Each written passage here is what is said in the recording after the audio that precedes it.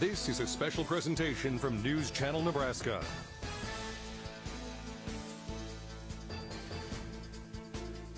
The 2026 NSAA state coverage on News Channel Nebraska is presented by Medica. With a Medica health plan, you're not just covered, you're cared for. And by Liberty First Credit Union, banking with purpose. Find out more at libertyfirstcu.com. There are certain rites of spring in the state of Nebraska. The peonies are starting to show their color. Soybean and corn seedlings starting to pop through the dirt. And yes, you've got to dodge a hailstone or two here and there. But one of the best rites of spring in the state of Nebraska is when the best of the best travel to Omaha's Burke Stadium for the state track and field meet. Hello, everyone, and welcome to News Channel Nebraska's live coverage of the 2026 state track and field meet. Alongside Pat Jansen, I'm Eric McKay. Pat, we've got classes A and B today, and when we say best of the best, we mean it. There's a lot of future Division I college talent that will be on the track today, a lot of team standings yet to be decided. It is going to be an exciting day here at Burke Stadium. Absolutely. You mentioned that top-tier talent. We see it every year. There will be a lot of Huskers specifically on the track today, but you mentioned it. These team races are going to be a lot of fun. Looking at the Class B girls, you got to figure Gretna and Waverly will have their say by the time this is all said and done. But Bennington had a great day, exceeding expectations yesterday. They're in a really good spot for a Class B girls title. Meanwhile, Waverly also kind of in the driver's seat for Class B boys, but that's going to be a very contested race as well. Meanwhile, on the girls' side of things, you could expect to see Papillion La Vista South, a regular champion, competing for that title, but congestion there once again as well. Kearney is working their way toward a possible title. On the boys' side of things in Class A, Lincoln North Star right now in the lead, but Creighton Prep with a lot of big points out there. You got to figure good chance that the Junior Jays will bring home a state title by the time it's all said and done. Meanwhile, this is day two. Andy Klassen was here for day one. We'll run down the top action from yesterday, update you on standings, get you to the medal stand, and much more. You're watching the state track and field meet on News Channel Nebraska. This broadcast is brought to you by Western Oil. Make your first and last stop to and from the game at your nearest Speedy Mart or good-to-go convenience stores today. Scotty's Ranchland Foods in Valentine, Nebraska. And by Carpet Shop, providing quality residential and commercial floor covering and installation for almost 50 years. Looking for a touchdown on the road? Pull into Speedy Mart off I-80 between Grand Island and Lincoln. Open 24 hours. With several food choices, plenty of tables to sit and dine, hot breakfast options, Chester's Chicken, and Godfather's Pizza, you'll always score big. With free semi-parking, multi-stall restrooms, and showers to refresh. For fuel, food, and friendly service, Speedy Mart is always a win. My name is Grace Mahoney. My grandpa, he had to have heart surgery, but his kidneys weren't strong enough for it, so they put him on hospice. Anyway, it was like a couple of weeks and nothing was happening, and so he went back and just somehow his kidneys were stronger. And so they went ahead with the heart surgery, and I'm really grateful for it all because it brought all my family back, and it was definitely a miraculous situation. Visit with your local priest or pastor. A simple conversation can be the first step to discover the peace that comes from faith. This broadcast is brought to you by Bank of the Valley. Together we go further. Albion Thriftway, proud to cheer on area athletes this year. And by the J Sports Bar and Grill. Nothing but good times at the J. Welcome back to live coverage of the 2026 State Track and Field Championships on News Channel Nebraska. This is day two with highlights of what happened with day one. Let's send it to Andy Klassen, who's got everything you need to know from Wednesday at the track. Set the stage for the 2026 NSAA Track and Field Championships here at Burke Stadium. Meet and state records were had, so let's take a short, long jump right into those highlights. Into Class A, Finley Moon with her pink ponytail gets the gold with a jump of 18 foot 7 inches. Hopping over to Class A, boys high jump, and it was all Pierce Parker out of Bellevue West takes the gold with a jump of 7 foot even. He's fired up. Class B girls discus, where Aaron Briggs dominated from Columbus Lakeview with a throw of 149 feet 10 inches. That secures the gold. Throwing it over to the boys. Class A shot put. Carter Glabe of Millard South, a mountain of a young man, gets the first with a throw of 58 feet 11 3/4 inch. Stepping on over to triple jump, the Blue Devil Trayson Skalberg finishes in the top 10 with a jump here of 43 feet 3 inches, but it was Jaden Slagle of Aurora who earns the gold with a triple jump of 47 feet 4 1/4 inch. Let's run on over to the girls 4x800 Class B final. Elkhorn North got the comfortable lead. They stayed out in front, got the gold for the fifth time in a row. The team of Christoffels, Booth, Robinson, and Holking. Time of 9 minutes 20 seconds. Moving on to Class A girls 4x800 final. On the final churn, it's Papillion La Vista with a team of Stradke, Supes, Finnerman, and Chaddock with a time of 9 minutes 21 seconds 16 hundredths. Good for the gold. The boys 4x800 Class B was treated by a meet and state record of 7 minutes 44 seconds 0.76 by Lincoln Pius X. Shoutman, Cryer, Winters, Majerus win by a wide margin. Class A would be a tighter one. Lincoln North Star would get an early lead and keep it, winning the 3,200 meter with a time of 7:47.47. Smith, Aningas, Baker, and Afu earned the gold. Kicking it over to the 400 meter finals, girls Class B, where Emma Stephenson of Waverly beat out Macy Reiner of Bennington and Addie West of Scott for the gold, posting a meet record in the process of 55.87. In Class A, it's Jaya Patillo of Bellevue West in the running for the trifecta, looking to make it 3 straight 400 meter golds, and she does just that with a time of 55.62. Class B boys featured Hayden Daggert of Blair, securing the gold with a time of 48.49. In Class A, from lane 6 out of Norfolk, Evan Savoda sets a meet record while beating out Will Yursevich of Westside, 47.29, 47.37. Now let's run over to the 3,200 meter finals, where in Class B, Sophia Reynolds, the Hastings Tiger, gets the lead early, builds on the lead, and easily wins the gold. In Class A, the freshman out of Papillion La Vista South, Emily Heggie, was able to hold off Piper Peterson of Lincoln Southwest with a time of 10:42.09. Boys Class B saw David Cryer of Pius run away with the gold, and in Class A, a couple of Gators were getting after it. Josiah Vidker outkicks teammate Tyler Smith for the win and the gold.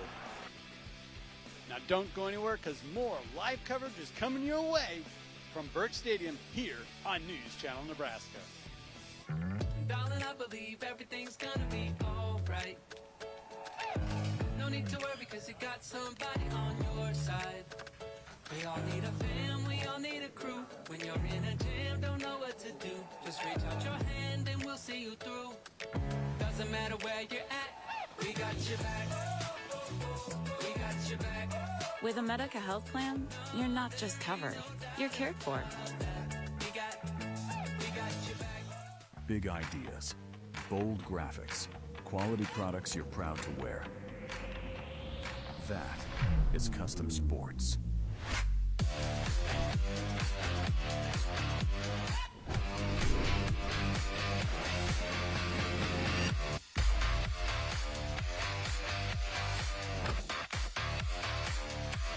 Custom Sports, custom graphics, quality products, and timely service you can count on. This broadcast is brought to you by Bernard Real Estate and Auction Company in Auburn and Nebraska City. Larson Motors in Nebraska City. Find your new Chevrolet, GMC, Ford, Chrysler, Dodge, Jeep, or Ram today at LarsonMotorGroup.com. And by Home Innovation. Start your year-round luxury experience at SpasOnline.com. I spend with purpose because I bank with purpose at Liberty First Credit Union. With my Liberty Plus checking account, I can earn extra cash just for spending on everyday things, like groceries, online or in-store purchases, and lunch. At Liberty First, anyone can join, so start earning money to spend on the things you love. Start banking with purpose. Start banking with Liberty First Credit Union. Hey, Dad, are you in the field right now? Yeah, but I'll be at your track meet this afternoon. Good luck. Look up and look out for those power lines. Yup. I'll stay 20 feet away when I fold up to leave the field, just like you told me. Love you, Dad. See you at the meet. Stay safe. NPPD, powering the state, empowering your safety. At first, I was really nervous and intimidated to buy a ring. My experience at Starter Heyman was very easy. I felt like I walked out with the ring that was going to make her go wow and say yes. I love my ring. It is so beautiful. I get compliments on it all the time. I always tell them Starter Heyman. I love it. Yeah, we would definitely recommend Starter Heyman. We're definitely coming back in the future. We have a wedding band to buy. So. We do, yes. The wedding bands. We'll be back for that. Starter Heyman Jewelers, downtown 12th and O, South Point Pavilions, and Grand Island. Back at Burke Stadium in Omaha, live coverage of the 2026 State Track and Field Meet on News Channel Nebraska alongside Pat Jansen. I'm Eric McKay, Jake Bartecki, field and track level as well. We'll be hearing from many of the winners today. Meanwhile, some of the other events that have already happened. Elkhorn North, your state champ, in the 4x800 meter relay, 11 seconds clear of Northwest. Gretna, Pius X at Bennington, rounding out the top 5 there. Bennington will be a factor in most of the events that you will be seeing today. The Badgers sitting pretty in the team standings in Class B. Class A girls 4x800 meter relay. These are events that were run yesterday. You saw the highlights. Papillion La Vista, the champ, just edging out Kearney by less than a second. Lincoln Southwest, Papio South, and Millard West rounding out the top 5. Again, top 8 are medalists at state. You get 10 points for first, 8 for second, 6 for third, and then 5, 4, 3, 2, 1, rounding out the top 8 in points that go toward team standings. On the boys' side, the 4x8, Pius, pretty dominant. They beat Northwest by 12 seconds. Seward, Syracuse, and Scott rounding out the top 5 there, with Elkhorn, Norris, and Alliance also medaling. On the Class A side of things, in the 4x8, it was North Star and Papio South coming down to the wire. You run 3,200 meters, and it comes down to 16/100ths of a second. Lincoln High, Fremont, and Elkhorn South rounding out the top 5 there. Meanwhile, the 3,200-meter run, Sophia Reynolds of Hastings, we will see her in our opening event on the track today in the 800. In fact, quite a few of these athletes you will see in the 800 and the 1,600 later today. Class A's 3,200 was won by Emily Heggie of Papillion La Vista South, the freshman, edging out Piper Peterson with Maya Freyer, Corey McLean, and Dawson Krychik rounding out the top 5. We've got much more to come. We'll talk results from yesterday, but first we'll take you to the medal stand in just a bit. You're watching State Track and Field on News Channel Nebraska. From the heart of Nebraska to across the state, RMV Construction is building more than just structures. We're building trust. RMV Construction has grown from humble beginnings to become a trusted name across central Nebraska and beyond. With unmatched craftsmanship, cutting-edge innovation, and an unwavering commitment to customer satisfaction, we deliver projects on time, on budget, and above expectations. Trusted, local, proven. RMV Construction in Kearney and Lincoln. Let's build your vision together. This broadcast is brought to you by Blazer, not only made in America, but right here in Nebraska. And by News Channel Nebraska. Follow us on X at NCN Sports for highlights, interviews, and more. This broadcast is brought to you by Complete Insurance. Stop in and see Jamie, Heather, and Tara with Complete Insurance. Chad Thyssen Construction. Built on quality, built for community. And by Bruning Davenport Shickley School Districts. Every team needs a tie for 8th place between Eleanor Stump, a freshman from Norris, and Madeline Dowdy, a freshman from Lincoln Christian, 5 feet 4 inches. In 7th place, Elle Forney of Columbus Lakeview, 5 feet 4 inches. Tie for 3rd place between Reagan Walraff of Elkhorn North, Addie West of Omaha Scott Catholic, Lily Fritton of Gothenburg, and Tessa Shear of Glendale Northwest for 3rd place at 5 feet 4 inches. In 2nd place, Ellie Payne, a freshman from Northwest, 5 feet 6 inches. And your Class B girls high jump champion, Alexa Otto, a junior from Raymond Central, 5 feet 6 inches, 3-time state qualifier, 2-time medalist, and now a champion.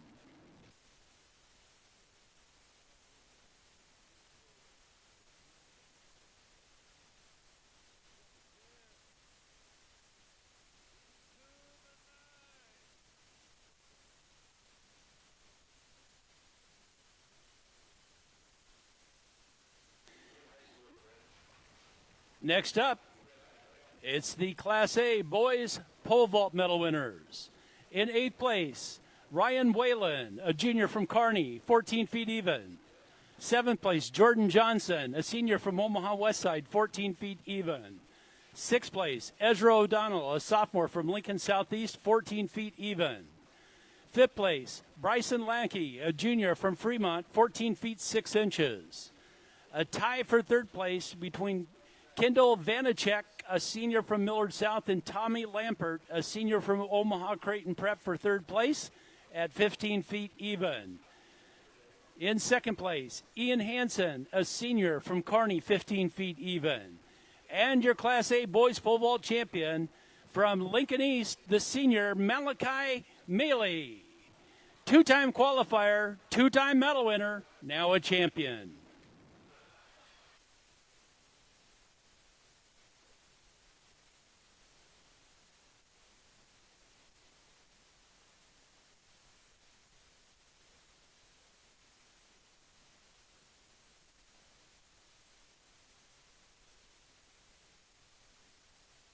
And now for your medal winners in the Class B girls shot put.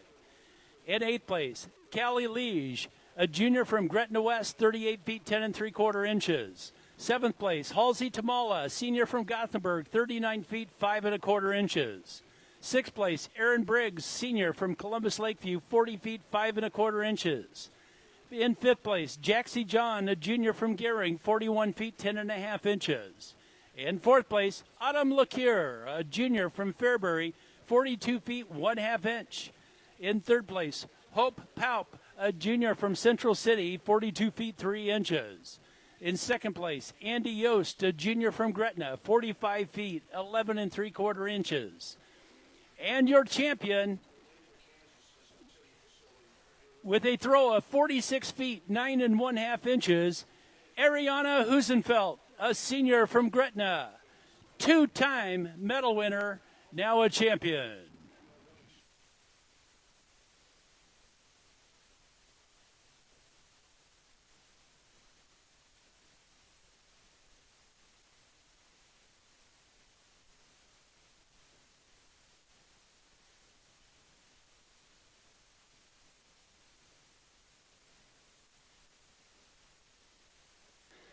Next up, it's your medal winners in the Class A boys discus. In 8th place, Jake Brock, of junior from Creighton Prep, 151 feet.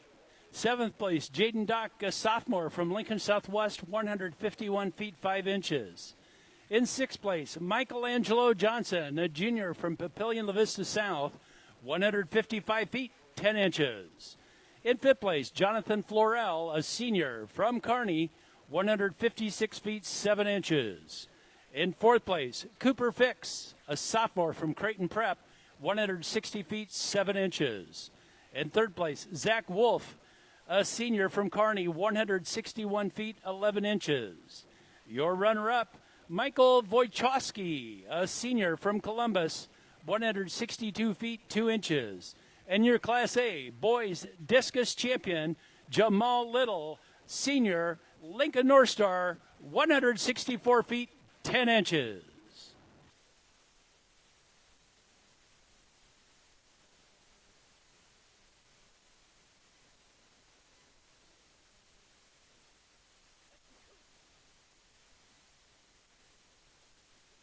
Next up, it's your medal winners in the Class B boys long jump. 8th place, Kalen Hubbard, senior from Ralston, 21 feet 10 1/4 inches. In 7th place, Jabori Williams, junior, Lincoln Northwest, 21 feet 11 1/4 inches. 6th place, Alex Uckman, a senior from Elkhorn North, 22 feet 1/2 inch.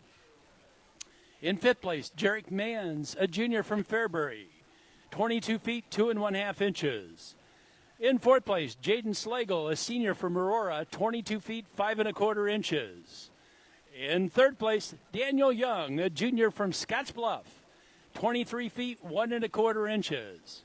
Your runner-up, Shaden Hoffmaster, a senior from Cozad, 23 feet 2 inches.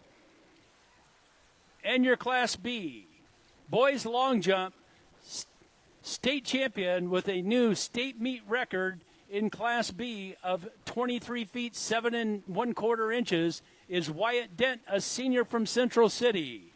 3-time qualifier, 2-time medalist, and now a champion.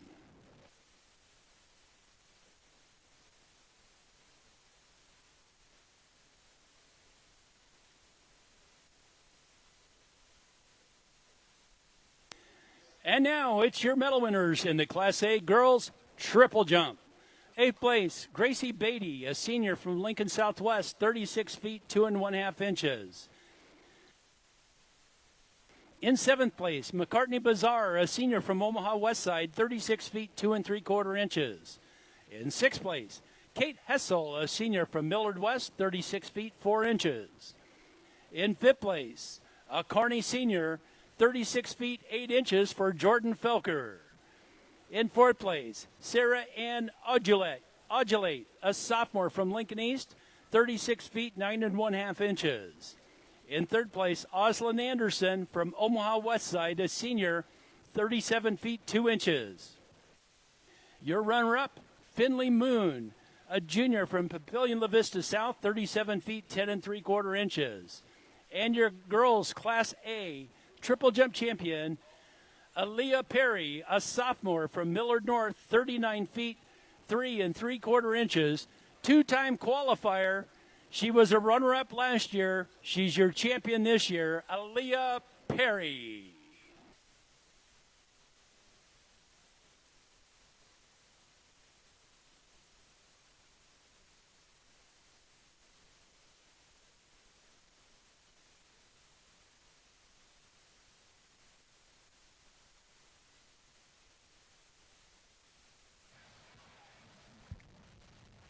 Our awards presented to you by Levander's Body Shop.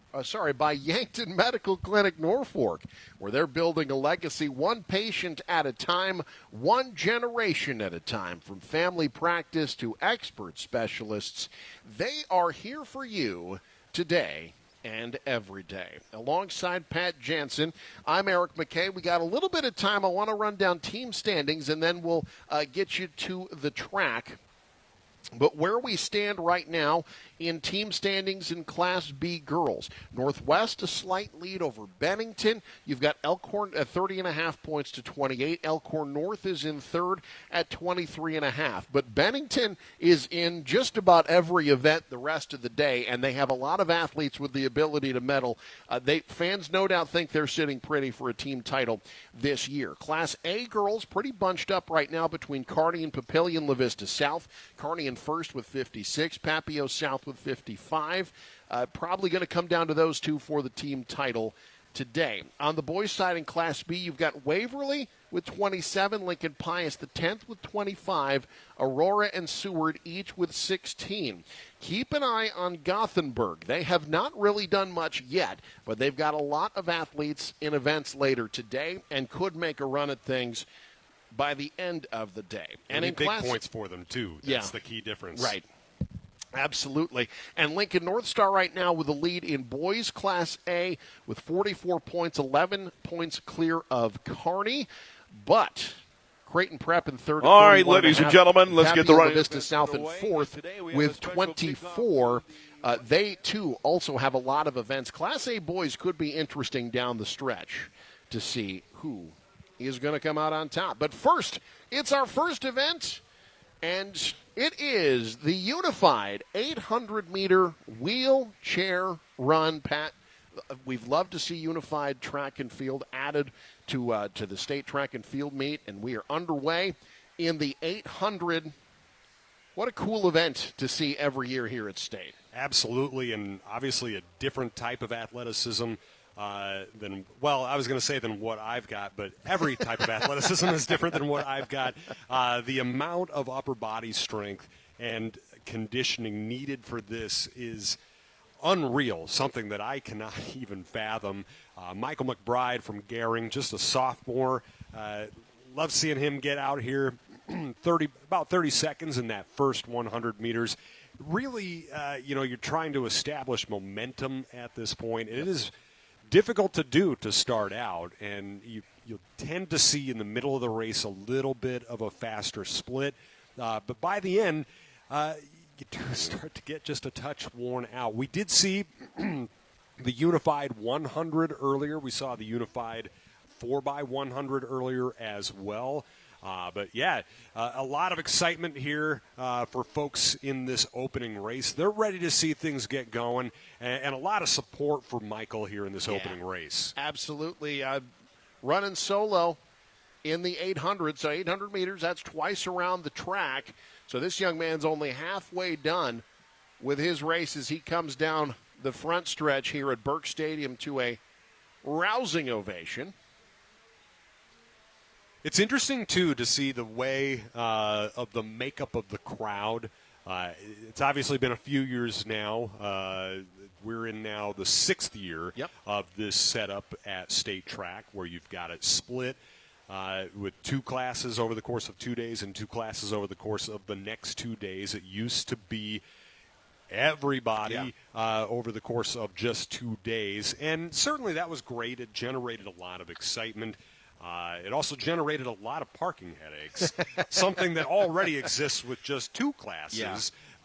So I think from a logistical standpoint, it's nice. It would be nice to be able to get classes A and D all together to kind of see the sort of different crowds who maybe wouldn't run into each other, but there's so much that's been gained by the movement of State Track to the way it currently is. Absolutely, and it allows for events like this to get a spotlight. Also allows for just a lot more rest for athletes that are in maybe the 400, which was yesterday, and running in some of the distance events today. You get a lot more cool down time when you're able to do that.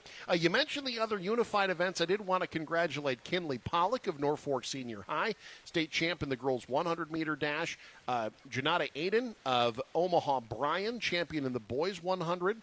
The girls 4x100 Unified, won by Norfolk Senior High. The boys 4x1 was won by Bryan. So gold medals going to Norfolk and Omaha Bryan. And now, in just a few seconds, to Gehring High School, as Michael McBride, the sophomore, wraps up his race to the line in a time of 3:19.7. He'll be the state champ in the 800 wheelchair. Great job there by that young man there, Michael McBride, all the way out from Gehring. And a great job from our crowd, too. That level of support is fantastic, and I think that's one of my favorite parts of State Track just generally is the recognition of great performances across the board. Certainly everyone is here to root for their student athletes, for their family members, but when you recognize greatness, and as a group, you can feel everybody get behind him. Absolutely. Congratulations to him, and that kicks off our 800-meter runs. Now the athletes making it to the track. This is the first non-unified event on the track today, the 800-meter run. And that 800-meter run is brought to you by Medica. With a Medica health plan, you're not just covered, you're cared for. Class B girls up first, 2 heats running against time. And in this first event, you'll see Hayden Booth of Elkhorn North. She was part of their state champ 4x800 meter relay team yesterday. You've also got Amelia Bulkey from Central City. This is her only event at state this year. Jasmine Solano was part of a medalist in the 4x800 meter relay team yesterday. Ella Marcinek from Bennington, also part of the 4x8 yesterday for the Badgers. Peyton Christoffels from Elkhorn North, she too was on that 4x8 that got gold for Elkhorn North yesterday, ran the first leg. Emma Capel from McCook, her only event at state this year. Lydia Dominy of Norris in the 7th spot. She was a medalist in this event, finished 4th last year. This is her only event at Burke this year. Olivia Potabom from Gretna East ran the 4x8 yesterday. Kinsley Beavers from Wahoo is 9th. Taylor Herner from Wayne finished 4th in the 3,200 yesterday. She'll be running the 1,600 later today. You've got Katie Dowse and Jordan Schnell of Sydney, both of whom ran the 4x8 yesterday. This is heat 1 of 2 in the girls' 800-meter run. It's so interesting to see this race, sort of the contrast of people who meet here in the middle. You've got folks like Taylor Herner, a cross-country state medalist, and you've got 400-meter runners, kind of meeting in the middle here. But there is not a lot of variance when it comes to times. You mentioned earlier, Eric, the quote-unquote slower 12 times are in this opening heat, and the faster 12 are in the second heat. So you're generally more likely to see the state champion and the bulk of the medalists come out of that second heat. But in this particular race, you've just got a separation of about 9 seconds between the fastest qualifying time and the slowest qualifying time, just all the way across the board. And that's not even taking into account that there are vastly different environments and sort of settings in those district races. Also, people who put in a lot of different events at districts who maybe get to split them up a little bit more here at state. So a lot of different types of things could happen here in this event today. That's Olivia Potabom of Gretna East out in front. Marcinek in second. Hayden Booth of Elkhorn North in third as they start the final 400. Potabom came from a very competitive district that was in Gretna in District B1. As you see on the backstretch, Marcinek now making her move from Bennington. Those could be valuable points for Bennington. Yes. Yeah, the Badgers chasing a team title, looking to defend their title from last year. Marcinek starting to pull away a bit.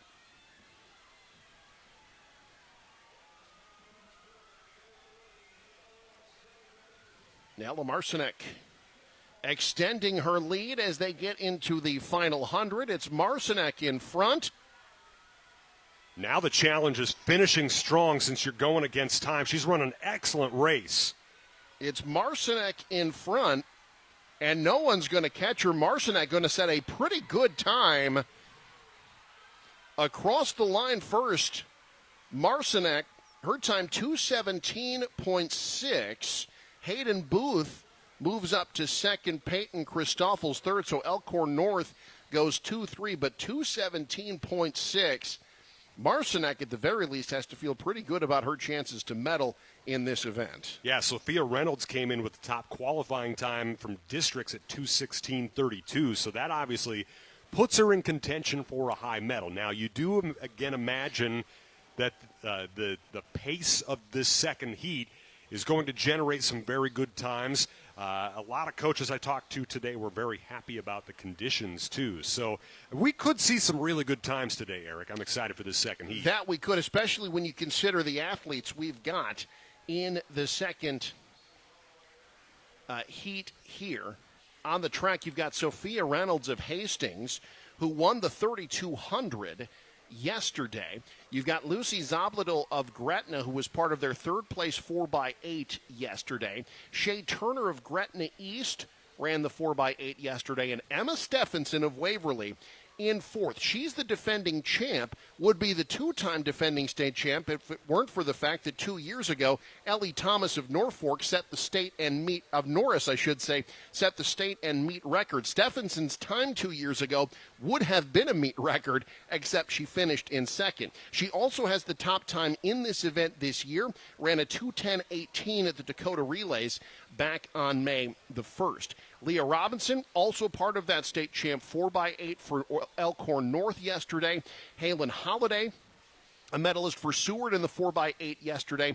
Amalia Doty from Gross Catholic in 8. And we've got a stoppage and potentially a false start. We've got a lot of returning medalists as well. Leah Robinson was runner-up in this event last year. Sophia Reynolds, third. Clara Sander was 7th in this event last year.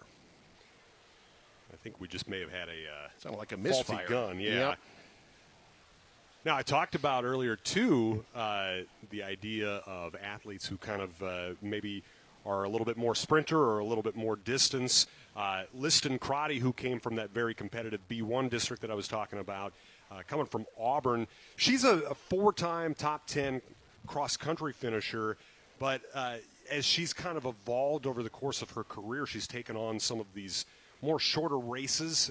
She's part of the 4x4 for Auburn. She's really generated a lot of strength. She's going to head off to Northwest Missouri State in the fall to run for the Bearcats. Gunworks this time off and running, second heat of 2 in the Class B girls 800. Time to beat 2:17.6. A lot of jostling in that inner pack there. This can be a very, very physical race. You've obviously got some of the sprint capabilities of the 400 runners, but the 400 runners, they're all placed in a lane. Meanwhile, you've got to fight for position in this 800. Emma Stephenson, the future Nebraska Cornhusker, out in front. Already a state champ yesterday. She'll be running in the 1600 later today as well. One of the favorites to win that event in Class B for the Vikings. And if anybody is going to take down Bennington, you got to figure Waverly is that team.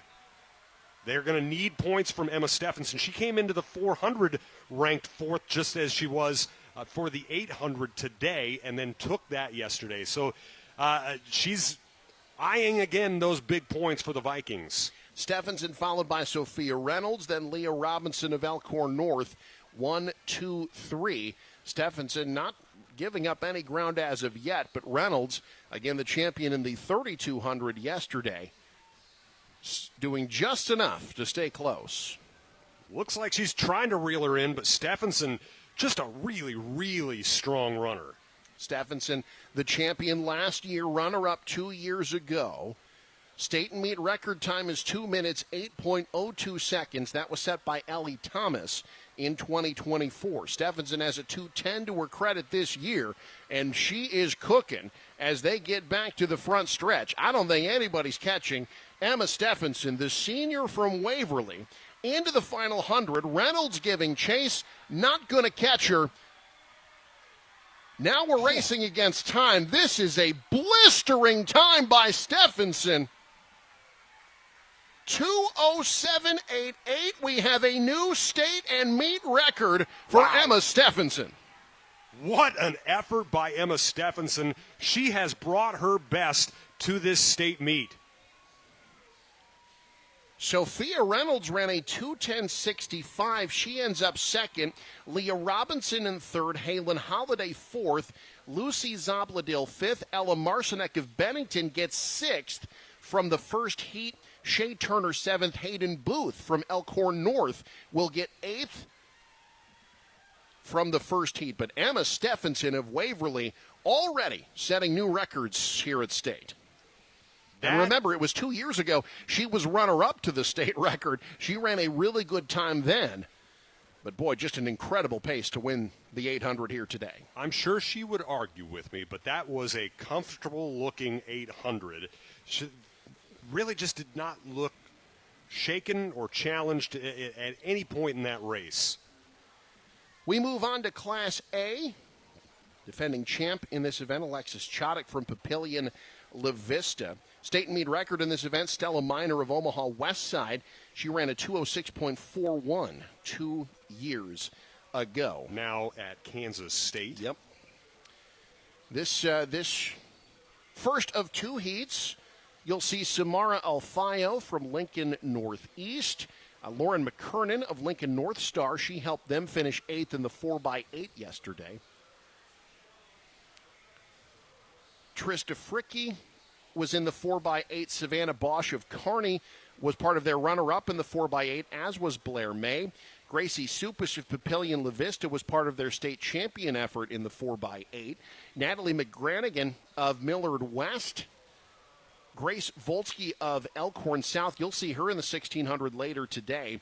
Abby Cruz from Lincoln High, her only event here at state. Lucy Fierro from Westview was part of their 7th place finish in the 4x8. Louise Dietrich of Omaha West Side was part of their 4x8 yesterday, as was Lily O'Hara for Lincoln Southeast. Heat 1 of 2 in the Class A Girls 800. Meanwhile, Jake Bartecki standing by with the winner in Class B. Okay, you ready? Yes. Emma Stephenson of Waverly, a meet record, a state record. What are the emotions? I'm so full of joy. This race means so much to me. It's my favorite event, and I've been chasing this state record for the last 3 years, so to get it my senior year just really means a lot to me. It really seemed on that final turn coming down the front straightaway, you found another gear. Did you know the record was in sight? I did as soon as I saw up on the last curve, so I'm like, I just got to keep going. I just have to push and finish. All right, congratulations, Emma. Much. That's Emma Stephenson, a new record holder here in the state of Nebraska. Thank you, Jake. Meanwhile, we've got the first 400 wrapping up in this 800. You've got Savannah Bosch of Kearney out in front. Blair May, by the way, part of this. She's sitting 3rd right now. She finished 7th in this event last year. You know, if Kearney can get some key points here in this race, that's a team that could sneak their way into team contention today as well in the Class A girls race. It's Bausch out in front, Samara Alfayo in 2nd, Blair May 3rd, Lauren McKernan of North Star, Lily O'Hara of Lincoln Southeast, all within 4 seconds of one another through that first 400, and there's very little separation. Now you've got May making her move, and it's Kearney running 1-2 on the backstretch. Literal stride for stride right now. May, again, a 7th place finisher in this event a year ago. Savannah Bausch, a sophomore. Samara Alfayo in 3rd behind them. But Kearney running 1-2 shoulder to shoulder. And in a way, while, they're maybe making themselves have to run a little bit more on that outer edge of the lane, they kind of serve as a wall here to prevent anybody from passing. That's exactly what they're trying to do. The Bearcats going to run 1-2. Now the question is who wins between the teammates. May and Bausch, side by side, sophomore against senior, and it's the senior May leading. I have no idea. I don't know either. We're going to have to go to the clock on this one. They give it to Blair May by 1/100th of a second. Folks, don't let anyone tell you track's not a team sport. My goodness. And, these are the races where it is actually helpful to have a teammate. The higher the distance you go, the better it is to have a teammate running with you. And they took full advantage, Bearcat and Bearcat. So the second part of this heat has got quite a few returning medalists from last year, including the defending state champ in Alexis Chodek. She and her teammate, Avery Skradsky, running 1-2, as you see the congratulations there. Chodek also helped, and Skradsky also helped Papillion La Vista win the 4x8 yesterday. You'll see Skradsky in the 1600 later today. We've also got Tatum Nielsen of Bellevue West, who will be running in the 1600. Mabel Henningsen of Omaha Marion finished 2nd in the 400 yesterday. She was also in the 4x8. Emily Scott of Millard West, part of their 5th place finish in the 4x8.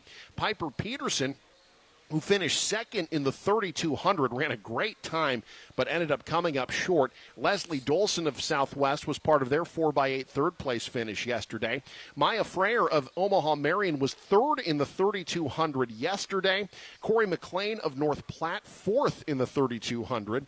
Tiernan Holman from Lincoln Southwest was part of that 4x8 for the Silverhawks. Ashlyn Carter of Papio South, also in the 1,600 later today. And Charlie Stengel of North Star was part of their 4x8. Ashlyn Carter was a runner-up in this event last year. Tatum Nielsen was third. Henningsen fourth. McLean fifth. The top five from last year all returning in this event this year. Now, if you're thinking all class, you might be thinking about the class we just saw. The top three all-class times last year came in Class B. Stephenson was the defending champ in all four classes as well. Time to beat is 2:18:68.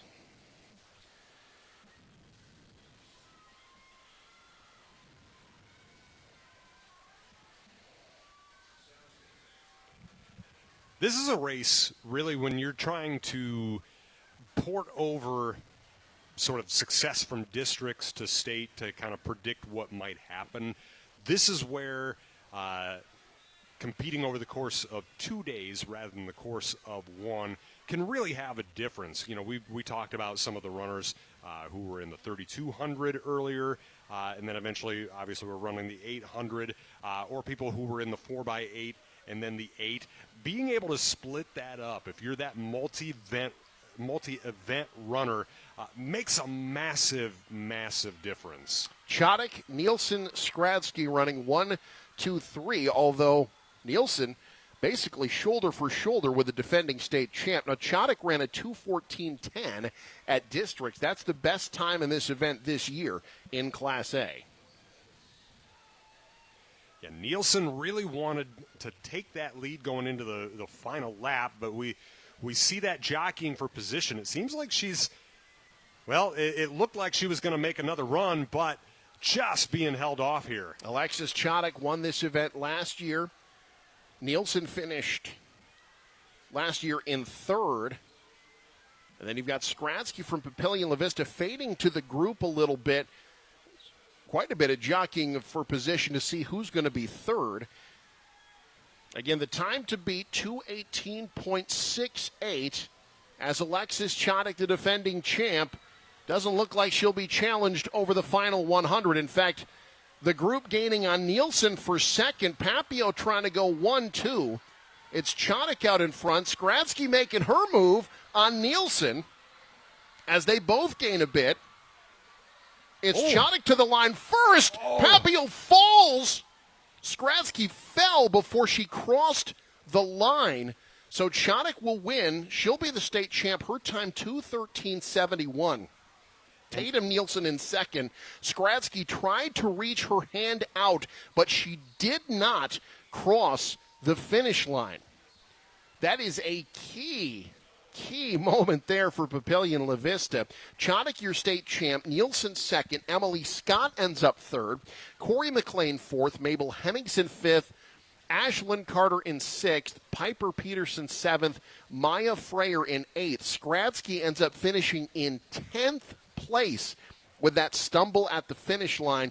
But Chodek defends her state title in the 800. And then it just really was the difference, the physicality of Nielsen, the senior, versus Skradsky, who's a little bit more slight of build. They were jockeying for that position, and the stronger one won.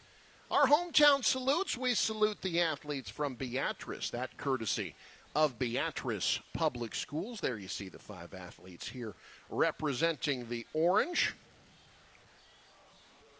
We also salute the athletes of Columbus, courtesy of Blaser Athletic Equipment. You'll be seeing a lot of those athletes later today.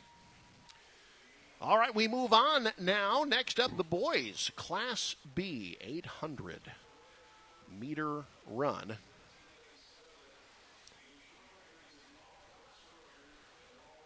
This should be a fun one here, too, Eric. Not a lot of variance in time. If you're, you've got 19 runners all under 2 minutes. The fastest qualifying time, 1:55.25 from Bryson Neals, who we'll see in the second heat. This is another one where, this opening heat could put the pressure on that second heat when you've got a few guys coming out of this heat that could do quite a bit here, especially the likes of Garrett Barreras, David Cryer from Pius, who laid down a blistering 3,200-meter run yesterday. And then again, that's one of those folks who does not have to stack all of these events in one day, a 4x8, an 8, a 16, and a 32. He gets to split them up a little bit. Got to imagine that's going to improve his time a little bit. A lot of turnover in this event from year to year as well. The defending champ, Braden Lovquist from Gretna East. He was the all-class champ. He, of course, has moved on. Only 2 returning medalists. You'll see them in the second heat, Joseph Majuris and Brendan Bowling. Lovquist now at Duke, making hay for the Blue Devils. We've seen a lot of really, really talented athletes go off to a variety of Division I schools, leaving from this very state championship. We've seen Kansas State, we've seen Duke, we've seen Oregon, we've obviously seen Nebraska, just tons of talent. We've seen Minnesota, but for softball. Yeah, that's true. South Dakota has gotten a lot of really good athletes over the years as well, particularly some Northeast Nebraskans. Here's Cryer out in front for Pius X, followed by Sean Arnold of Lincoln Christian. Lucas Schlottman of Pius is in third through the first 400. Yeah, Cryer is just a glutton for punishment with those 4 races that he's in this year. That's a lot to ask. He's got a good chance to be a 4-time medalist. Of course, set a new state record. His team did in the 4x8 yesterday, then won the 3,200. You'll see him in the 1,600 later today as well. But yeah, that is the distance. I don't know what you call that. That is. It's a lot of work on the legs. That's what it is. And it doesn't seem to be affecting him too much. Cryer going to turn in a pretty good time here in the first heat. Cryer out in front. Pius trying to go 1-2. Arnold, though, holding off Schlottman. You've got Barreras making a push at the end, but it's Cryer in front. We'll see who got second. Cryer's time 1:55.11 to set. That's a pretty good mark. That's a really good mark. The top time in this event this year is 1:53.30. That was Bryson Neals of Gothenburg. But 1:55.11, you see Arnold in second. Schlottman ends up third. Barreras and Dayton Graves of Syracuse round out the top 5. City of Lincoln with a top 3 sweep. But this should be a fun heat to watch. You mentioned Bryson Neals from Gothenburg. His dad was an outstanding athlete at Syracuse, a track and field and cross-country runner, a basketball player for Syracuse. He's now a track and cross-country coach at Gothenburg, an assistant basketball coach. Obviously, Bryson was very good on that Gothenburg basketball team this year. His dad, Tony Neals, says that Bryson is a better version of him. Okay. And which is saying something. That's what you want as a dad, right? Because Tony was a pretty darn good athlete himself. Bryson just got edged in that 400 yesterday, finishing second. You got to imagine he wants this 800. He's still just a sophomore, but he's long, lanky, and springy. Only in 2 events, but he's one of the reasons Gothenburg could really make a jump in the team standings today. Now, Declan McCabe of Blair has run some really good times this year. He had qualified second out of districts. Nolan Gartner of Syracuse was part of their 4x8 that finished 4th. He was also a medalist in the 400 yesterday. Trevor Zern from Alliance medaled in the 4x8 yesterday. You've got Trevin Opp from Lincoln Christian. Axton Stone from Gehring finished 5th in the 3,200 yesterday. Brendan Bowling of Pierce, a chance to be a 2-time medalist. He'll be running the 1,600 later today as we get either a misfire or a false start. Officials are going to talk it over. Second time we've seen this already today. Don't see anything untoward just yet here. Oh, yeah, there may have been some lean there. don't see anybody removed, but yeah, and then, one other chance that we'll get to see Bryson after this, Bryson Niels from Gothenburg, is in the 4x4, which could go a long way toward determining that championship. He'll be that anchor leg for the Swedes.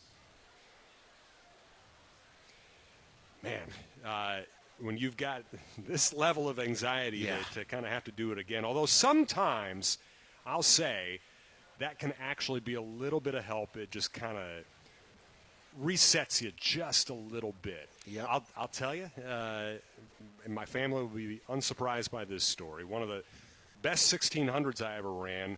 I warmed up. I go to take off my warm-up shirt at the starting line, and I realized I had taken my jersey off after the 4x8. Had to run back to the camp and then get back to the starting line, but my brain was so preoccupied with that I wasn't thinking about how bad the mile was hurting at that point. Whatever works. Time to beat is 1:55.11. Niels, the top time in this event this year. He ran a 1:53.30 at the Midwest Track Classic back on April the 21st. State and meet record in this event has stood for a long time. Ryan Burrows of York ran a 1:51.59 back in 1997. I remember when that happened, and that was a monster race, and that felt pretty significant at the time. I don't know that anybody anticipated that would be standing for 3 decades. And yet. So it's Niels out in front, Trevin Opp of Lincoln Christian in second through the first 400, but a pretty good group out in front. Nolan Gartner, Declan McCabe, Joseph Majuris all in there as well. Now Niels trying to pull away a bit on the backstretch. Looks smooth, but that is a very dangerous pack behind him. Just what an interesting combination of athletic abilities. We saw him throw down against Auburn in the state basketball tournament. He is just, he has potential dripping out of him as an athlete. You've got 2 more years of varsity athletics, but now he's got about 150 meters to hold off a big push from behind. It's Niels out in front, Trevin Opp trying to give chase behind him. That's actually Axton Stone of Gearing, or rather, that is Opp in second. Niels ends up getting the win. His time, 1:53.01. He is your state champ. Bryson Niels, the sophomore. Opp gets the silver. David Cryer will end up in third from the first heat. His time holds up. Correction, that is not the case. My apologies. Joseph Majuris ends up third from Lincoln Pius the 10th. Nolan Gartner fourth. McCabe fifth. Cryer ends up sixth out of the first heat, with Trevor Zern seventh and Brendan Bowling of Pierce medaling for the Blue Jays in 8th place compiled. Those are big points, though, for Pius, getting Cryer up there at 6th and Majerus at 3rd. But Bryson Niels, he knew it as he crossed the line. That is a confident young man, and very well-deserved, too. We salute the athletes here at State. Coming to Lincoln, our hometown salutes for Crete, brought to you by Crete Public Schools. Cardinals getting a couple of athletes down here. Also Fairbury, the Jeffs, brought to you by Jefferson Community Health and Life. All right, now Class A, first heat of 2 in the 800. Defending champ, a lot of competitors, no doubt glad to not see the name Juan Gonzalez on the start sheet anymore, the Fremont legend. Graduating, he is the defending champ in this event. Only 2 returning medalists from last year, so like Class B, a lot of turnover in the Class A 800. Well, and you mentioned the name Juan Gonzalez. We talked about so much of the state of Nebraska's track talent ending up at big places. Well, he's off in Eugene, Oregon, running for the Ducks at the moment. When you get interest from Oregon for track, you're pretty good. Especially in the distance events. Yeah, they have a bit of a history there at Oregon. They've made multiple movies about it. This first heat, a lot of good athletes, including Trey Crabtree of Lincoln High. He finished third in the 3,200 yesterday, was also part of their third-place finish in the 4x8. He has the potential to be a four-time medalist, as he will also be running in the 1,600. Jake Bartecki, meanwhile, standing by. Jake.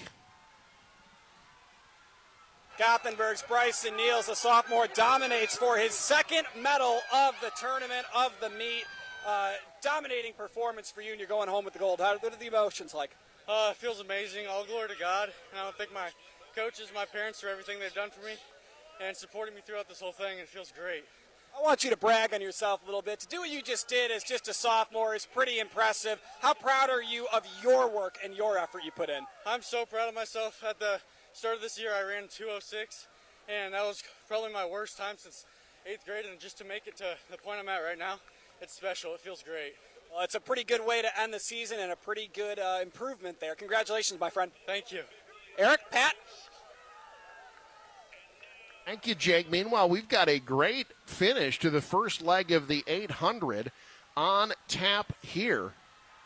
3 athletes coming down to the wire. This is Dylan Burge of Omaha Burke making the late push, though. Burge will set the time to beat in the 800. His time, 1:56.32. Menelaus Knoble ends up second. Braden Stein from Grand Island third, followed by Elijah Bickley and Mark Hoffman from Creighton Prep. 1:56.32, the time to beat. The top time in this event this year, Niles Metcalf of Lincoln Southeast, he ran a 1:53 in the HAC championships, and he had the top time coming out of districts as well, 1:57.29.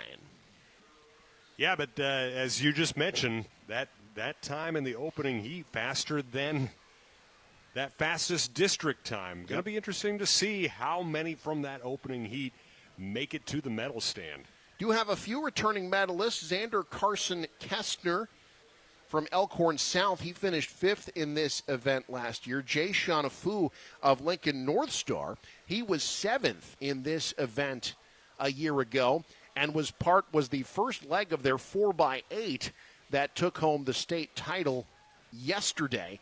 Papio South a chance to pick up some points. They've got Aiden Gearing and Dalen Hookstein, who were both part of their 4x8 that finished second. Gearing was 4th in the 3,200. But Niles Metcalf, Lincoln Southeast, he's been the guy to beat in this event all year. Finished 3rd in the 400 yesterday. Like I said, ran a 1:53 at the HAC Championships back on May the 5th. Well, and it is interesting, too. While there's no more Juan Gonzalez, you do have 2 more Fremont Tigers in this race, in Manuel Batts-Wren and Stephen Fiskus Jr. Both of whom were part of their 4x8 relay team that finished 4th yesterday. Time to beat, 1:56.32, second of 2 legs in the boys' Class A 800-meter run. You see a lot of different strategies here on that opening 100. That's where everybody is staggered. And if you're coming from that outer edge, then you got to kind of find your way to get in as quickly as possible without running extra meters and without getting jostled around too badly.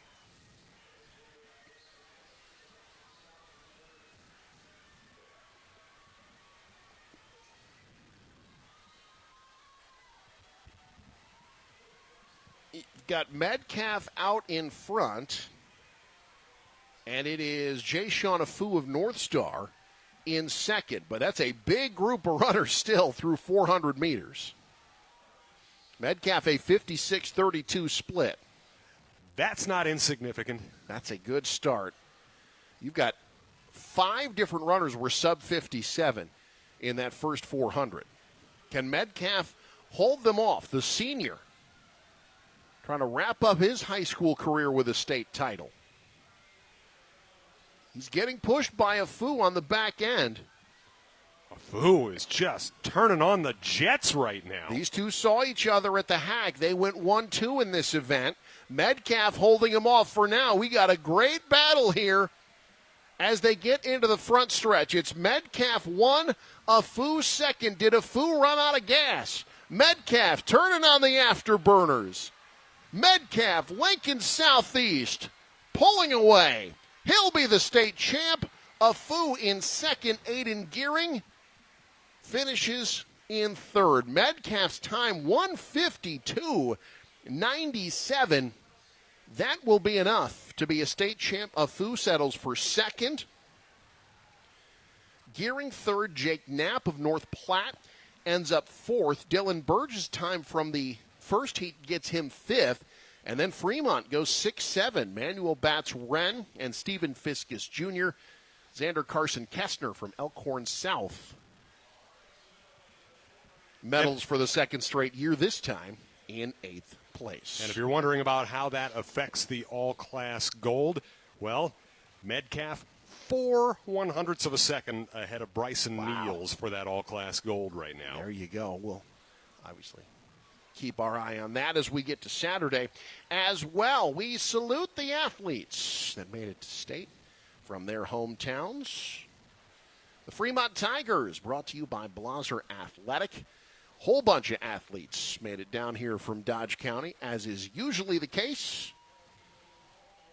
from Fremont. Also Milford here, thanks to the Austin Company.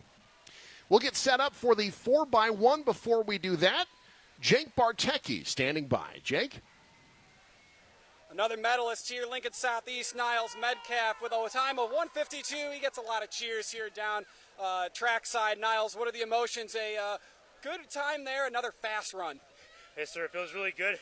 I just worked all off season for this, both my 4 and 8, but this, it just really showed that all the hard work paid off. It seems down the front straightaway, you saw it in sight and you just found another gear. Were you saving up for the final leg of that one? Yes, definitely. I saw just Sean on my side. I was like, oh, I got to go. Yeah, definitely put me into second gear right there. Well, how big is this for Lincoln Southeast? Obviously a good track history, but to bring them back another medal, what does it mean?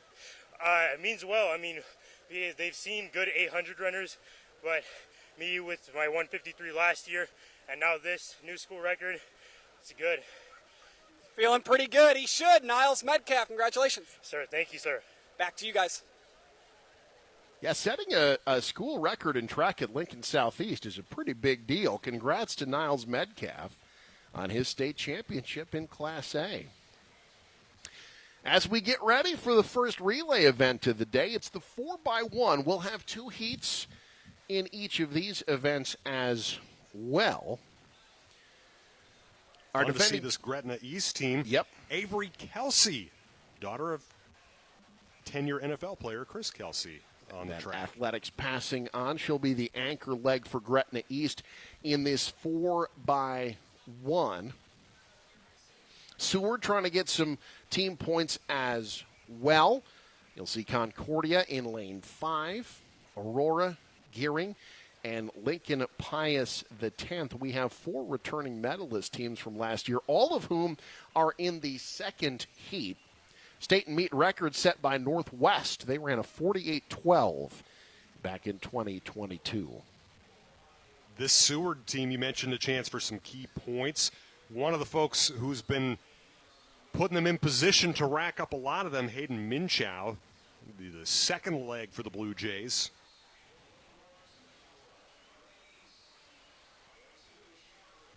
Shadron making the long trek out as well.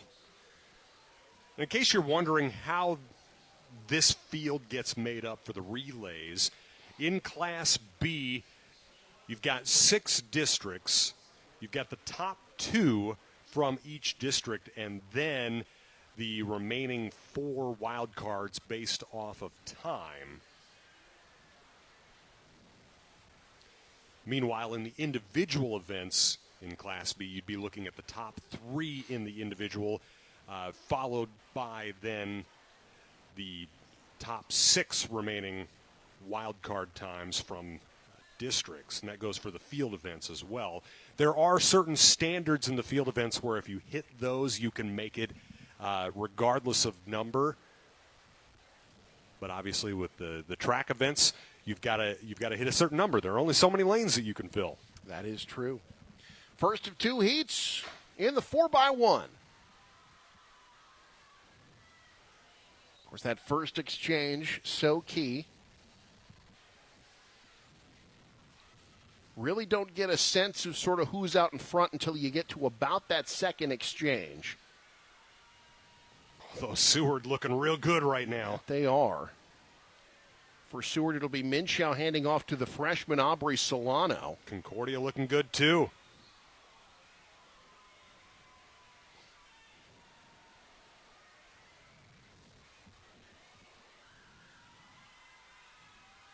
So here we go, final exchange. You've got Concordia in lane 5. Here comes Seward. Look at this final 100th. Grace Breeze breezing to the finish line, getting Seward the top time in the first heat, 48.68.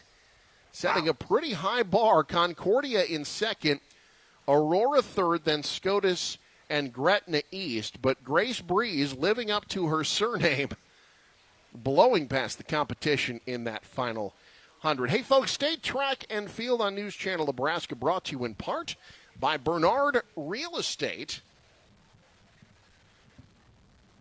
Also brought to you in part by LF Motors, Home Innovations, and Blaser Athletic. Seward enjoying that run there, as they should. That Yeah. would have been the fourth fastest qualifying time out of districts. Good chance they've got themselves a medal.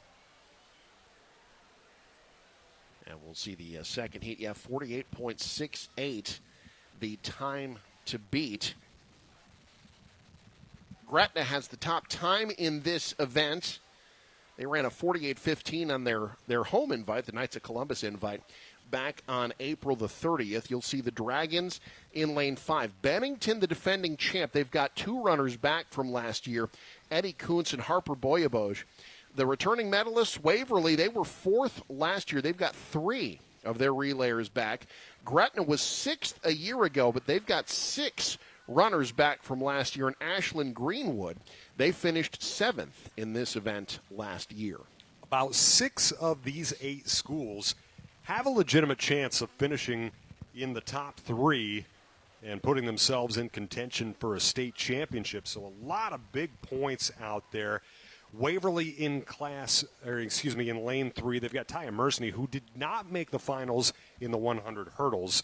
They've also got Allie Rankin, whose mom, Sarah Whitehead, was quite the long sprinter back in the day. Had the ability, a very good 400 runner, but also was a top 10 cross-country runner. So a lot of ability and a lot of, a lot of family history to live up to in these races here. That there are. A lot of history here. Glad we could bring it to you here on News Channel Nebraska. Sun is out. Now, it is picture perfect. It was sprinkling a bit a couple of hours ago, but the sun has come out. These are picture perfect conditions for running on the track. The breeze, not an issue at all. Dare I say, this is record-setting type weather. We have seen one fall today. There you see the temps, 61 degrees, 74% humidity, and 4-mile-an-hour winds. I mean, you can't ask for much better than that if you're running a track meet. No, and I was talking to a lot of coaches earlier, particularly over in the throw events, and they were feeling real good about these conditions today, hoping that it would kind of remain the way it has. As you mentioned, some of the cloud cover has started to break a little bit. It might get a little warmer, which could potentially benefit the sprint races. The milers might not be as big a fan of that. All right, second leg, Class B, time to beat, 48.68 by Seward.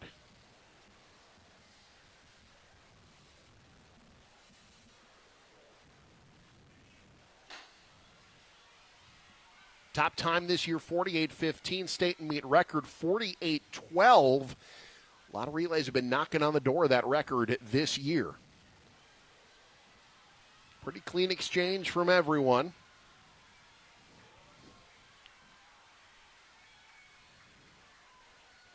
Boy, great second leg there for Gretna East.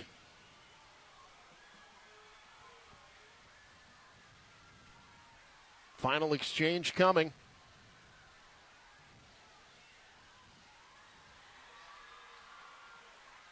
Here we go. This is Bennington. The Badgers. Gretna giving chase. Not going to catch her. Georgia Balin to the line first.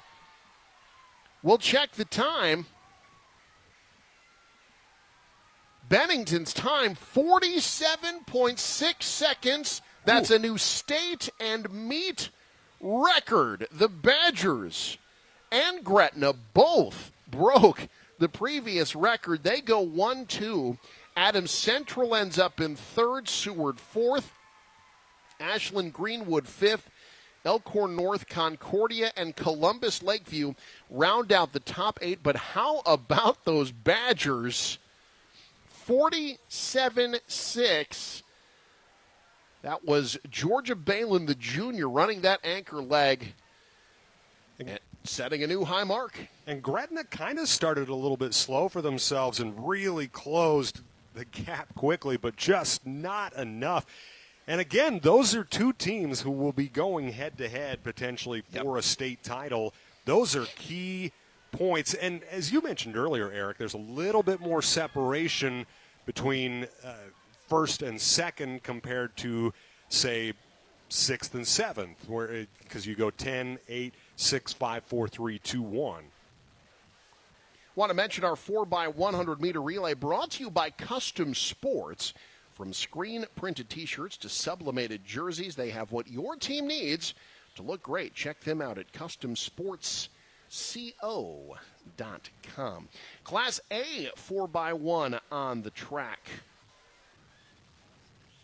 As you see, our first 4 teams. Elkhorn South, the defending all-class champ, they ran a 48.66 last year. You'll see Norfolk in lane 4, Westview in lane 5, Lincoln Southwest, Lincoln East, Millard West, Fremont, then Omaha Northwest and Lincoln Northeast on the outside.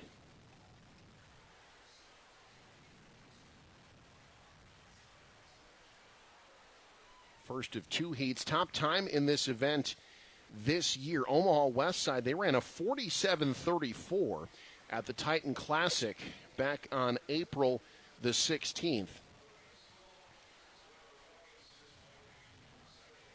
West Side also had one of the top times out of district this year. But this the first of 2 heats, and as we just saw, Pat, a couple of teams able to get points out of that first heat.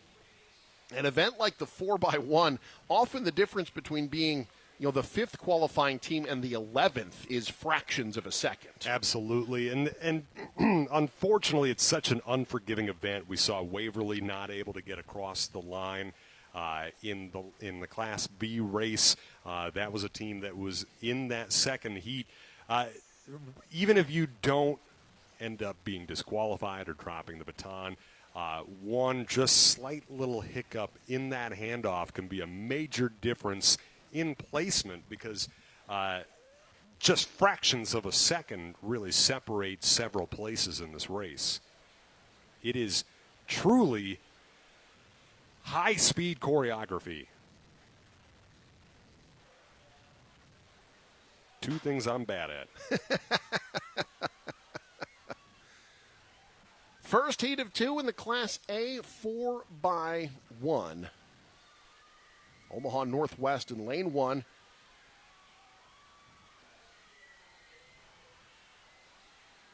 Norfolk off to a good start. You've got Northwest in lane 1 looking pretty good in that second leg. Let's see how the exchanges go.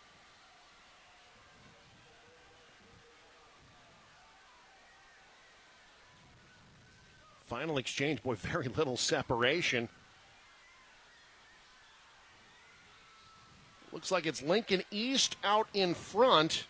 That's Laney Wilhelm, but from the outside, look at this charge by Lincoln Southwest. Soleil Jones, a name you're going to hear quite a bit today, gets Lincoln Southwest to the line first. That looked effortless, too. What an effort there. 49 seconds. So Southwest setting the time to beat in the 4x1. Meanwhile, the time to beat in the 4x1 in Class B set a new record. Jake Bartecki standing by. All right, I'm here with Georgia, Harper, Addie, and Addie, the Bennington Badgers, better known as the new 4x100-meter relay state champions. Guys, what do you feel? We'll start down here. I think it's just pure excitement. Like, I was doing it for these girls. Like, I know they've been in it a lot longer than I have. Well, you guys now, you've been working hard at this. You finally got it done. What are you guys feeling, and how were you feeling during that race when you guys really started to take over? I was feeling really good. Like, the wind on my back helped me push really good, and I was just trusting all my teammates. I know they're going to do amazing.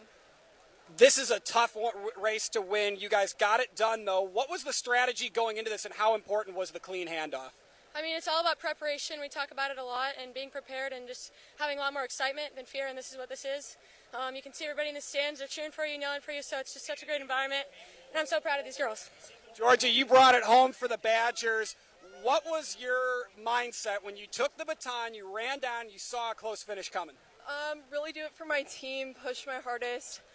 Remember that, like, we all trained for this, and it was, like, paying off for all of us. So. Well, that's a big one for you guys in the team title battle as well. Congratulations, Bennington, new state champions. Thank you, Jake. Meanwhile, the defending state champs in Class A are in Lane 8. That's Elkhorn South.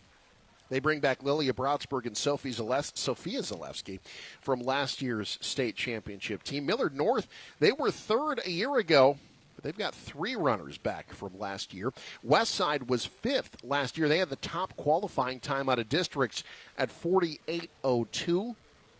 Millard South was 6th last year, but all 4 of their runners are back from last year's relay team. And Lincoln North Star finished 7th last year, only returned 1 runner, and yet here they are sitting in lane 5 with the second best time out of district. State and meet record set by Omaha North in 2010, 46:84.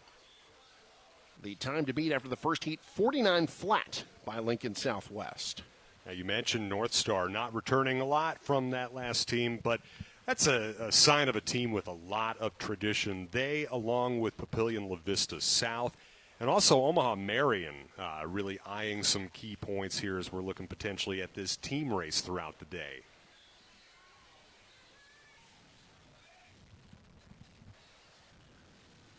Now, the thing about Class A, because there are fewer teams, you tend to have a few teams with some deeper rosters here at State relative to further down the classes where it's spread out across more and more schools. So you've really got to hit those big points in Class A. Let's see who takes advantage of their opportunity. Second of 2 heats in the 4x100-meter relay.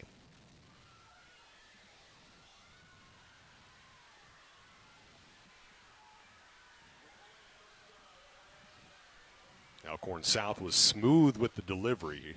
Again, they're the defending champs. Got a couple of runners who know what that's like. Saw a stumble at the second exchange there.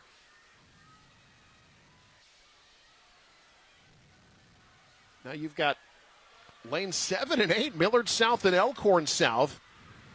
But how about this push here? In lane 4, Omaha West Side.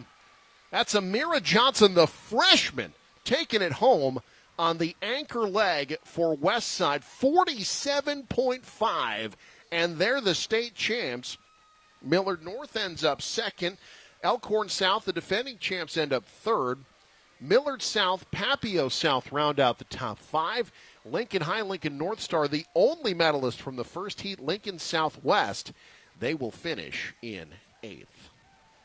That is one very strong freshman finish. And really, she was down with her hand on the ground like she was going out of the blocks before that handoff. What a finish there by the Warriors.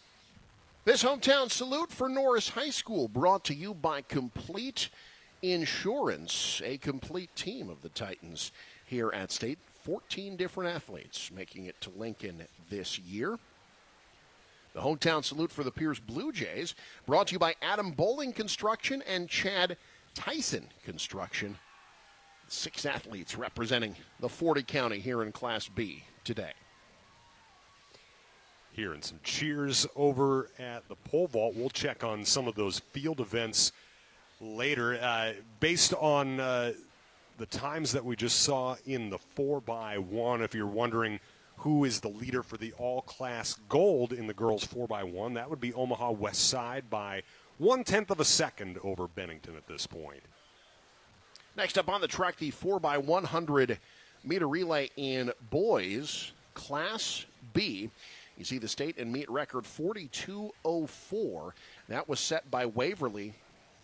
The state record was set by Waverly 2 years ago. The meet record actually is 42.11 by Waverly 2 years earlier. So the state record is 7/100ths of a second clear of the meet record. I had to quadruple check that because it looks like it's the same school and they're only 7/100ths apart. But the state and meet record actually are different. We'll see a returning medalist, a couple of them, in fact, in this first heat. Elkhorn North was 4th in this event a year ago. Cozad was 5th in this event last year. They qualified 9th out of districts. But again, we talked about the opportunity that exists. You get a good time, you can get some team points in this first heat. And Cozad, a team with a lot of experience as well. Chaden Hoffmaster, Oliver Davis, Bryson Snyder, all were in the 4x1 last year. That finished in 5th place. It's interesting, too, when you look at this Wahoo team in Lane 2. Names like Harrison Krieger, Kip Brigham. Brigham, one of the best running backs in Class C1 history, if not the best. But Krieger, a little bit bigger fella. He was in the high jump yesterday as well. That is a guy with some versatility. That is, yeah, and in Class B, you don't see that very often. That's generally the kind of thing you see maybe in the smaller schools where just your best athlete goes wherever they're needed. Also Harrison Krieger with that Pierce pronunciation of the last name. He's got family in Pierce, that's why. I've made this joke before, but I think that signs entering towns in the state of Nebraska should have 3 pieces of information: the name of the town's population, and how they pronounce Krueger. I once broadcast a football game, Wayne State at St. Cloud State, when St. Cloud State still had football. Wayne State had 2 Krugers spelled the same way, a Kruger and a Krieger. PA announcer, I thought he was going to jump out of his skin when I told him there were 2 different pronunciations for the same spelling of the last name. Well, regardless of how you pronounce it, the anchor legs are away. And this is a great first heat here in the 4x1 run by Cozad. Bryson Snyder to the line first. Cozad runs a 43.14. That was Wahoo that ended up in second. Northwest in third, with Scott and McCook rounding out the top 5. But 43.14, that's a pretty impressive time. Although there have been some fast times in this event in Class B this year. Norris has the best time. They ran a 41.78, wind-aided at the Crete Invite back on April the 30th. Otherwise, that would have been a new state record. Well, hard to call that wind-aided when you've got it on either end. But, you mentioned that close from Wahoo as we see Kip Brigham actually giving a fist pound to one of his competitors from Cozad. But he really closed a lot of ground, did Brigham, but Cozad with just a clean race all the way around. That'll go a long way. We'll see if that 43.14 holds up in our second heat. Ashland Greenwood had the best time out of districts. They were 8th in this event last year, but Grayson Nolan, Liam Jensen, Landon Mose all back from last year. Gretna East in lane 5, they were 3rd in this event last year, All 4 of those runners were here in this event a year ago. Bennington was 6th last year. Norris 7th in this event last year. They'll be in lane 8. But you look at those qualifying times, there's not a ton of separation between lanes 4 through basically 2. The top 5 teams in this all very close to one another. This one, it's going to come down to exchanges. I think that it'll be the little things that determine the winner in this relay. Well, and what's interesting, too, you look at all 8 of these schools. They are all schools with terrific strength and conditioning programs. The anchor leg for Bennington, a young fellow by the name of Lane Malachek. Anybody up in northeast Nebraska might recognize that name. His dad, Zach Malachek, played at Stanton and then was a heck of a running back at Wayne State College. His uncle, Drew, also played for Stanton and then eventually at Wayne State as a safety. So a lot of athletic genes in that Malachek family. Just a lot of really, really good athletes in this race. It's going to be fun to watch. But a little bit of a pause here as we got them all sitting on the starting numbers for just a bit. The event has been running a bit ahead, and the thing is, with a track and field event, you don't want to run too far ahead. You want to make sure these athletes have enough time in between events to rest up so that they're giving their best effort and have their best time. So when we run a little bit ahead, you might see a break taken here or there. It does let us give us the chance, though, to let you know that when you see those times on the screen, that's thanks to our race clock sponsor, Fleet Feet. They're located in Lincoln and Omaha. Our scoreboard brought to you by Aurora Cooperative. Go green with E15. Fill up at your nearest A stop today. Well, and the thing is, too, it's not just about rest, but it's also about, you have sort of a pattern for preparing for each race. You have a process. Many folks do, some more than others, but to be able to go through that full process, very, very important for these athletes.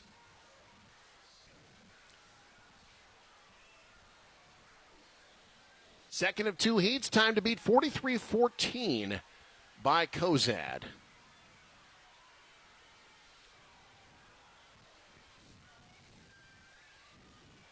Good exchanges by both Gretna East and Ashland Greenwood. Lane 7, meanwhile, you've got Scotts Bluff not wanting to give up any ground. Final 100. This one's going to be close. It's Gretna East out in front, and the Griffins to the line first. Caden Annis running the anchor leg, and Gretna East, how about 41-84, setting a new state and meet record. The Griffins etch their names into the record books. Just like in girls Class B, we had 2 teams beat the meet record. Seward finishing second despite topping what had been the meet record. What an there was very little separation from lanes 1 through 8. Seward ends up second, Norris third, Scotts Bluff fourth, Waverly fifth, Ashland Greenwood sixth, Central City seventh, Bennington 8th. All the medalists come out of that second heat. Kozad has to settle for 9th. But again, Gretna East, the state and meet record, 41.84 seconds. Well, that's a lot to top. My goodness. Class A will try to do just that. First of 2 heats on the track in Class A right now. The top time in A this year, 41.7. Elkhorn South ran that at the Benson Invite very early in the season, back on April the 10th. Defending champ in this event, Lincoln South. You see Kearney in lane 5. They were runner-up in this event last year. Camden Miller and Cannon Cope both back from last year. Lincoln Southeast, they were 4th a year ago. Some new faces. Caden Logan, a returner from last year, though. So some experience here for Class A in the 4x100 meter relay. If you're wondering about team standings in Class A, Lincoln North Star still a pretty solid advantage. They've got 52 points. Kearney is in second with 34, a chance for them to get some more points. You've got Creighton Prep sitting in fourth. They've got a lot of events yet to come. The Junior Jays, watch for them to maybe make a charge later on in this one. Especially you'll see them once in you get into the hurdles. Absolutely, and you'll see them in this event as well. Running in lane 2 in the second heat. There you see the boys' team scores. So, yeah, you look at Lincoln North Star, they've got a good lead, but it's about holding off the teams that have athletes yet to come. You mentioned the hurdles, which will be later on. Creighton Prep sitting pretty good in those events, you would think. Although North Star, they've got a lot of athletes yet to go. Those two with Bellevue West, another team that you'll see in the sprint events and in the hurdle events. So a lot yet to be decided, despite that 18-point advantage for North Star here as we get to the 4x1. Yeah, some of these scores can be very deceptive until you're about halfway through the second day because, you've got field events kind of trickling in. And, if you've got those performers who can crank out 20, 30 points in just a couple events, that makes a big difference. State record in this event was set by Papillion La Vista. The meet record set by Creighton Prep back in 2023.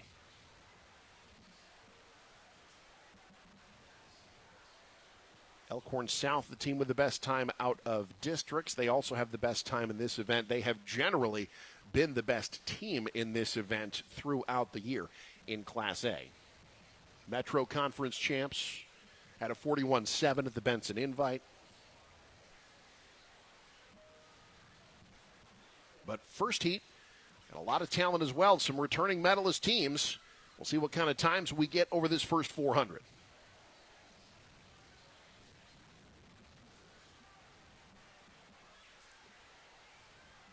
Couple difficult handoffs there. That's going to separate some of these teams pretty early. Millard North looking pretty good out of lane 2. Pretty bunched up as we get to the final exchange, though. Ooh, bad exchange there in lane 4. That's allowing Millard North to pull away in lane 2. No one's going to catch the Mustangs. Best time to the line. I think that was Kearney that looked in pretty good position to push that last leg, Pat, but they had a really bad exchange. Well, Lincoln Southeast as well. I think, actually, yeah, you're right. I believe that was Southeast. Cameron Muse and Vin Lamb.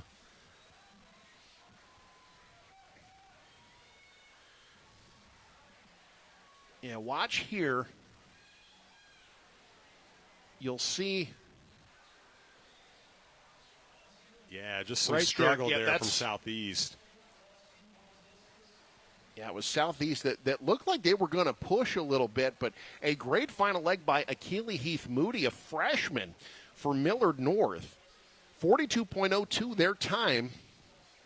That's the time to beat here in the 4x1, but we've seen some blistering times in this event this year, including Elkhorn South, who ran a 41.93 in districts.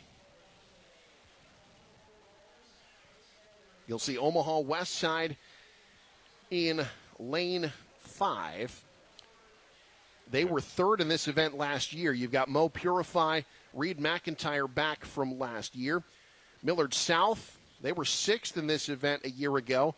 Papio South was seventh last year. Bellevue eighth. A lot of familiar faces in this second heat.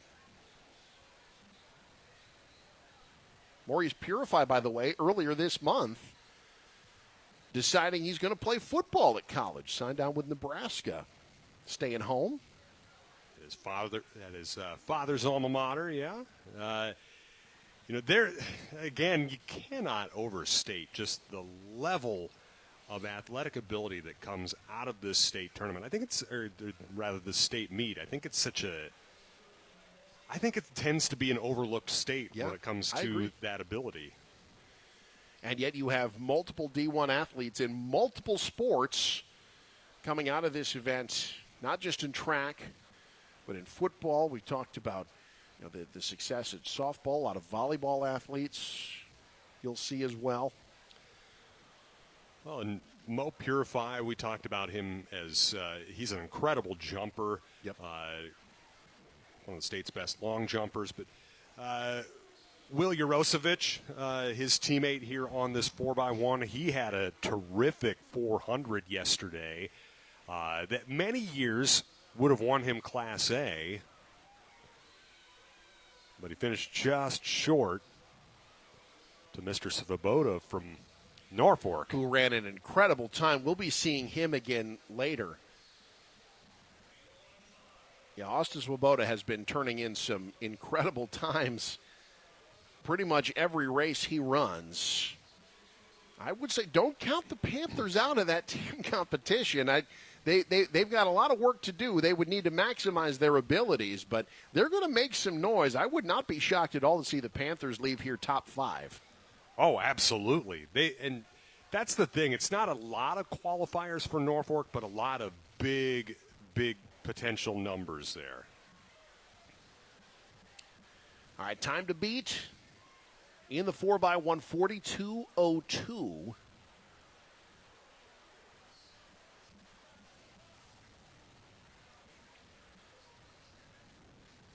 Defending champs from Lincoln Southwest are in lane 7.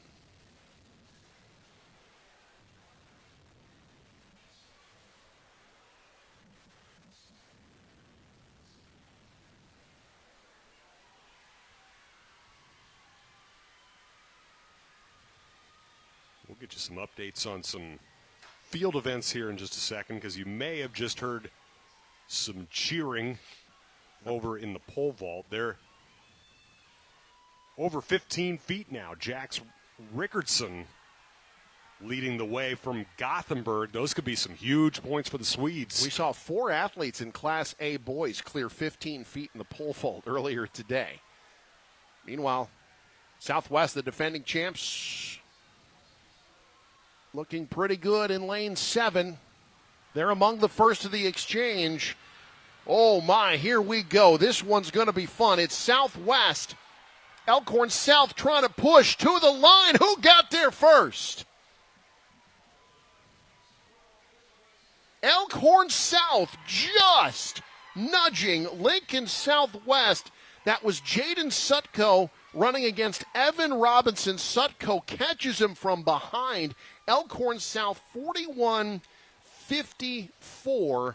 They're the state champs. Southwest can't defend their crown. They settle for second. Millard South third. Papio South, Omaha West Side round out the top 5. Millard North medals in 6th place. Bellevue West and Creighton Prep 7 and 8. But how about that final 100 there for Elkhorn South? Just saw that lean from Sutko. That's a guy that I would not want to step in front of. He's got some mass and speed all going at once. And, he just timed that lean just a little bit better. That's the difference for Elkhorn South. They pick up that state title. So Elkhorn South, the state champs in the 4x1.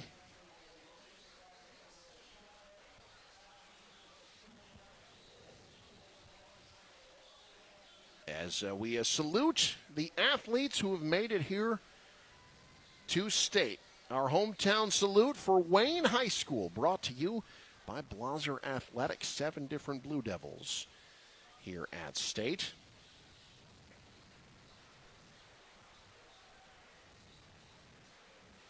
And we've got much more to come. They're going to start bringing the hurdles on the track. We'll take you to the awards stand for some medal presentations. Much more to come. Don't you dare go anywhere. You're watching the 2026 State Track and Field Meet on News Channel Nebraska.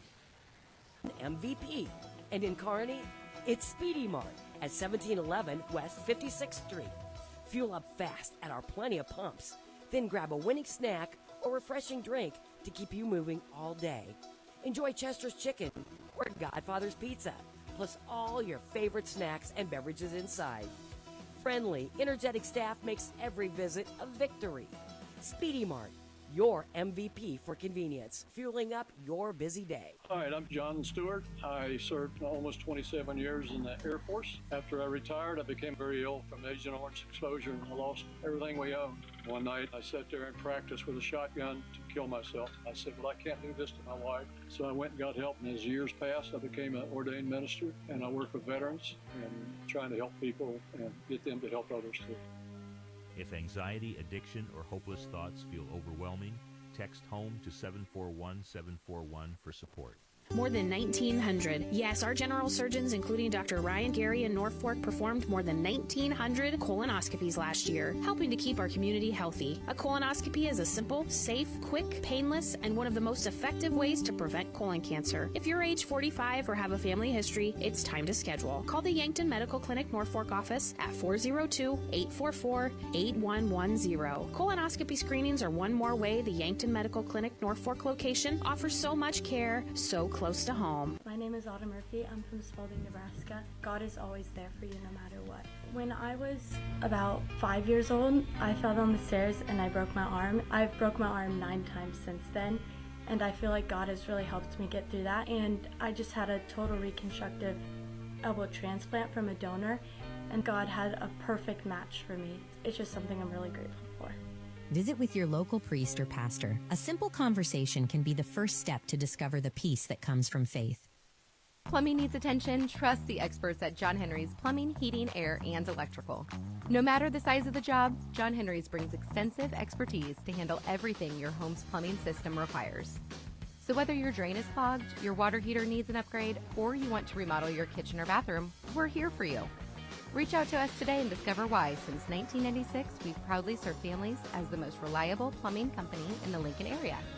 John Henry's, our family serving yours since 1996. Our communities are built through stories of connection, hard work, and bright futures. You're committed to this place, and so are we. By supporting your dreams and by celebrating your stories, Bank of the Valley has grown alongside you. Through 40 years of going further together, we're building lasting relationships and a legacy of success. We're in this together, and together we go further. Welcome back to the 2026 State Track and Field Meet on News Channel Nebraska. We'll take you to the medal stand momentarily. First, want to update you on team standings. This is Class B girls. Bennington, boy, we talked about it. The Badgers starting to take control a little bit ahead of Northwest.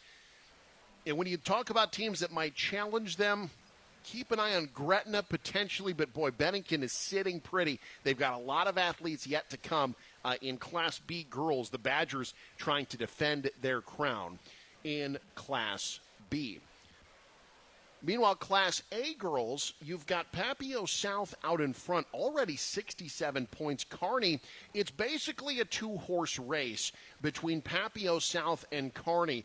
The Bearcats have some opportunities to gain ground, but Papillion La Vista South has really taken advantage of their opportunities. They've still got points out there as well.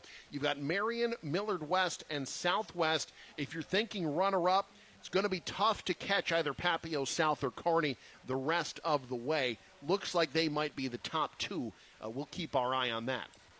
On to the boys' side, in Class B, a lot yet to be decided. Pius out in front right now. Seward and Waverly in a tie for second with Aurora and Elkhorn North rounding out the top five. But keep an eye on that team in fourth right now, Gothenburg.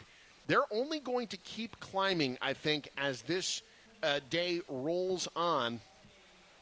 They've just updated Class B, by the way, since these graphics were made. You've got Seward now tied for second, but Pius is out in front with 34 points. But again, keep an eye on Gothenburg. We saw them get a gold earlier. They've got a lot more opportunities for that the rest of the way. The Swedes might just be sitting pretty to leapfrog a lot of those contenders there in Class B. And in Class A, boys, Lincoln North Star. Again, these were just before the 4x100 results. Papio South has actually jumped ahead of Kearney. They're now second with 38. But North Star has done what they need to do. You know, at the beginning of the day, it kind of looked like Creighton Prep could come from behind, maybe steal some things. They're looking good in the hurdles. North Star is doing the job, and they're going to make it tough. It might be a two-horse race in A between those two. Bellevue West has got a lot to say about how the rest of the day goes as well. But you've got North Star sitting out in front trying to hold off Creighton Prep. That's going to be interesting to follow the rest of today. All right, now time for our awards ceremony. That's brought to you by John Henry's, their family serving yours.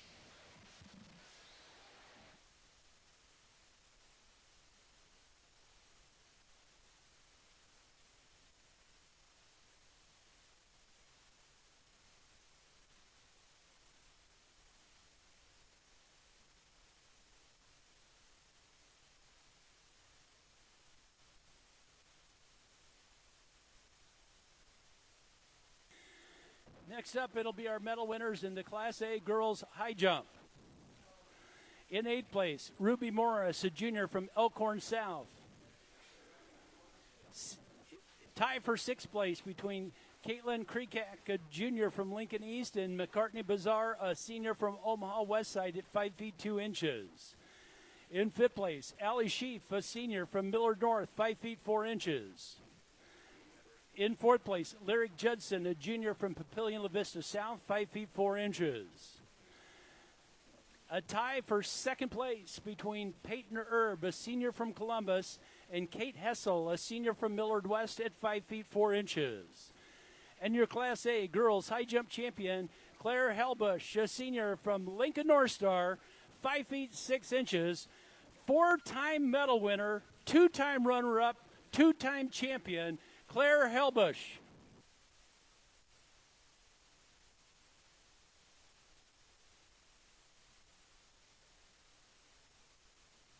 Next up, it's your medal winners in the Class B boys discus. 8th place, Connor Baltz, a sophomore from Broken Bow, 163 feet 9 inches. 7th place, Merrick Johnson, a senior from Beatrice, 167 feet 11 inches. 6th place, Carter Irwin, a sophomore from Seward, 169 feet 7 inches. In 5th place, Colton Green, a junior from Seward, 176 feet 1 inch. In 4th place, Barrett Kittrell, a junior from Ashland Greenwood, 178 feet 10 inches. In 3rd place, Logan Rowell, a senior from Auburn, 182 feet even. Your runner-up, Derek Russell, a junior from Aurora, 185 feet 1 inch. And your Class B boys discus champion, Andrew Shada, a junior from Elkhorn North, 187 feet 4 inches, 2-time state qualifier, and a state champion.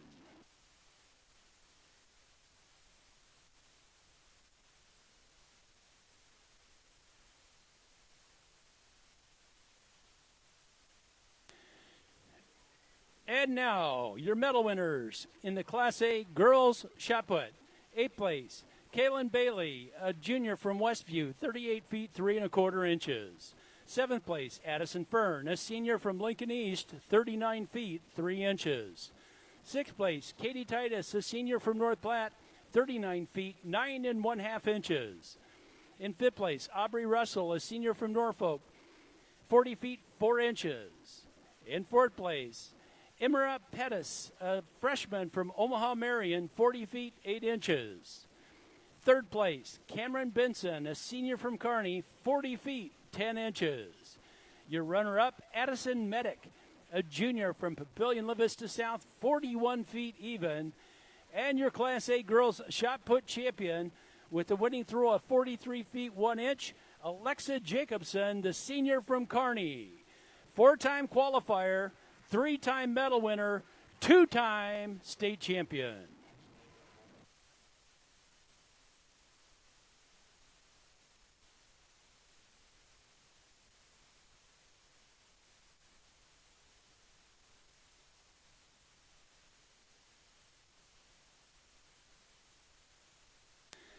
Now for your medal winners in the Class B girls triple jump.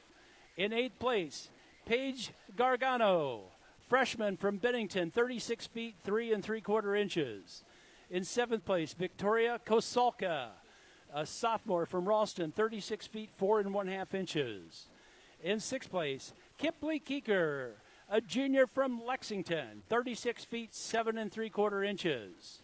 In 5th place, Stella Peterson, a freshman from Aurora, 37 feet even. In 4th place, Kiana Pierre, a sophomore from Bennington, 37 feet 6 1/2 inches. In 3rd place, Mariah Shepard, a junior from Holdridge, 37 feet 9 3/4 inches. Your runner-up, Caitlin Stair, a sophomore from Aurora, 38 feet 1 1/2 inches. And your Class B girls triple jump champion, Melrose Mixon, a senior from Gretna East, 38 feet 9 1/4 inches, 3-time medalist, and now a champion. Jax Rickardson in the boys pole vault Class B made his attempt at 15 feet 4 inches, now attempting 15 feet 8 inches. And now for your medal winners. Class B long jump. Class A, 8th place, Jaden Norman of Kearney, a sophomore, 22 feet 1 1/4 inches. 7th place, Kristen Fitzgerald, sophomore from Lincoln Southwest, 22 feet 3 inches. In 6th place, Dallas Davison, a sophomore from Papillion La Vista South, 22 feet 4 1/2 inches. In 5th place, Caden Werverka, senior from Fremont, 22 feet 5 1/2 inches. In 4th place, Jackson Sheaf, a senior from Millard South, 22 feet 8 3/4 inches. In 3rd place, Leo Cobble, a junior from Millard West, 22 feet 11 inches. Your runner-up, Pierce Parker, a senior from Bellevue West, 23 feet 2 1/4 inches. And your Class A boys long jump state champion, Maurice Purify, senior from Omaha Westside, 23 feet 3 1/4 inches. A 3-time medal winner. He was your runner-up last year. He's your champion this year, Maurice Purify.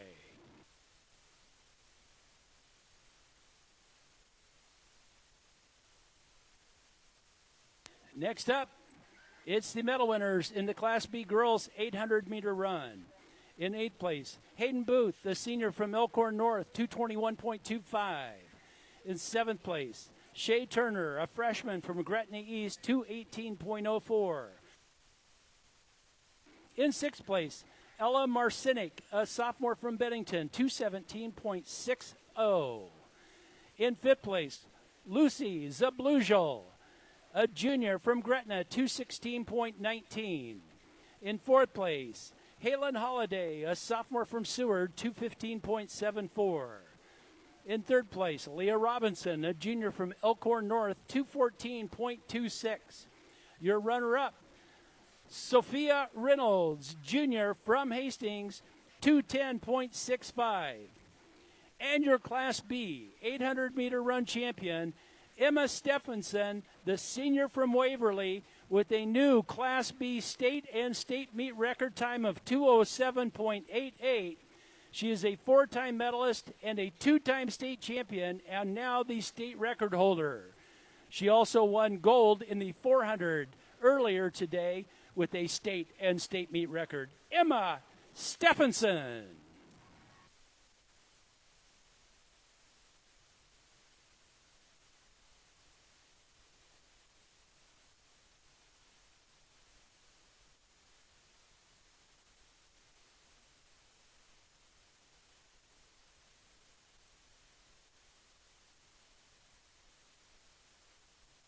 Jax Rickardson passed at 15 feet 8 inches, now attempting 16 feet at the pole vault. Next up on the track momentarily will be the 3 at 3:10, the 100-meter hurdles. Remember, on the clerking procedure, check in the northwest corner of the track. Now your medal winners in the Class A girls 800-meter run. In 8th place, Maya Fryer, a sophomore from Omaha Marion, 216.93. 7th place, Piper Peterson, a senior from Lincoln Southwest, 216.84. In sixth place, Ashlyn Carter, a junior from Papillion La Vista South, 216.56. Fifth place, Mabel Henningsen, a sophomore from Omaha Marion, 215.51. In fourth place, Corey McLean, a senior from North Platte, 215.12. In third place, Emily Scott, a senior from Millard West, 215.02. Your runner-up, Tatum Nielsen, a senior from Bellevue West, 214.85. And your Class A state champion, the senior from Papillion La Vista, Alexis Chaddick, with the winning time, 213.71, a four-time qualifier, three-time medalist, two-time champion in the girls' 800-meter run.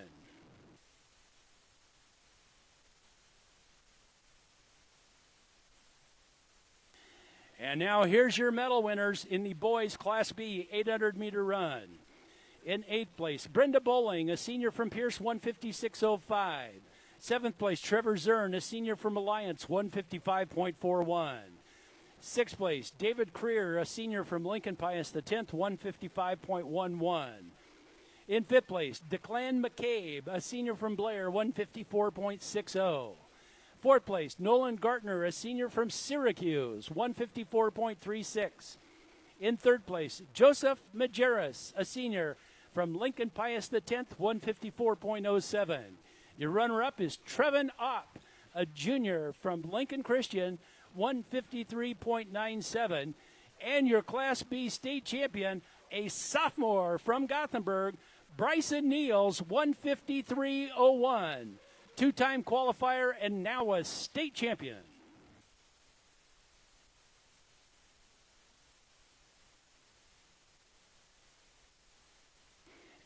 And finally, your Class A medal winners in the boys 800-meter run. In eighth place, Xander Carson Kessner, a senior from Elkhorn South, 156.82. Seventh place, Stephen Fiskus Jr., a senior from Fremont, 156.68. In sixth place, Manuel Batz-Rin, a junior from Fremont, 156.55. In fifth place, Dylan Burge, a senior from Omaha Burke, 156.32. In fourth place, Jack Knapp, a junior from North Platte, 155.91. In third place, Aiden Gehring, a sophomore from Papillion La Vista South, 155.66. Your runner-up, Jafon Afu, a junior from Lincoln North Star, 154.57. And your Class A 800-meter run champion, Niles Metcalf, a senior from Lincoln Southeast, with the fastest time in the state this spring, 152.97.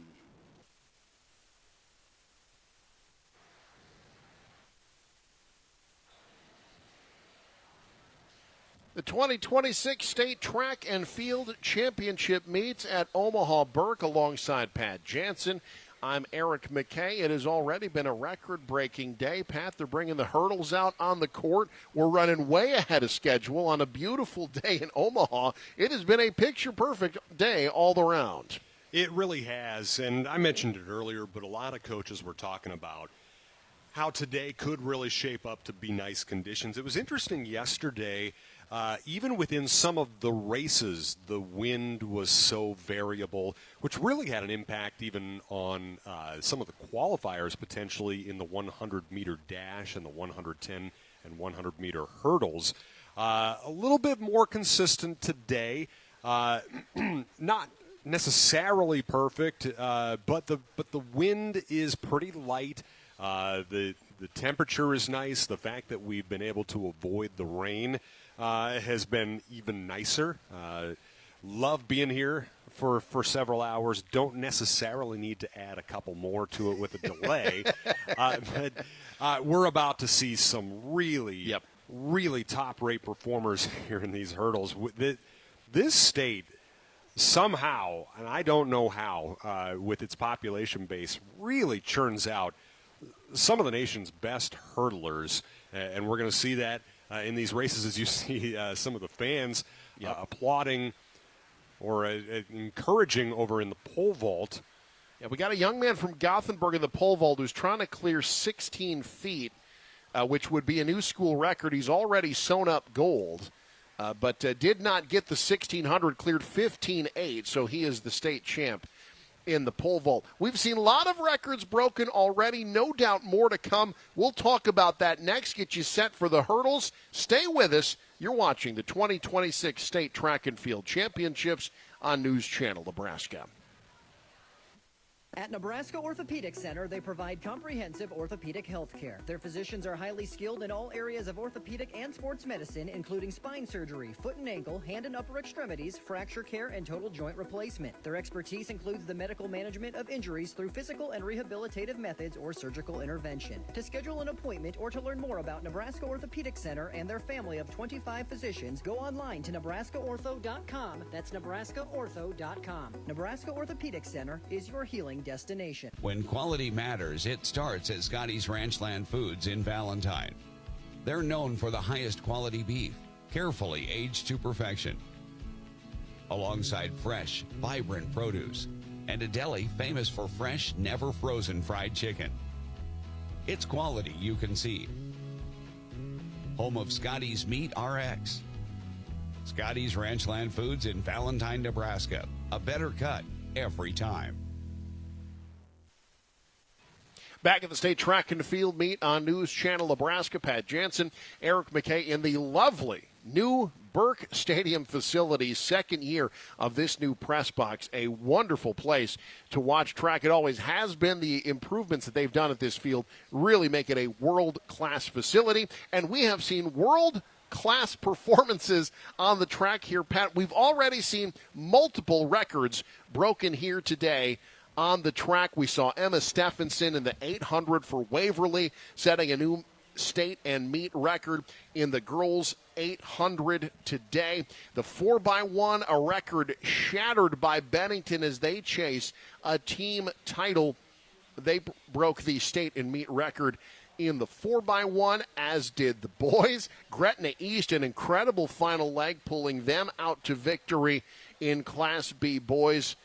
In the 4x1, we thought at the beginning of the day this could be a day that you'd see some records fall, and I would not be too surprised at all, Pat, to see one fall again in this next event. Yeah, we saw the person in lane 4 of this girls' 100-meter hurdles break a record yesterday, and she did it from lane 8. That's Addie Darnell, who's been in contention for the 100-meter hurdles championship the last couple of years. She's won the 300 hurdles each of the last 2 years. She'll be going for that later today. But at districts in Class B1, in District B1 in Class B, she and two others qualified for state with no time. Well, how did that happen? Well, there was a timing error at Gretna. Nobody had a time, but due to video evidence, they knew who the top 3 were. Addie Darnell, who's been at the top of the class all season, was among those. She won going away. But officials determined rather quickly, they moved very decisively, that, okay, those 3 are in state if they want that, but there's also the option to rerun, make sure that you've got the time. And Addie was pretty competitive, wanted to run again. Her coaches advised against it, and for understandable reasons. You don't want to give away that qualification.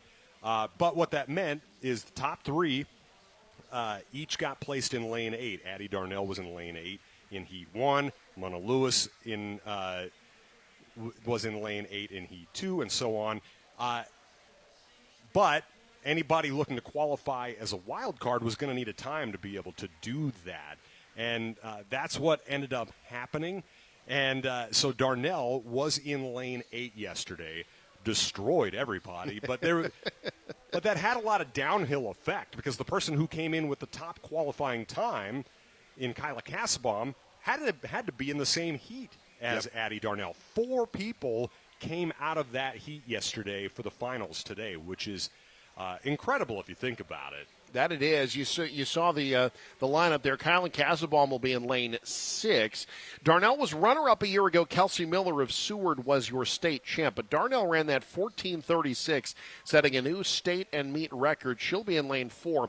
But there is some talent here. Scarlett Fulkerson, in talking about good performers in lane 8, she was 3rd in this event last year for Pius. Carter Stacken of Elkhorn is in lane 3. She was 8th in this event last year.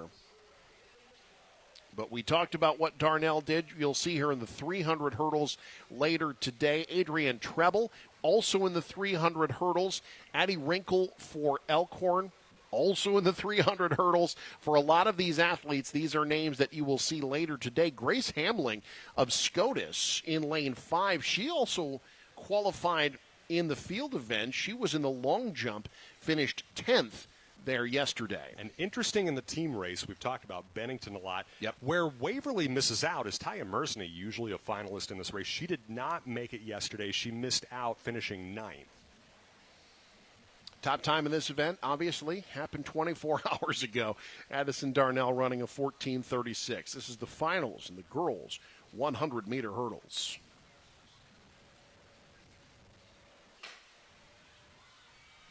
Darnell strong, out the block. Starting to pull away. Addie Darnell from Auburn to the line, state champ.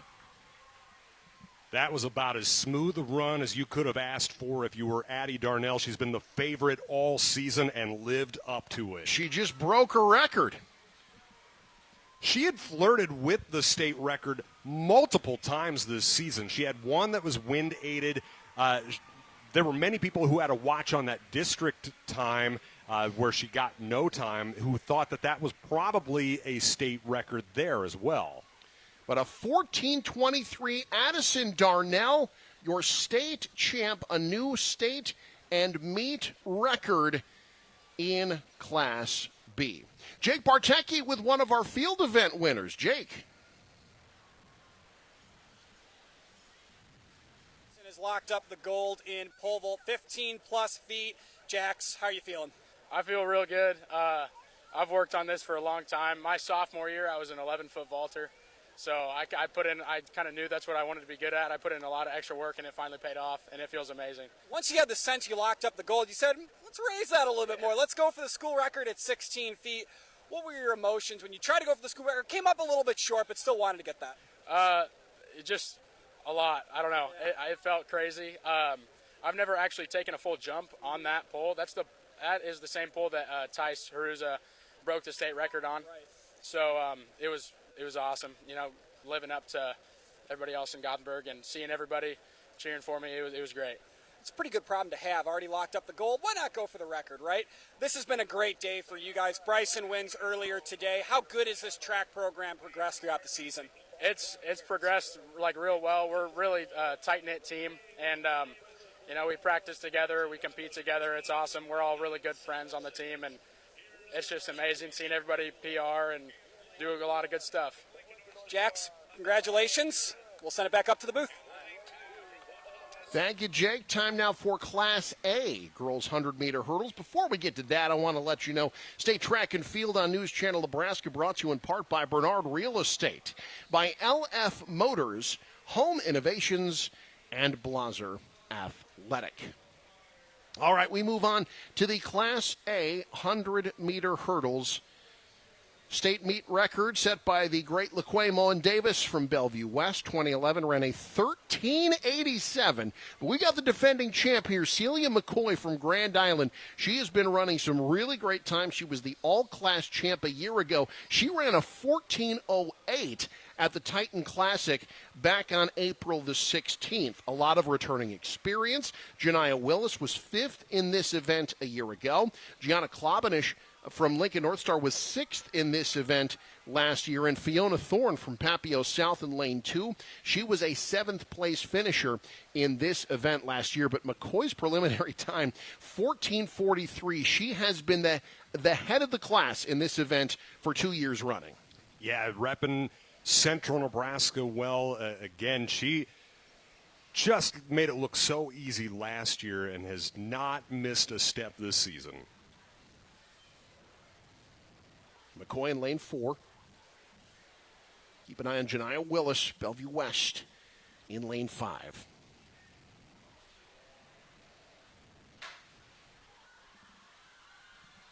Good start for Thorne in lane 6. McCoy starting to pull away. Look at McCoy. Smooth as silk. To the line, 2-time state champ. Wow, what an effort from her in this Class A final. She's going to finish just behind Darnell in that race for the all-class gold, 0.07 of a second behind her, but both looked just as smooth and had about the same winning distance. McCoy has a wrap on her left ankle, but you'd never know. She really, really dominant there, 14.3. Willis in second, Kendall Jackson, Fiona Thorne, Morgan Sintek of Fremont rounding out the top 5. McCoy. It's about speed and grace and timing. Hurdles are tough. McCoy made it look real, real easy there. Yeah, if you miss a step, if your distance is slightly off, that impacts your race throughout the rest of the way. It's really, really hard to get back on track. And to rehearse the steps is really key for a race like that. And she clearly had rehearsed and nailed it and was ready for opening night. News Channel Nebraska saluting the athletes that make it to state. Hometown salute from Beatrice. Brought to you by Beatrice Public Schools. 5 athletes representing the Orange here in Omaha this week. Columbus's hometown salute, meanwhile, brought to you by Blaser Athletic Equipment. 5 discoverers here as well. As we get set now to start the boys' high hurdles, I want to let you know that our hurdles are brought to you by Sartor Heyman Jewelers. Stunning engagement collections, exceptional diamonds, and dazzling gemstones can be found at their Lincoln and Grand Island locations. And in Class B, we take a look at one of the great young athletes in the state of Nebraska, Braxton Badman. And he is a bad, bad man in the hurdles. He will be in lane 4, just a sophomore from Waverly. But he has really been turning in some incredible times in this event this year. Yeah, he is, like you said, just a sophomore. He's shaved easily half a second from last season, which tells you a lot because he was already pretty darn good last year. He is a true Division I recruit. Jarek Mans is a guy you can't look past. Isaac Roth, one of roughly 9,000 Roths in the city of Milford. There are a lot from that family there, and he reps them just as well as anybody, including state champion basketball coach Bryce Roth. Indeed. Not his dad, by the way. Wyatt Liebentritt, by the way, in lane 5, he was 6th in this event last year. Badman was the runner-up as a freshman to Thomas Smith from Gretna East, who has graduated. Badman, meanwhile, set the state record in this event earlier this year. He ran a 13.84 at districts. So as a sophomore, he's already set the high mark in this event, looking to improve upon that today, although the wind's starting to pick up a little bit for the first time today. And kind of a crosswind at this point, which if you're thinking about that sort of dance that we talked about, knowing the steps, that's as much of a complicating factor as any if you've got that cross breeze. Waiting to get the hurdles set up. Of course, they adjust them higher for the boys. Change the spacing of them as well as it goes from 100 to 110. But you talk about, Braxton Badman already going sub 1,400. The 14 flat he ran yesterday in qualifying is the meet record. That set the new meet record. So he currently owns the state and meet record. He set both of those this year. He's trying to become the first ever to go sub 14 in this event in Class B at state. And again, there have been some very, very good people in this Class B race. I think of Aaron Brandt from Bishop Newman back in the day. Just some fantastic names. If you go back a little bit of a further a couple classes. I think of Anthony Harms from Philly. There have been I again can't fully wrap my arms around how there have been so many great hurdlers, and I've just missed roughly 30, I'm sure. Yeah, Class A certainly had a few. We've got Class A up next. Of course, Darius Luff, legend from Lincoln High. Eventual All-American. Yep. And not surprisingly, some of these athletes, too, do very well in field events. Wyatt Liebentritt from Omaha Skutt finished third in the triple jump. He was just off the medal stand in the long jump as well, finished ninth for Omaha Skutt.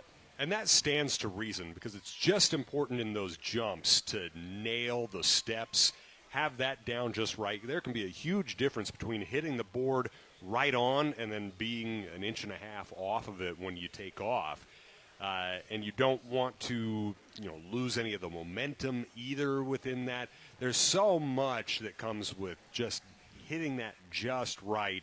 I can absolutely understand why you'd have some hurdlers and some jumpers with maybe a little bit of crossover. Yeah, Jarek Manns from Fairbury, also a medalist in the long jump. He finished fifth in Class B earlier this week. So, just about set to go. The start of the boys 110-meter high hurdles. Can anyone catch Braxton Badman? As you see the updated team standings in Class B, how much higher will Waverly be after this event? Gothenburg looking for some key points here, too. Yep, Gothenburg has Evan Johnson in lane 8. Aurora's a team that's kind of lurking a little bit, too. They probably will not have the horses to be able to get in that top 3, but they've had a very solid showing here.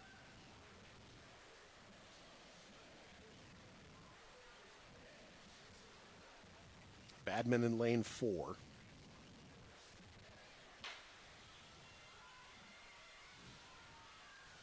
The sophomore out in front early. Really smooth. Not slowing up. Braxton Badman to the line. A dominant showing in the 110-meter hurdles. He didn't break his state record, but he set a new meet record, 13.95 seconds. Folks, he just won the 110-meter high hurdles by 0.7 of a second. That is a lot in a race this short. Hold up. Give some credit to Knox Naughton. It was 0.69. Correction. My apologies. Knox Naughton of Bennington. And those are big points for the Badgers as well. Liebentritt in third. Nactigal fourth. Isaac Roth rounds out the top 5 for Milford, but Braxton Badman keeps his record-breaking week going, set the new state record earlier this year, sets a new meet record today with a 13.95. There's a lot to be said for when you're coming in having really owned a lot of the headlines throughout the year in the track season. There's a lot to be said for really leaning into that pressure and winning as comfortably as he did. You could say the same for Celia McCoy with Grand Island, with Addie Darnell at Auburn. There have been some really cut-and-dried favorites in these races, and they have lived up to it so far today. And one could argue we've got another one here out of Creighton Prep, although the times in this event, Trey Stoyanov has been very good for Lincoln Southwest this year. Preston Eilers from Kearney ran a 14.62. Stoyanov was fourth last year, a lot of returning medalists. Carson Verzel was seventh last year. Michael Obermiller was an eighth-place finisher a year ago. He's in lane 2, but they're all chasing the defending champ who ran a 13.93 to win the Metro Conference title back on May the 5th. Yeah, Ethan Locks is no slouch himself. This is someone, if you're looking for someone looking to live up to the pressure, this is a guy who has plenty, not just for his own individual stakes, but Creighton Prep, they've got some big points out there, but they're going to have to land them here if they want to win a team title. Locks was the defending champ last year. Of course, the record, state and meet record set in 2019 by Darius Luff, ran a 13.69 in 2019. That's a record that might sit for a little bit. That is flying. There may not have been a smoother person to run this race in the state. Not just in terms of how he ran, but the hair as well. I think just all around smooth from Darius Love from Lincoln High. Kept that vibe, too, throughout his college career. Hey, folks, our state track and field meet brought to you in part by Bernard Real Estate. Also brought to you by LF Motors, Home Innovations, and Blaser Athletic. You talk about Ethan Locks, we will see, and potential points for Creighton Prep. You'll see him later today in the 300. He was also part of their 4x100 that finished 8th earlier today. Trey Stoinev was part of that 4x1 that finished 2nd for Lincoln Southwest. But Kearney, with Preston Eilers and Kellen Denny, both of them are potential medalists in the 300 hurdles later today as well. The Bearcats may be picking up some points. But Creighton Prep with 2 finalists here. We didn't even mention Carson Verzel, who's in lane 6. He'll be in the second heat in the 300 hurdles later today. So this is why at the beginning of the day, you know, even though they were back a bit, a lot of folks were looking at the Junior Jays as a team that can start leapfrogging in Class A. These are the events where you're going to start to see those points pile up. Yeah, and that's, you know, when you're trying to figure out who's going to win that state championship, you know, it's really easy to kind of look at those standings where they're positioned in the moment, but you got to know what's left in the chamber there, and fully loaded Creighton Prep. Locks looking to defend his title in lane 4. But a lot of talented athletes flanking him here. Can any of them catch them? It's been 3 dominant performances in the hurdles thus far. Locks quickly out the gate. Stoinev with him step for step. Locks starting to pull away. Stoinev trying to give chase. Locks to the line. First defends his state title for Creighton Prep. That was a really strong start from Stoinev. It gave Locks plenty to think about, but he stayed strong, did Locks, and really Preston Eilers put a lot of pressure on there at the end, too. Locks' time, 14:05, so he is behind in the all-class race. Stoinev in second, Eilers third, Obermiller and Dietrich. You've got McCoy 6th, Verzel 7th, Kellen Denny in 8th for the Kearney Bearcats. But Ethan Locks, we had 4 definite favorites in the hurdles, and all 4 lived up to the billing. Meanwhile, sprint time. The 100-meter dash is up next. Don't you dare go anywhere. You're watching the State Track and Field Championships on News Channel Nebraska.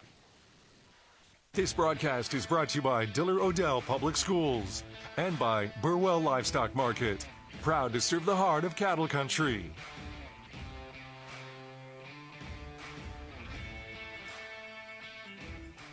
It's not just about the shoe. It's about your fit. What sets Fleet Feet aside from everything else that we've experienced is my girls being runners. They have very different needs. And so that technology with the scanning and the personal touches is just unmatched. I met Lori almost 16 years ago, and when I saw Lori open this, I knew there was no other place that I wanted to go to have someone help me with my footwear and everything else involved with running. Fleet Feet doesn't just fit your shoes, they fit your life. Fleet Feet Lincoln. Find your fit today. Track and Field Championships. Creighton Prep's Ethan Locks, now a 2-time champion. Is this one as sweet as the first one or even better? It's better. The mental clarity that I needed for this one compared to the one last year was just way different. How so? Well, because this year I know everyone's coming for me. So it's like a mind thing, just to calm down, just remember to do what I do. Yep. How difficult is it to run in these kind of conditions? The wind has kind of picked up a little bit as we moved through the afternoon. Did you kind of have to adjust your approach and what you thought you were going to go into this morning? Honestly, no. I feel like this season has just been all cloudy and kind of cold. So we've had meets in worse conditions that I feel like I've done good in. So I actually came into it more confident with this weather, knowing that I've been running in this. Easy enough. No strategy changes, and it's good enough for a second state championship for Ethan Locks. Awesome, man. All right, thank you, Jake. Ethan Locks. You can tell he ran hard. All right, time now to find out who the fastest Nebraskans are. The 100-meter dash, girls Class B 100-meter dash. Up first, we've already seen a very impressive 100 run today in Class B. That was the anchor leg of the 4x1 run by Grace Breeze. No surprise, she is in lane 4, the top qualifying time out of districts with a 12:19.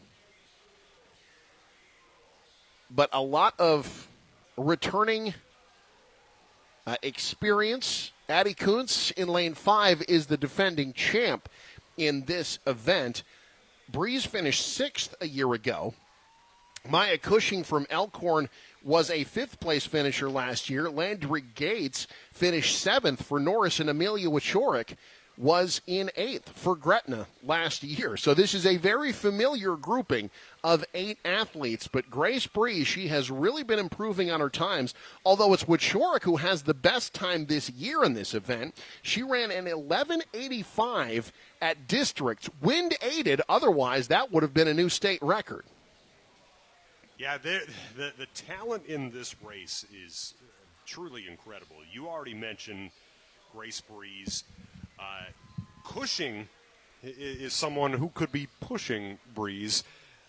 She has been fantastic throughout this season. I don't anticipate a lot of separation from 1 through 8 in this race. Kuntz, of course, helped Bennington set a new state and meet record in the 4x1 earlier today. Landry Gates from Norris will be in the 200 later today. She was also the runner-up in the long jump in Class B this year. These are the finals in the 100-meter dash.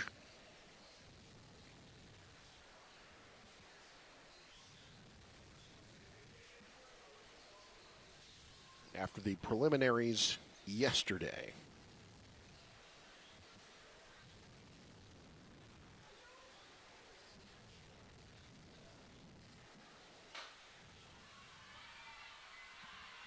Good jump by Cushing.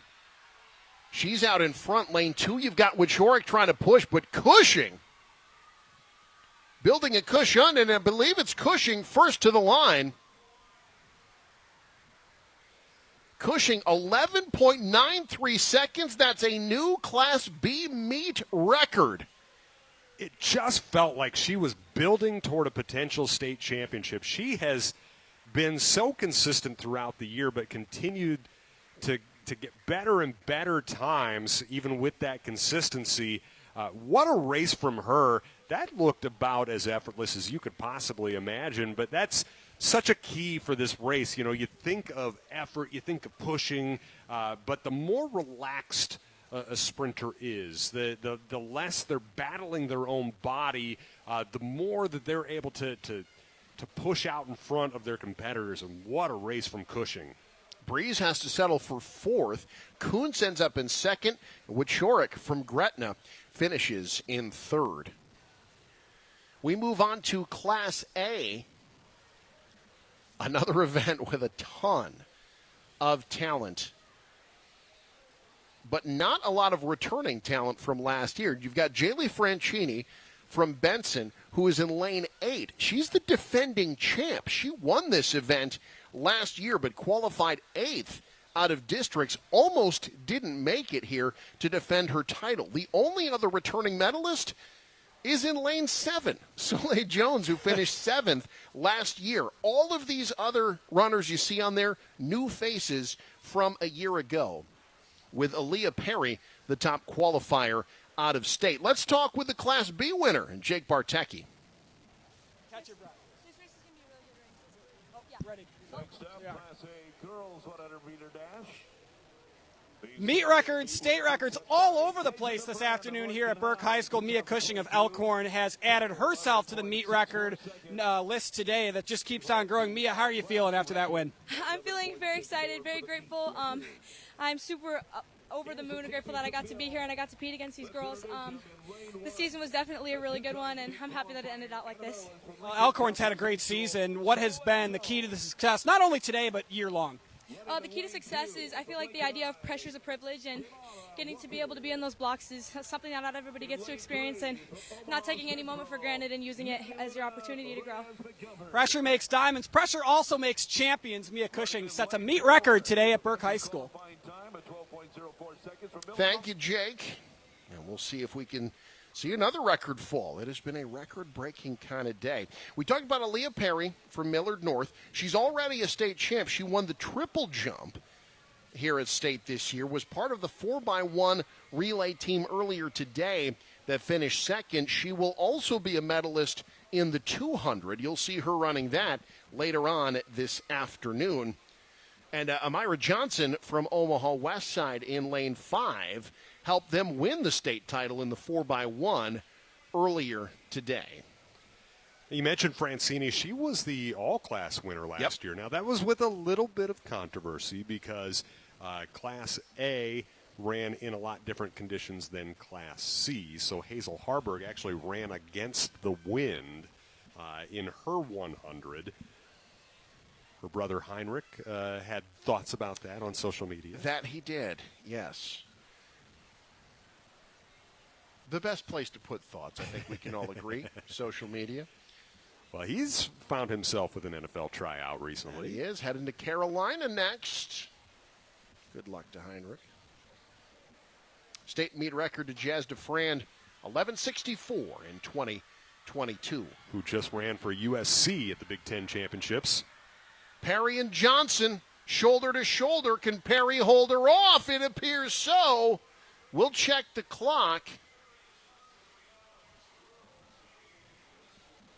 Still no time yet. Now there is Aaliyah Perry, your state champ. Her time 11:88. Amira Johnson 11.9. Mariluna Reyes McGovern ends up third for Omaha Central. But boy, Perry and Johnson were shoulder to shoulder that whole 100. Yeah, they really timed that about the same as one another. Because I've talked about this before in the past, but in the 100, you don't think about hitting your top speed at the exact right moment the same way that you would with like a distance race. Because in a distance race, obviously you know you've got to save a certain amount of yourself to the end. Now, the human body can only sustain top speed for so long. If you hit that too early, you're going to decelerate too quickly before you get to the finish line. You've got to time that just right. You don't want to do it too late or you miss out on the most amount of top speed, but they both just rode that out right to the finish line. Great races from both of them. But the elder Perry, elder by a year anyway, able to come through with the state championship. Yeah, that's just sophomore against freshman, so they will be up against each other again. Francini, by the way, the defending champ, had to settle for 6th. All right, we've got the men's, the boys sprinters making their way to the track now. It'll be Class B up first in the 100-meter dash. In lane 4 will be Luke Findley of Norris. He was part of their third-place finish in the 4x1 earlier today. Alex Uckman from Elkhorn North finished 6th in the long jump this week. He'll also be a finalist in the 200 later today. Bryson Snyder of Cozad finished ninth, was part of their 9th place finish in the 4x1. He's in lane 3. Noah Waddell of Norris in lane 6. He was part of their 4x1 that finished 3rd earlier today. News Channel Nebraska salutes the athletes that made it to state. The hometown salute from Crete brought to you by Crete Public Schools. Cardinals a couple of athletes down here this week. And the Fairbury hometown salute brought to you by Jefferson Community Health and Life. This 100 yesterday, I talked about it earlier.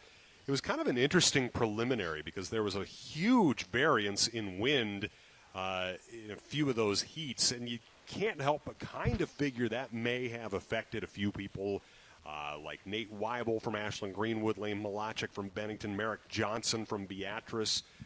And then, honestly, possibly Kip Brigham, who came in as one of the favorites. Now he finds himself in lane 8 today. Grayson Nolan was another one who did not have one of the windier supports behind his back. He came in as the favorite. He's going to be in lane 3.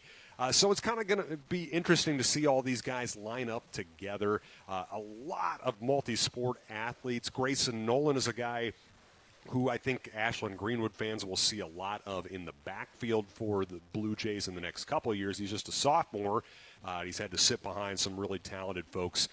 Obviously, football fans know the name Wyatt Dent from Central City. We already mentioned that Kip Brigham is one of the best running backs ever in Class C1.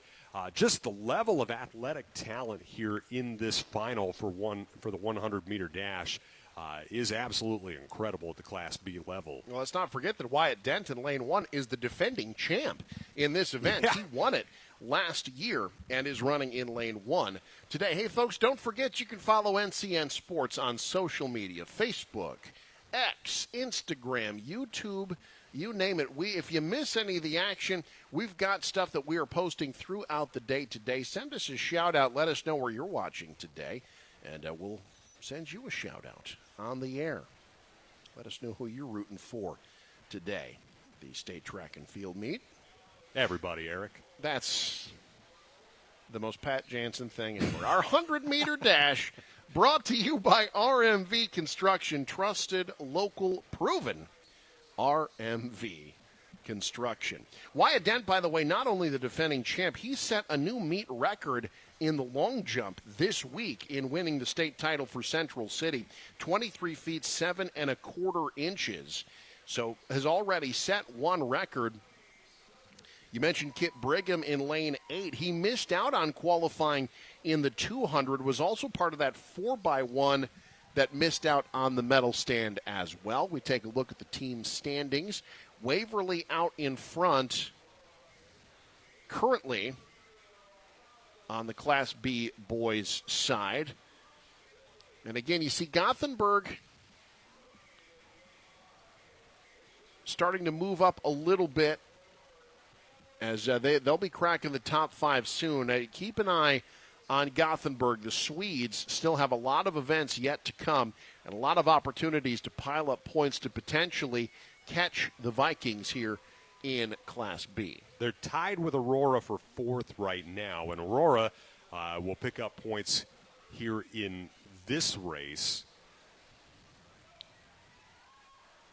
But a lot still to be determined. It's going to be interesting to watch this all unfold. And again,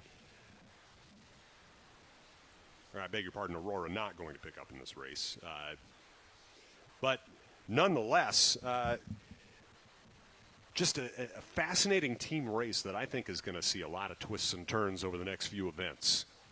One of the races to watch in this, you got Luke Findlay in lane 4, Dent in lane 1. It was Dent who edged Findlay for the state title in this event last year. Alex Hookman, a 5th-place finisher. Bryson Snyder was in 7th last year. You've got Findlay in lane 4. Dent, the defending champ, in lane 1. It's Charlie Seltzer of Scotts Bluff in the early going with the lead. I think Dent got him. Very, very close at the line.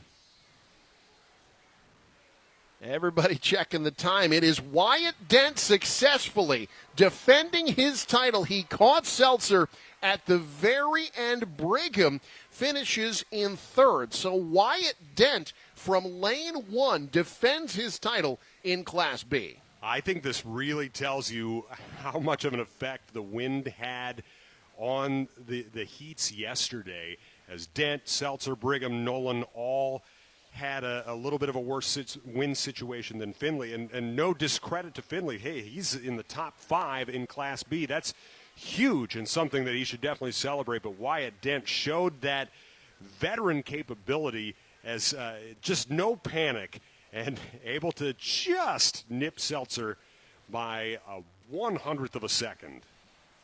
Came up at the end to get him. Now we go to Class A, and we see Norfolk star sprinter Evan Swoboda. Young man set a new meet record in the 400 meters yesterday, ran a 47.29. He'll also be a finalist in the 200. He had the top qualifying time in the 200 as well. So you'll see him in lane 4 in the 100 and 200 here today. Dallas Davison of Papio South is in lane 5. The sophomore had the second best time of the 200. He was 6th in the long jump earlier this week. Jackson Lehman of Bellevue West was part of the 7th place finish in the 4x1 earlier today. Evan Daniels of Columbus is in lane 6. This is his only event here at State. He was runner-up in this event to Zaire Lagrone Miller of Kearney last year. I should mention Lehman finished 4th in this event last year. Devlin Harrington of Westside is in lane 2. He helped Westside get a 5th place finish in the 4x1 earlier today. Trayshawn Finley of Bellevue West is in lane 7. He'll also be running the 200 later today. In lane 1, Caleb Neidhart from North Platte will be a finalist in the 200. And Thatcher Shelton from Lincoln Southwest was part of their runner-up in the 4x1. He was 7th in this event a year ago. 3 different people from outside the Omaha or Lincoln area in this race. Caleb Neidhart is not one to overlook. Also not to be confused with former Nebraska Poet Laureate John G. Neidhart. That's true. That is true. Now, the top time in this event this year, Evan Swoboda ran a 10.32 at districts. It was wind-aided. Otherwise, that would have taken Kenzo Cotton out of the record books. And when you can do that, you're doing something. Cotton set the state and meet record for Papillion La Vista back in 2013. I was here for it. A lot of people were here for it. That's still to this day one of the best individual performances in a track event I have ever seen when Cotton ran that 10:41 in 2013. Oh, that is absolutely flying, Mr. McKay. He had a margin of victory in the 100-meter dash that was laughable, frankly, in Class A. He was a one-of-a-kind athlete, ended up running at Arkansas. Had lots of success there as well. Of course, a pretty good sprinter in this event last year. Zaire Lagrone Miller from Kearney ended up with the all-class championship. But this year, as it has been much of the year, it's been Evan Swoboda from Norfolk. He has been the guy to beat in a lot of races, hoping to do so again here this afternoon. Just want to say, if you end up at the Arkansas track and field program, we talked about Juan Gonzalez at Oregon on the distance side. If you end up at Arkansas at anything, that's a program with some tradition too. Yeah, SEC sprinters are no joke. So, yeah, to end up at Arkansas, that was quite a career that Kenzo Cotton had. Here we go, finals in the 100-meter dash.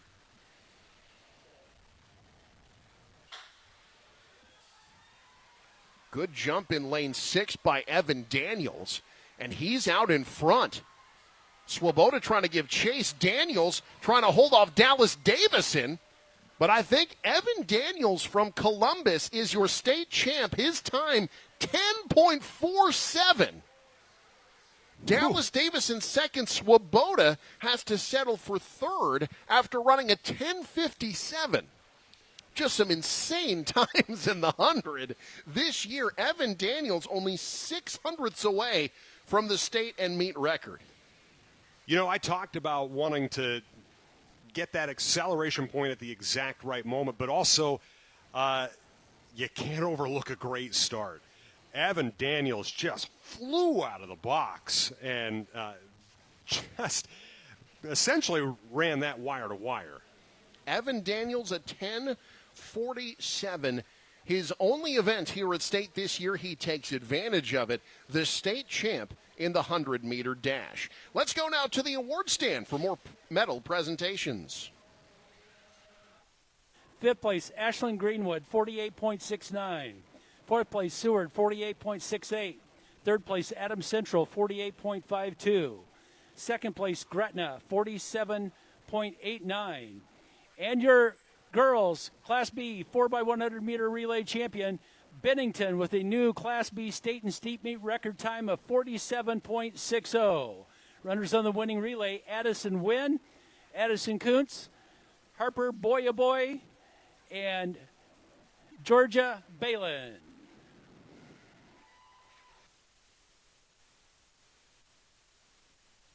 And now for your medal winners in the Class A girls 4x100 relay. 8th place, Lincoln Southwest, 49 seconds even. 7th place, Lincoln North Star, 48.84. 6th place, Lincoln High, 48.82. 5th place, Papillion La Vista South, 48.61. 4th place, Millard South, 48.53. 3rd place, Elkhorn South, 47.95. Your runner-up, Millard North, 47.86. And your Class A champion with a time of 47.50, Omaha Westside. Maya Archie, Annika Jasinski, Tasia Haley, Amira Johnson, the runners on the winning relay.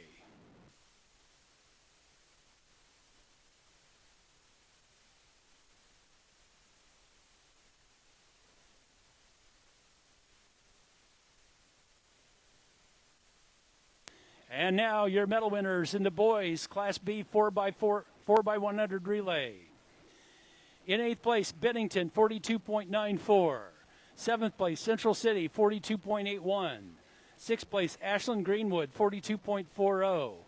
5th place, Waverly, 42.38. 4th place, Scottsbluff, 42.17. 3rd place, Norris, 42.16. 2nd place, Seward, 42.05.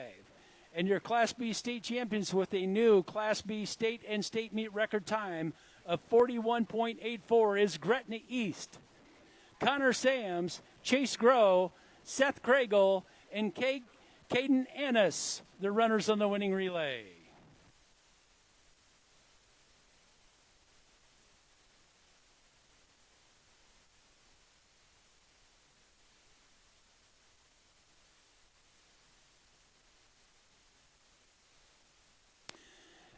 And now, medals for the Class A boys 4x100 relay. 8th place, Creighton Prep, 42.21. 7th place, Bellevue West, 42.03. 6th place, Millard North, 42.02. 5th place, Omaha Westside, 41.88. 4th place, Papillion La Vista South, 41.85. 3rd place, Millard South, 41.75.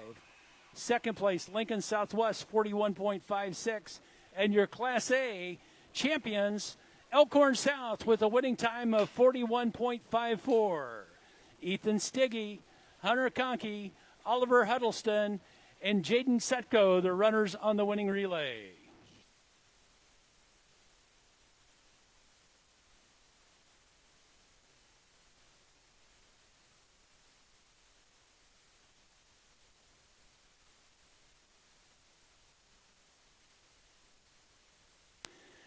Next up, your medal winners in the Class B girls 100-meter hurdles.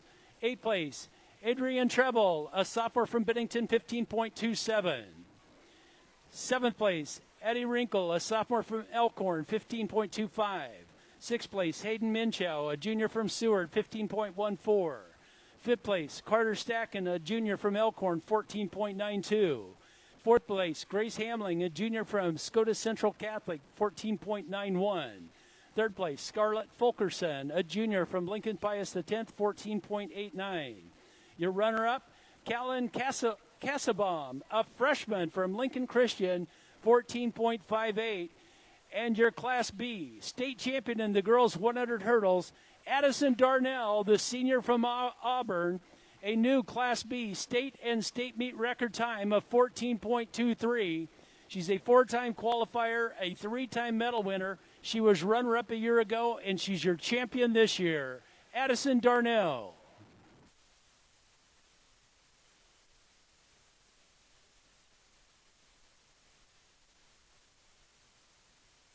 And now your medal winners in the Class A girls 100-meter hurdles. In 8th place, Amiri Heron, a senior from Lincoln North Star, 15.63. 7th place, Gianna Klabinis, a senior from Lincoln North Star, 14.99. In sixth place, Morgan Sintek, a junior from Fremont, 14.94. In fifth place, Annika Jasinski, a sophomore from Omaha Westside, 14.90. Fourth place, Fiona Thorne, a junior from Papillion La Vista South, 14.90. Third place, Kendall Jackson, a junior from Lincoln North Star, 14.87. Your runner-up, Janaya Willis, a senior from Bellevue West, 14.78. And your Class A state champion, Celia McCoy, a senior from Grand Island, 14.30. She's a four-time qualifier, three-time medalist, two-time champion, Celia McCoy.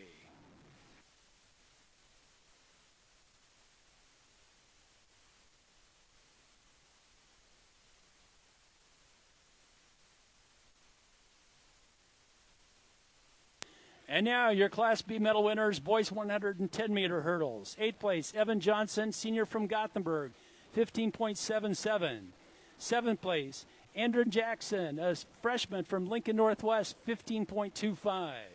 Sixth place, Jarek Manns, a junior from Fairbury, 15.21. Fifth place, Isaac Roth, a senior from Milford, 15.16. Fourth place, Colton Noctigal, a junior from Aurora, 14.87. Third place, Wyatt Liebentritt, a junior from Omaha Scott Catholic, 14.76. Second place, Knox Naughton, a sophomore from Bennington, 14.64.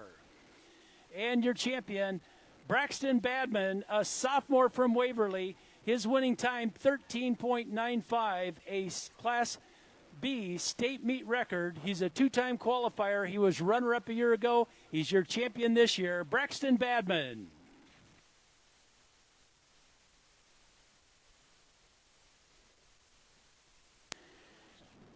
And now your Class A medal winners. Eighth place, Kellen Denny, a senior from Kearney, 14.86. Seventh place, Carson Furzall, a senior from Creighton Prep, 14.73. Sixth place, Calvin McCoy, a senior from Bellevue East, 14.72. Fifth place, Will Dittrich, a junior from Elkhorn South, 14.69. In fourth place, Michael Obermiller, a senior from Grand Island, 14.53. In third place, Preston Eilers, a junior from Kearney, 14.29. Your runner-up, Trey Stoynev, a senior from Lincoln Southwest, 14.21. And your Class A state champion, Ethan Lux, a senior from Creighton Prep, 14.05, three-time qualifier, two times state champion.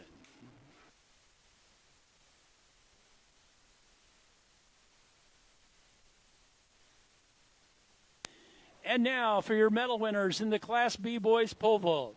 A tie for eighth place between Peter Russell, a senior from Aurora, and Teague Butterfield, a sophomore from Gothenburg at 13 feet 6 inches. In seventh place, Tavern Van Lanningham, a junior from Raymond Central, 14 feet even. Sixth place, Keegan Brown, a junior from Gretna East, 14 feet even. Fifth place, Ike Schmackpepper, a junior from Gretna East, 14 feet even. A tie, a three-way tie for second place between Cash Martin, a senior from Milford, Brayton Snyder, a senior from Cozad, and Braden Wegerson, a senior from York at 14 feet 6 inches. And your Class B state champion in the boys pole vault, Jax Rickardson, senior from Gothenburg, 15 feet 4 inches, two-time qualifier, and now a champion.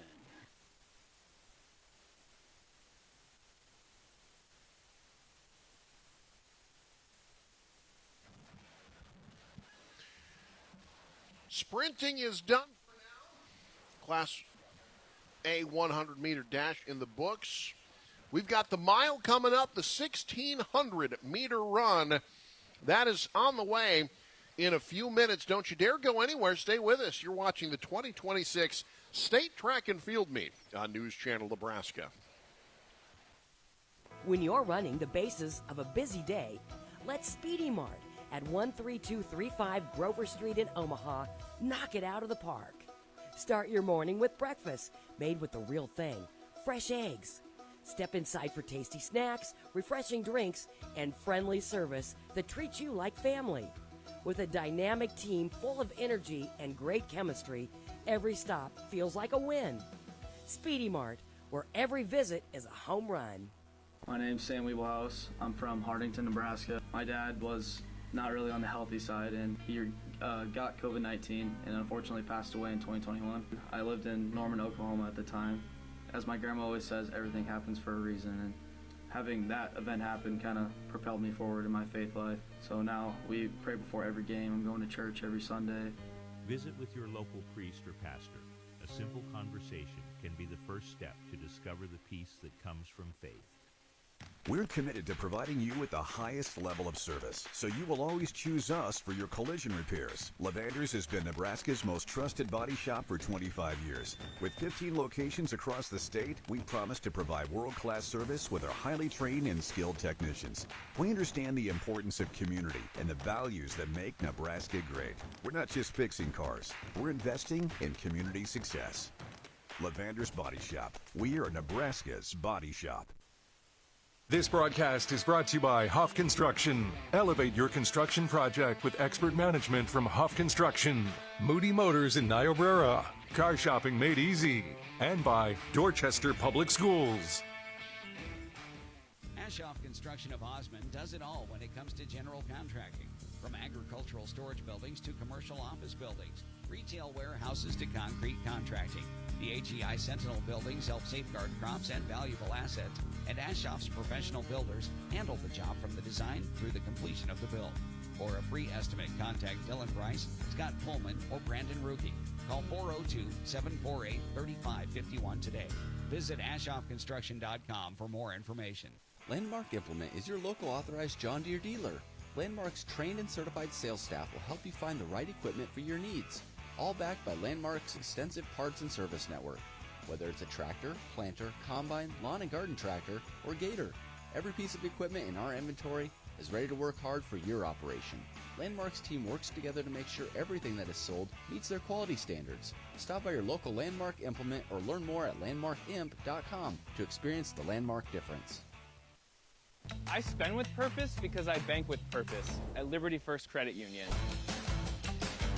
With my Liberty Plus checking account, I can earn extra cash just for spending on everyday things, like groceries, online or in-store purchases,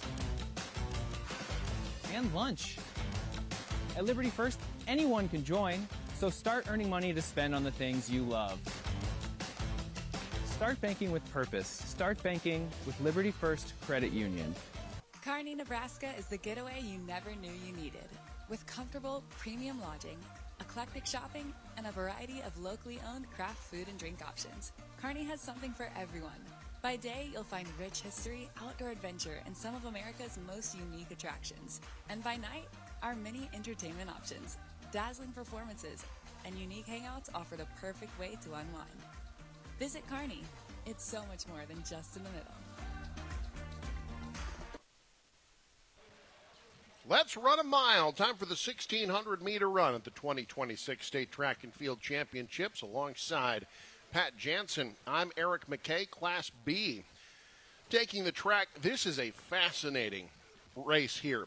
You've got a lot of really good runners in this first 12. Sophia Reynolds, who won the 3,200. Emma Stephenson, who we saw set a new state and meet record in the 800 earlier today. Zobladil, Holiday, have all been competitive in this event this year. But you'll have 24 athletes running in this event. The top runners separated out front from the others. But, you know, Pat, there's a lot to be decided in this and a lot of really good runners at the top of the heap here in the 1,600. Yeah, and we've talked a lot about team performance, and Waverly has gotten Emma Stephenson to outperform her standing coming into state in two different races so far. In the 400, she came in seated third. In the 800, she came in seated fourth. She won both of those. Now, again, the difference is, you know, you can break it up a little bit more here at State Track. But if she can come through with another 10 points, suddenly this team race is becoming a lot more interesting. That it does. Sophia Reynolds was third in this event last year. Halen Holiday of Seward, fourth in the 800 earlier today. She was 6th in this event last year. We've also got Catherine Roberts running in this event. Qualified 16th for Elkhorn, but she was 8th in the 1600 last year. 4 times around the track. And it's Reynolds out in front early on. There's some talent here. If you look even beyond that top 12, someone like Taylor Herner, who was a top 5 cross-country runner who medaled in the 32. Scout Bell, one of the best cross-country runners in Class C. This is just a loaded field. You mentioned Herner qualified with the 21st time, but she's in second through the first 400. Neva Bauer, Sierra Reagan, Emma Stephenson sitting in 5th. Stephenson had the top time in this event this year. She ran almost a 5 flat at the Titan Classic back on April the 16th. Herner from Wayne is a freshman who is unafraid. Sometimes there's a value in having not been in certain situations before. This is really similar to how she went out in cross country at state. It's similar to how she went out in the 32 yesterday. She is not afraid of a fairly fast start. Certainly Reynolds, who won the 32, she's not afraid of this pace either. Herner was 4th in the 32 yesterday. You mentioned going out quickly. She was out in 1:13.79 and then saw her pace slow, but really finished strong. Her second fastest lap was her last. That's roughly the same pace that she ran on the first lap here in the mile. But Reynolds starting to pull away halfway home. It's Reynolds out in front, 112.6. Herner almost a full second back. Zobladil's moved up to 3rd with Jenna Polking and Halen Holiday behind them. But Sophia Reynolds of Hastings really getting some distance now.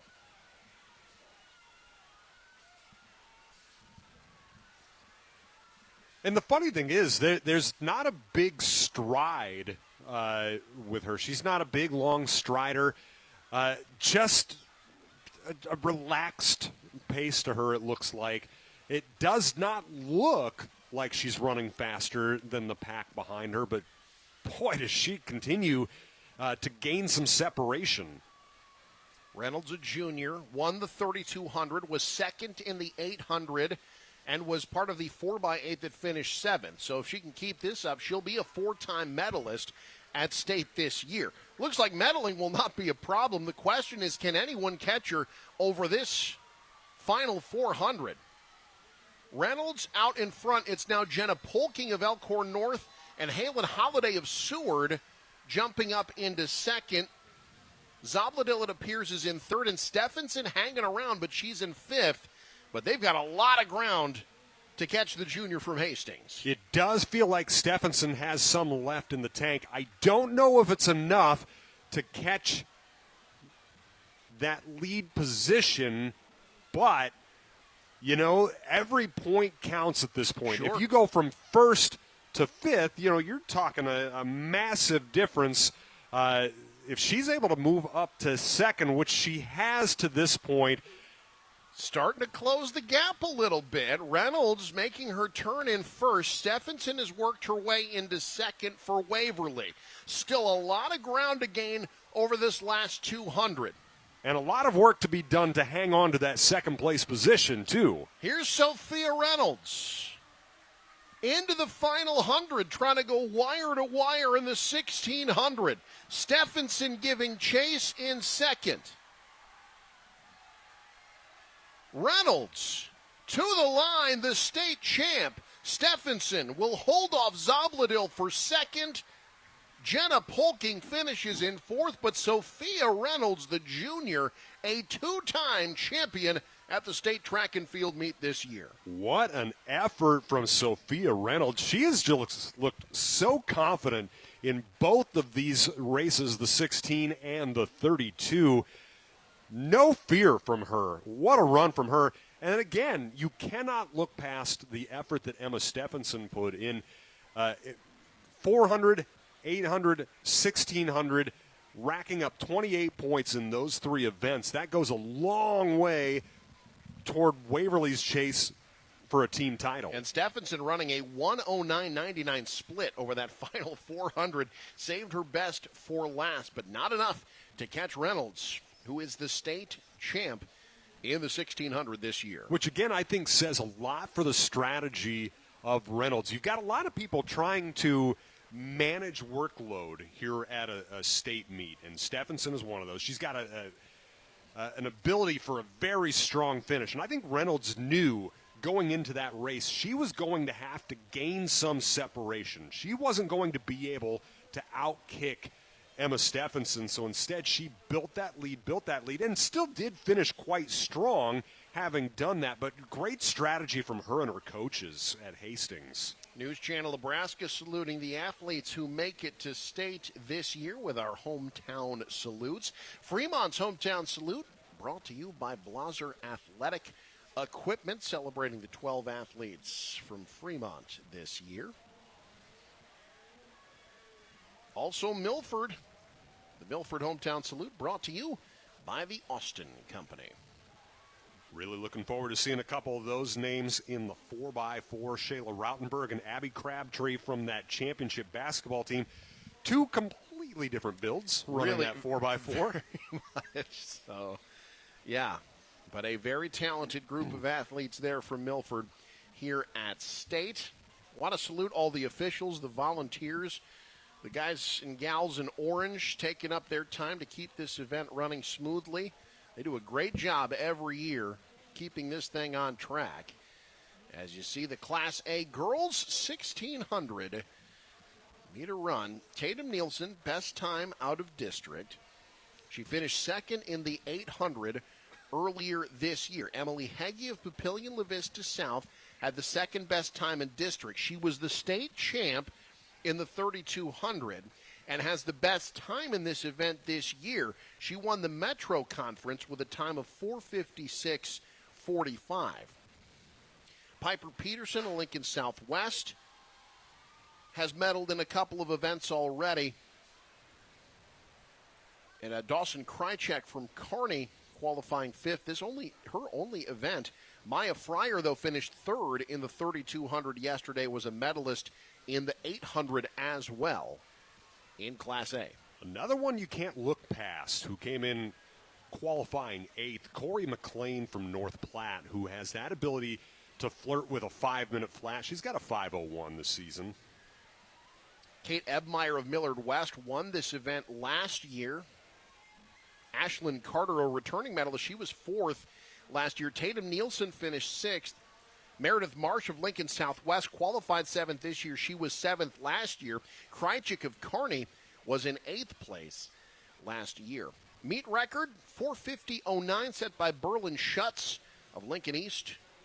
The state record, 4:47.49, run by Stella Miner of Omaha West Side in 2024. Just throwing out some Division I athletes right there. Berlin Schutz doing great things at Nebraska. We've seen Jordan Metzler as well have a really good season for Nebraska running the 800, who had won the 800 at Wakefield.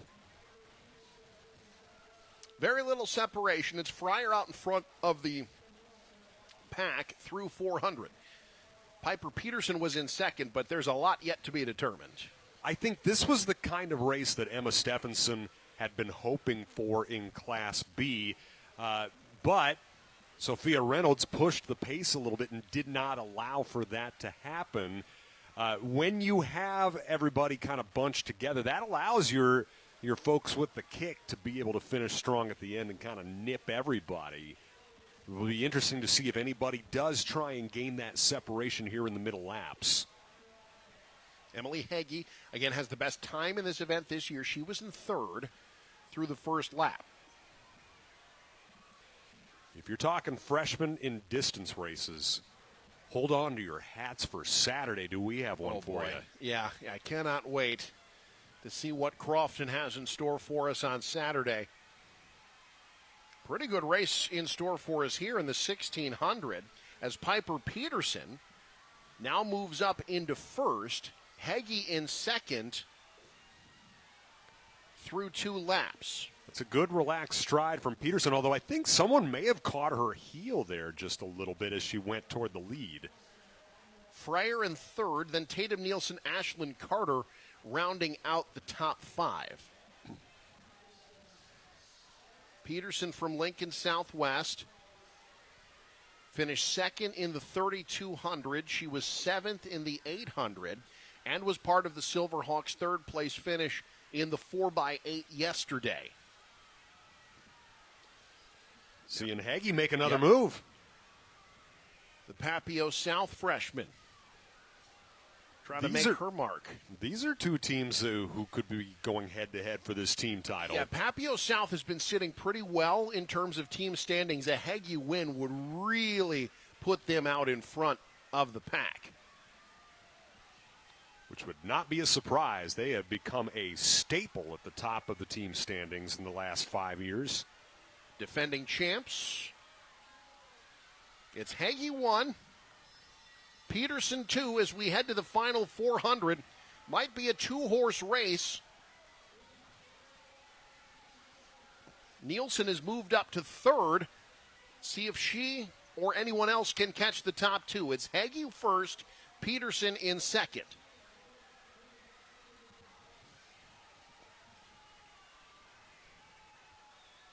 Hagee's looking strong on that backstretch. You look at Hagee's split, she just ran a 1:11.78. She's gotten faster each lap. That is truly an incredible race if you think about it. To just get stronger throughout the mile, that is real nuts, and she may run an even faster split on this fourth lap. Sure looks like it. Sure looks like she's got a lot more in the tank in the final sprint.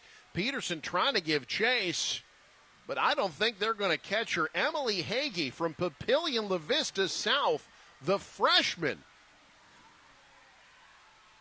An impressive debut at state. She's your state champ.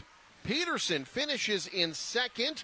It'll be, speaking of points for Papio South, Ashlyn Carter finishing in third, and then charging up Corey McLean to finish fourth for North Platte. But Emily Hagee, 4:57.88. She goes sub-5 and wins the 1,600 in Class A. And indeed, she did go fastest on her fourth lap. Again, progressively faster on each lap. What a strong race from the freshman.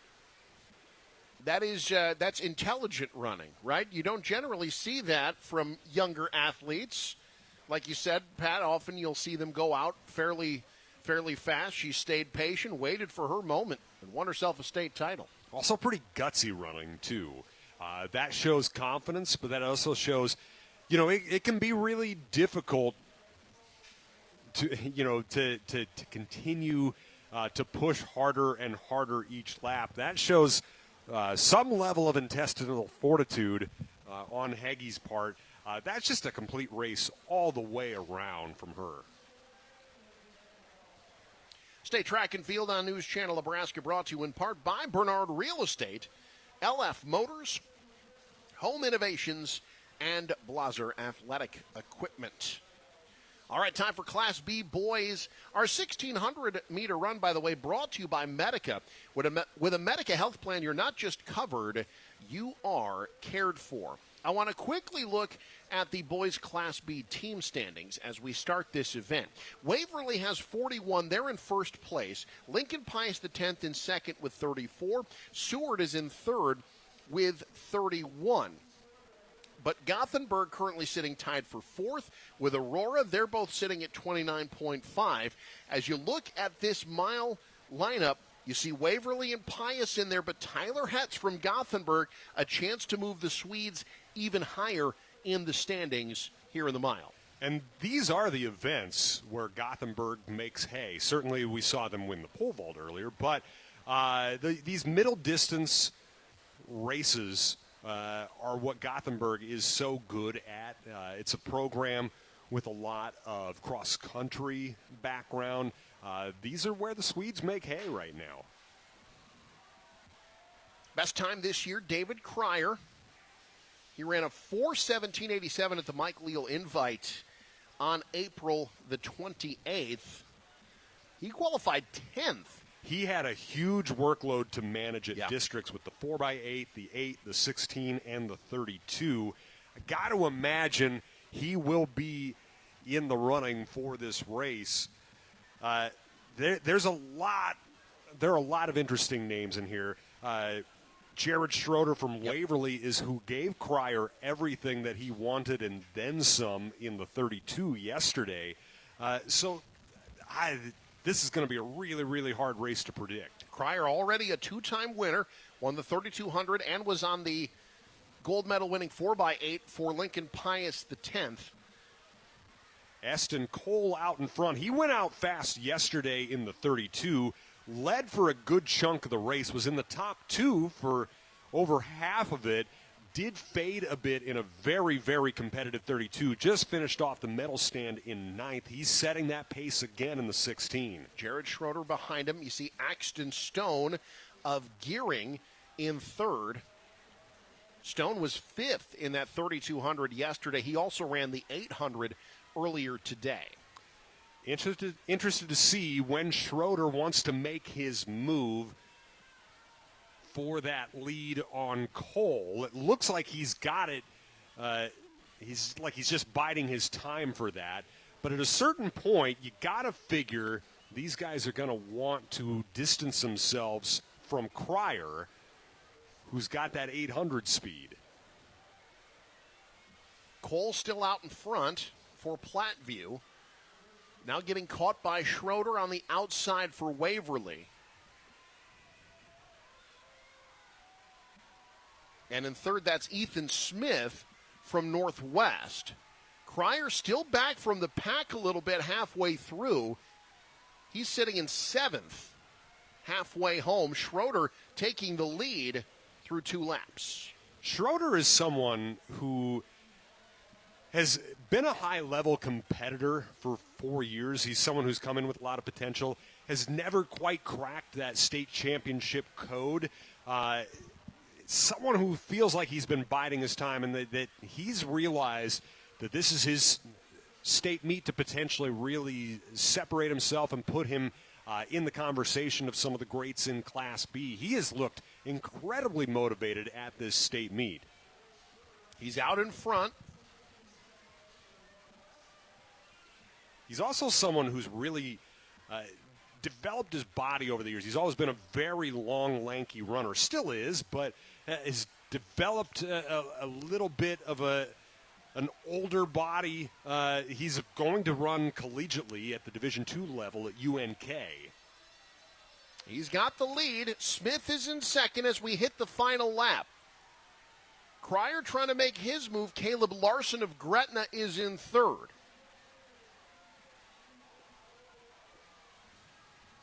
Actually, Cryer behind his, he and his teammate Majerus both trying to make their move. You see Larson from Gretna leaping into 2nd on the backstretch, but Schroeder well out in front. Can anyone catch him?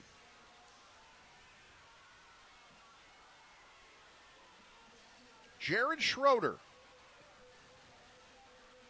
was 5th in this event last year. He looked back just now.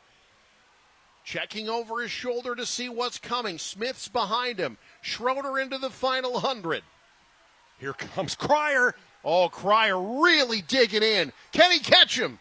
Cryer from Pius. Schroeder from Waverly. Schroeder holds him off and wins the state championship. Cryer sprints his way to 2nd for Pius X. He made that very interesting at the end, but what an overall race. And I beg your pardon, that was actually Majerus from Pius, but Cryer goes 3rd for the Thunderbolts. What a race for Pius. Jared Schroeder, the state champ. He'd been so close so many times and ends up with a state championship in the mile. What a run from Jared Schroeder, the senior, who's been there. He's always had a lot of ability, and what an absolute effort from him in both races, the mile and the 2 mile at this state meet, and now he'll have a gold medal hanging over his neck.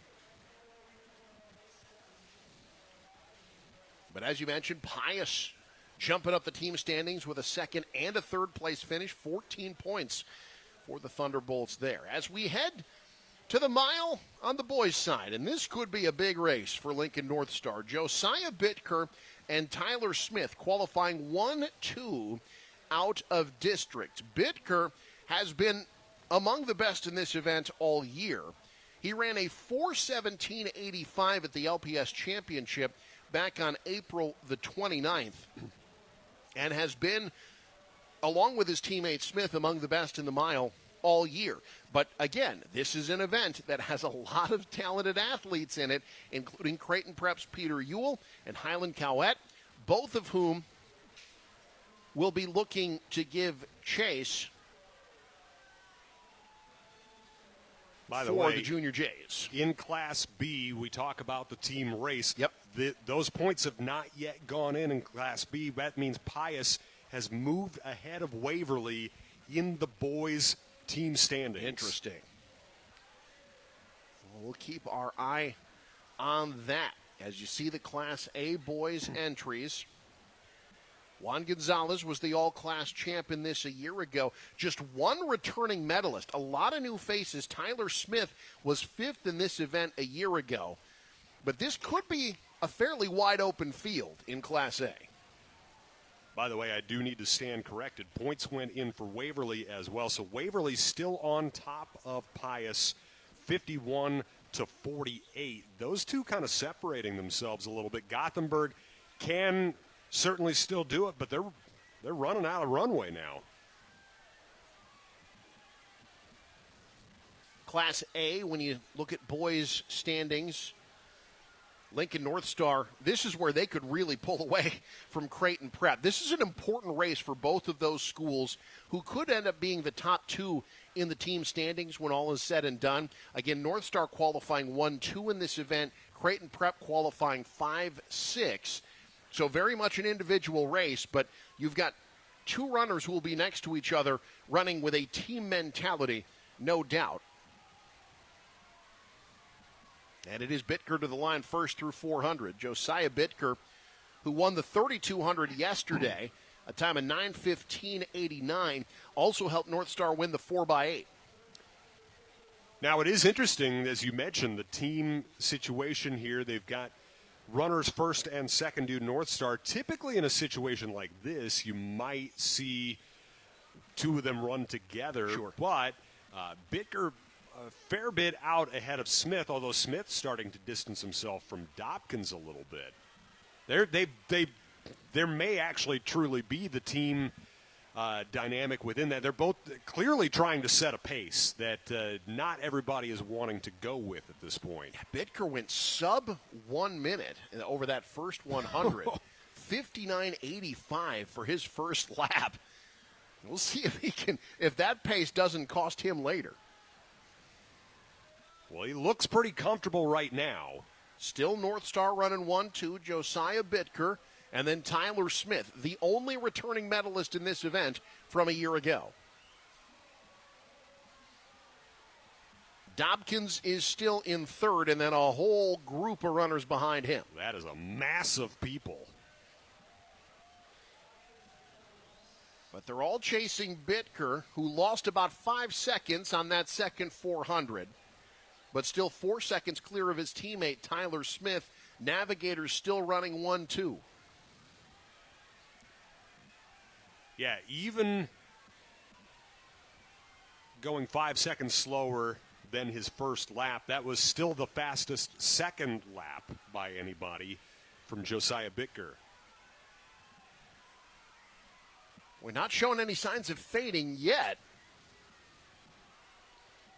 Josiah Bittker, a North Star, very impressive so far. He has been running some very good times in this event this year. Now, the state and meet record, 4:03.08 by Juan Gonzalez, 4:08.61 at the state meet, both of those in 2024. 1 lap to go. Bittker and Smith for Lincoln North Star running 1-2 And really no one has been able to even think about catching them. Aiden Gearing of Papio South is now in third. When you have about a 60 to 70 meter lead, you've got a lot of room for collapse right Absolutely. there. Bitker he came out guns blazing and has not slowed down, showing no signs of fading. Tyler Smith second. These two have set a pace that the rest of Class A cannot catch up to as of yet. Still 200 meters to go. Yeah, that pack is starting to close just slightly on Smith, as Smith is just slightly closing on Bitker. I think there's just too much work for the rest of that pack to do. Here comes Josiah Bitker over the final 100, folks. This is about as dominant a 1,600 as I have ever seen run. Josiah Bitker, Tyler Smith coming up behind him. North Star's going to go 1-2. How about Bitker, the senior? Tyler Smith in second. A sprint for third. It'll be Gearing, followed by Martin Aringu of Omaha Central. Wow. The slowest lap from Bitker in that whole race was 67 seconds. What an effort from him. The two seniors, the two Gators, really throwing it down for North Star. Those are huge, huge points. And if you're wondering, Creighton Prep finishing back a bit. Peter Ewell finished in sixth. And Highland Cowett finishes in 10th. So Creighton Prep only gets one medalist while North Star goes 1-2. That's huge for the Navigators in the team standings. Yeah, that's going to knock them up to 70 points. That's a lot to track down if you're any of the fellow competitors looking for that team title. So the miles in the books, they'll bring back out the hurdles for the 300 meters, which is next. Don't go anywhere. We've got much more to come from the 2026 State Track and Field Meet on News Channel Nebraska. This broadcast is brought to you by Jefferson County Visitors Committee. Jefferson County Visitors Committee welcomes you to visit the Oregon Trail at visitoregontrail.org, Beatrice Public Schools, and by the Austin Company in Milford for all your farm equipment, crop insurance, and real estate needs. It all starts.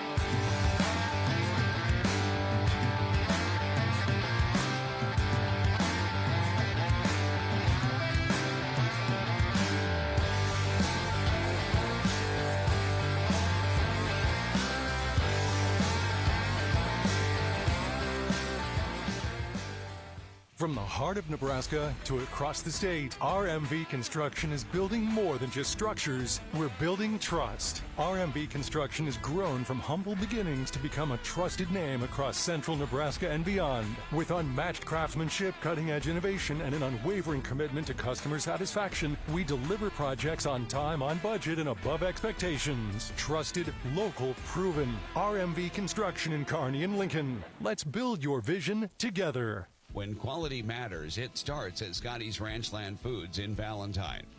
They're known for the highest quality beef, carefully aged to perfection, alongside fresh, vibrant produce, and a deli famous for fresh, never frozen fried chicken. It's quality you can see. Home of Scotty's Meat RX. Scotty's Ranchland Foods in Valentine, Nebraska. A better cut every time.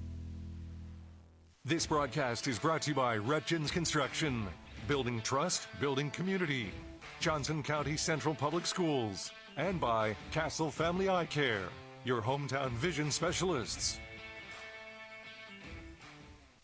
Well, it's a good life when you're born and raised in a place where everybody knows your name, where you cruise down Main and everybody waves. It's a good life where you're born and raised in a place where everybody knows your name. You cruise down Main Street and everybody waves. It's the good life.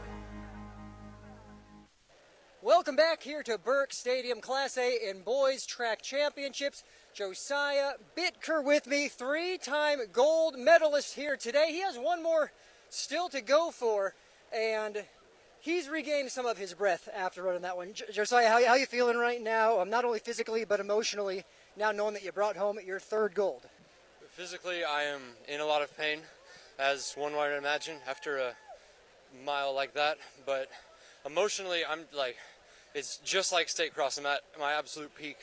I've got one more event to go, one more lap around the track to go, and I'm done with high school track and field. And it's incredible that this meet's gone the way it has, considering how last year went. I'm very happy with how everything's coming together for me and my team today. Our team was supposed to get like 5th, and we're currently winning points-wise. So I'm very, very happy right now. And what do you attribute that to, how well your team's performing right now? I believe that our coaching just got us to peak at the exact right time, not only for me and Tyler in distance, but across all of our event groups. We just had a thrower get 10 points in the discus. He was supposed to get maybe 3rd. We had a jumper who wasn't even supposed to score get 5th. All of our event groups are coming together for our common goal that we've had all season, which is to win. Well, and let's talk about another teammate in that event specifically. Tyler Smith, you guys go 1-2. What has your relationship been like with him as you guys have, I'm assuming, pushed each other to the greatness that you're currently at? I've been with Tyler on various sports teams since I was in like 3rd grade. We've just always been at the same schools, doing the same activities, and over the past few years, being able to train one-on-one every single day with your greatest competition has been a blessing. I think that it has helped both of us reach our ultimate goals throughout the season, and I'm very happy that he's with me right now doing this, because I know I could not have done it without him, and likewise him with me. Well, lastly, how are you feeling about the 4x4 and making it a four golds for you today? A gold in the 4x4 is going to be tough. We are in the slow heat, but I do believe, I never allow myself to say that I'm going to lose. I never let anyone on the team say it. That's kind of our mentality, is even if the odds are completely against us, we're not going to admit defeat until we've completed the competition. So we may be not even the fastest in the slow heat, but we are going to win. We're going to try to win. And there's nothing that I believe is going to be able to stop any one of our 4 guys from running their absolute fastest. I absolutely appreciate it. Great leadership from you, and best of luck in your final event of your high school career. Thank you so much. That's Josiah Bittker, 3 gold medals, 1 more event in his career. You heard the leadership, you heard the Gators. They are overperforming and doing well here at the Class A and B State Track Meet in Burke. We'll take a quick break, come back with more live from Omaha. When you have the inventory people want and a team.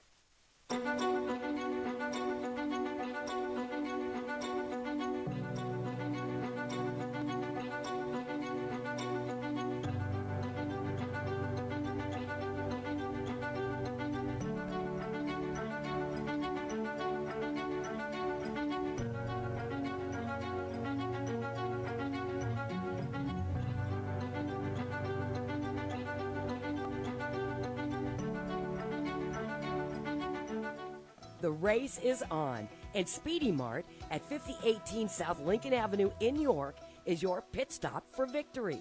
With 12 gas pumps, plus diesel and DEF for semis, showers and laundry for the public, and a new sales floor packed with more snacks than ever, we'll keep you fueled and fresh.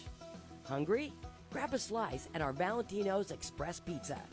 Cross the finish line with a smile, because at Speedy Mart, every stop takes first place. Back at Burke Stadium in Omaha, the 2026 State Track and Field Championships alongside Pat Jansen, Brandon Axman on the sidelines. I'm Eric McKay as we get set for Heat 1 of 3 in the 300-meter hurdles. Class B girls up first. Won't see any returning medalists from last year in this heat. They go slowest to fastest from districts. Addie Rinkle is in lane 4 for Elkhorn. She did medal in the 100-meter hurdles earlier today, finished in 7th for Elkhorn. You got Ella Cook from Gothenburg in lane 3.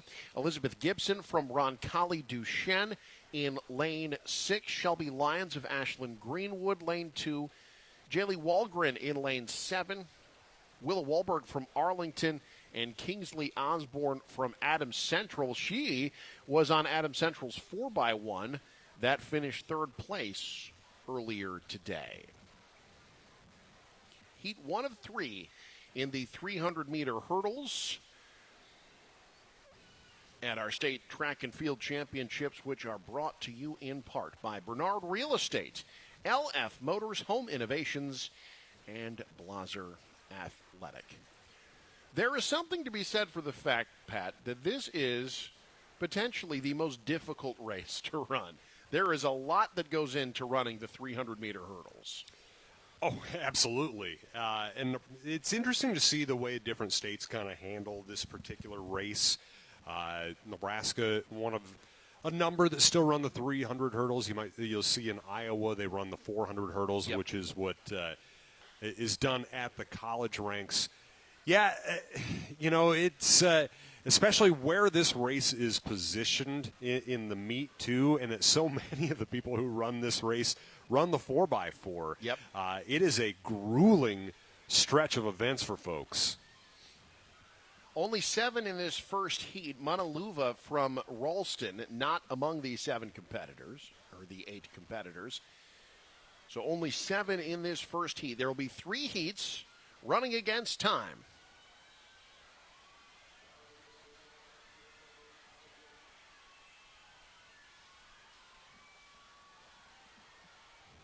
Here in lane 6, that's Elizabeth Gibson from Roncalli Duchesne trying to hold off Kingsley Osborne of Adams Central, and was able to do so. Gibson's time, 47.68 seconds.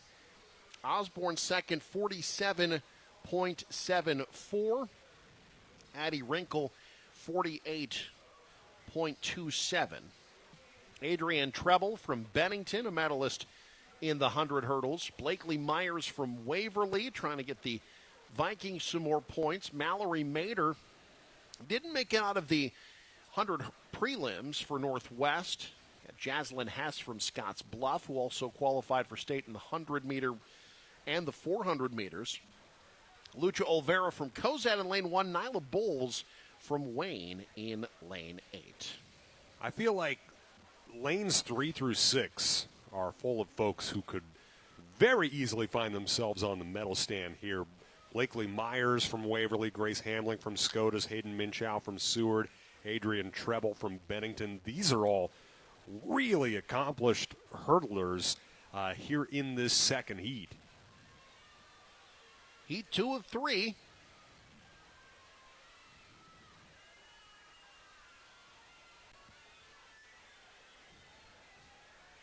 Pretty even so far. Minshew again was a medalist for Seward a year ago. Trying to do so again, but from the second heat. Minshew and Hamling kind of shoulder to shoulder out in front. Yeah, not too surprising there. Minshew with a slight edge. Keep an eye on lane 7. Mallory Mader trying to make a move. Minshew cleanly over the last hurdle. She'll have the best time. 46.23 by Minshew. Hamling ends up with 46.61. Mallory Mader of Northwest, 47.02. Minshew and Hamling's times would look pretty good to potentially medal in this event. Yeah. The problem is this is a loaded field in Class B. Oh, you are not kidding. And a name that we have brought up a lot will be in this final heat, and a definite competitor who will want to go out in a strong way. And she's wanting to do this for her coach, too. Addie Darnell, coached by Mark Oliver at Auburn, who is retiring after this state meet. He has won a state title as a football coach when he had a couple-year span as the head coach at Auburn. He won a girls' state track and field championship back in 2013 when Tiara Williams racked up 40 points for the Bulldogs. He's seen the wrestling team, the boys' wrestling team, finish runner-up and then third place twice. So the couple competitors who would like to see Addie Darnell bring home a third straight 300 hurdles title. And Addie Darnell is someone who has a lot of familial athletic success. Her oldest brother, Bailey Darnell, who was a Shrine Bowl football player, played football at South Dakota State. He said on social media this week that Addie is the best athlete in the family, which says something because both Bailey and Brody Darnell were Shrine Bowlers. Their dad, Chris Darnell, was a Shrine Bowler from 8-man football for Fall City Sacred Heart.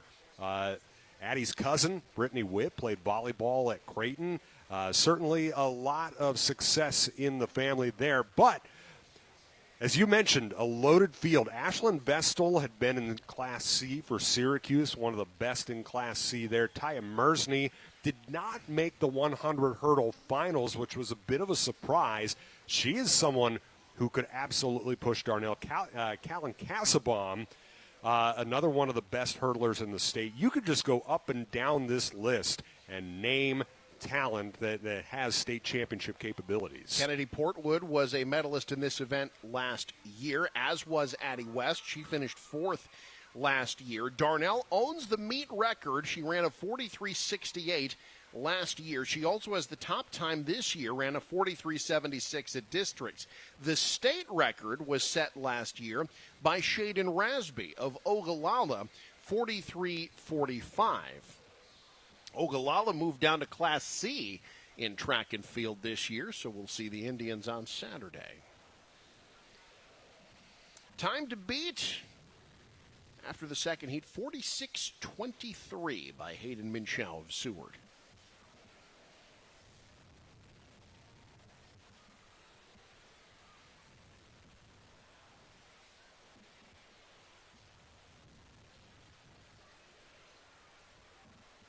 Everybody, it feels like the tension has risen. Really has. Darnell in lane 4. A second faster than every other racer in districts this year. 43.76 at districts. No one else was sub 45. Has not separated herself at this point yet.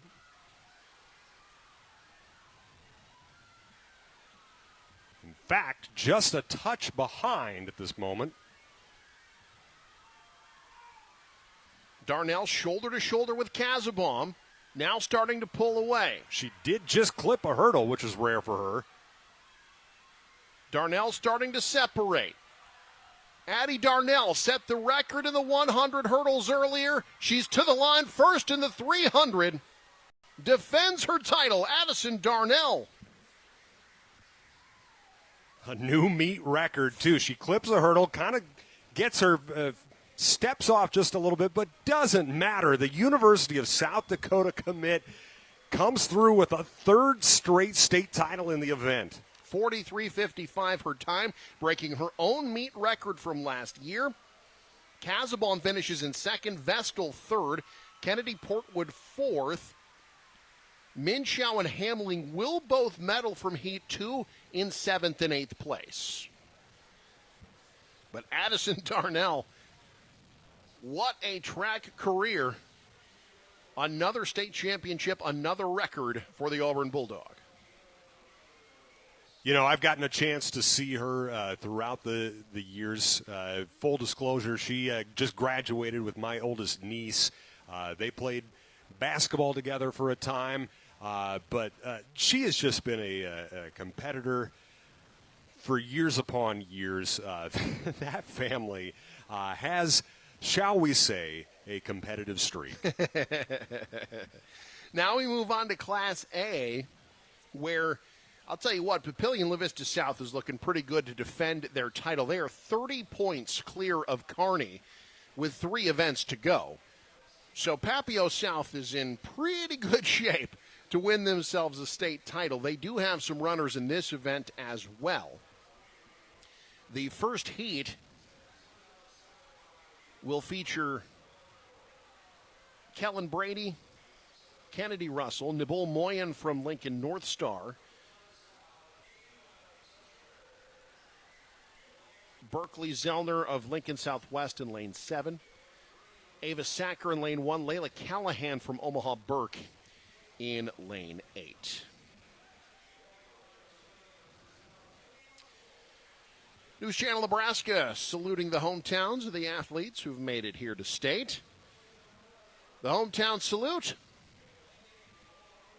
from Norris is brought to you by Complete Insurance.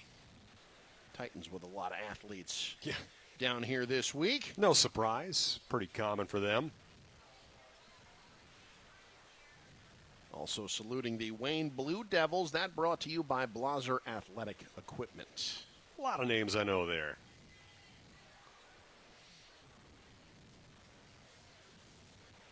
Of course, saw Elle Pawicki's name on there. Yep. Her father, Mike Pawicki, the athletic director of Wayne State College. Really enjoy working with Mike.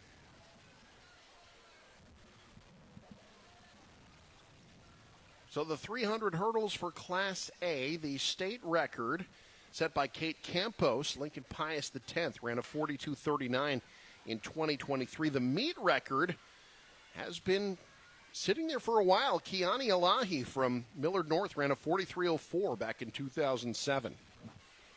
Now you mentioned that team race. Papillion La Vista South, as you mentioned, in the driver's seat in Class A, that would be 3 out of 4 seasons as champions for the Titans. If they get one more medalist, it is theirs. And Kearney would have to win every event here on out. It is pretty much in the bag for the Titans once again. First heat wrapping up. It's going to be close. Lane 7, you've got Zellner from Lincoln Southwest. Well, from lane 8, though, Layla Callahan sneaks her way to the line first, 47:48 her time. Yeah, you just see folks run out of gas in this race sometimes. It is a brutal one, folks. If you have never done this one, don't.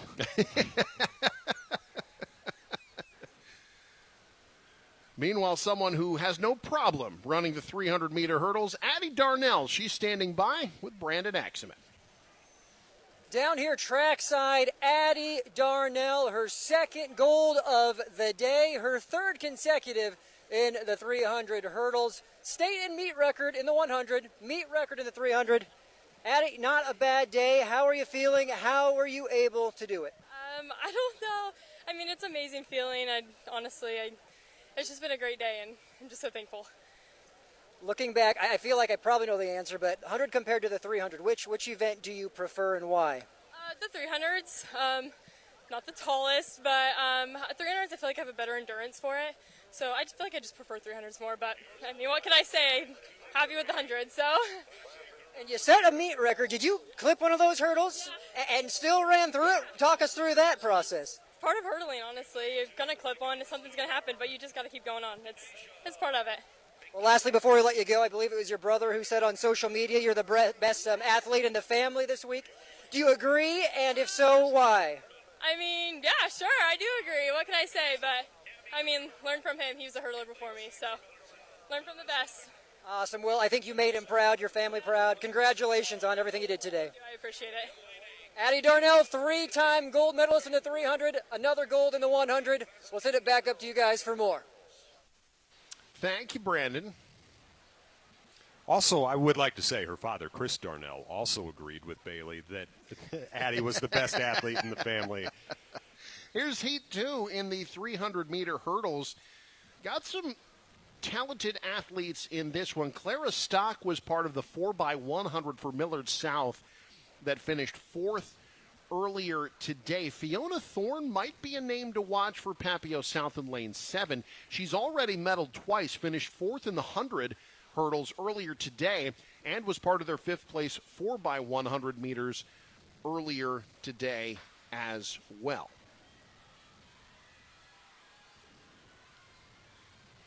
Second of 3 heats. Talked clipped hurdles. One obliterated there in lane 8 from Nico Bailey, but staying strong. And kept her footing.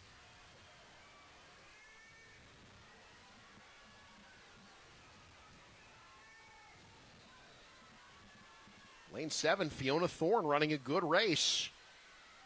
Sarah Frazier from Millard North starting to pull out in front as well. It's Frazier in lane 3.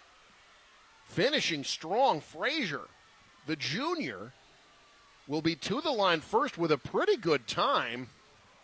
Thorne ends up second in this heat, but Frazier's time 45:56. That, probably feeling pretty good about your chances of medaling with that time. Fiona Thorne, 46:87. And then Dinasha Mengelkamp in third, sub 47 as well. Frazier just knocked down the 14th best time in the state. Heck, if you go to number 3 in that heat, Dinasha Mengelkamp, beg your pardon, she's in the top 30 in the state just off of that run, which is telling you just how competitive it's getting today. That it is, but again, much like in Class B, you get to Class A, and you see some of these names, and you think to yourself, uh-oh, there's Celia McCoy. Not even in lane 4. No, she's the defending champ. Amari Heron of Lincoln North Star turned in a blistering time at districts, 44:73, by far the fastest in the state this season. Heron finished 8th in the 100-meter hurdles earlier today. You've got other returning medalists as well. Janiyah Willis in lane 7 for Bellevue West. Remember, she finished 2nd in the 100-meter hurdles earlier today. You've also got Layla Phillips, who finished 7th last year. She's in lane 8. She finished 6th in the 400 yesterday. Celia McCoy trying to defend her championship after winning the 100-meter hurdles earlier this afternoon. You've got Augusta Gans of Kearney.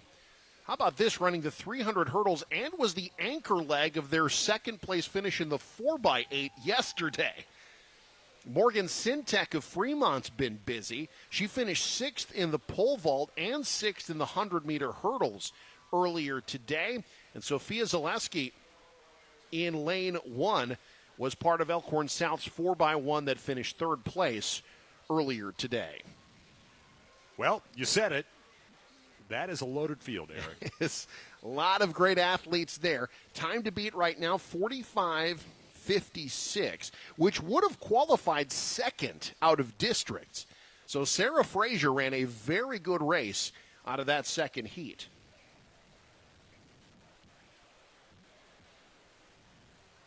And again, if you're looking at the all-class gold, 43:55 would be the one for that.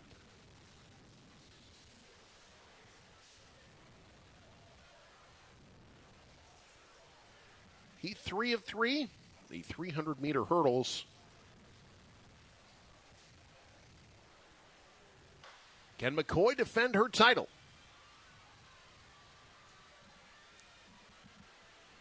Well, she's out in a hurry.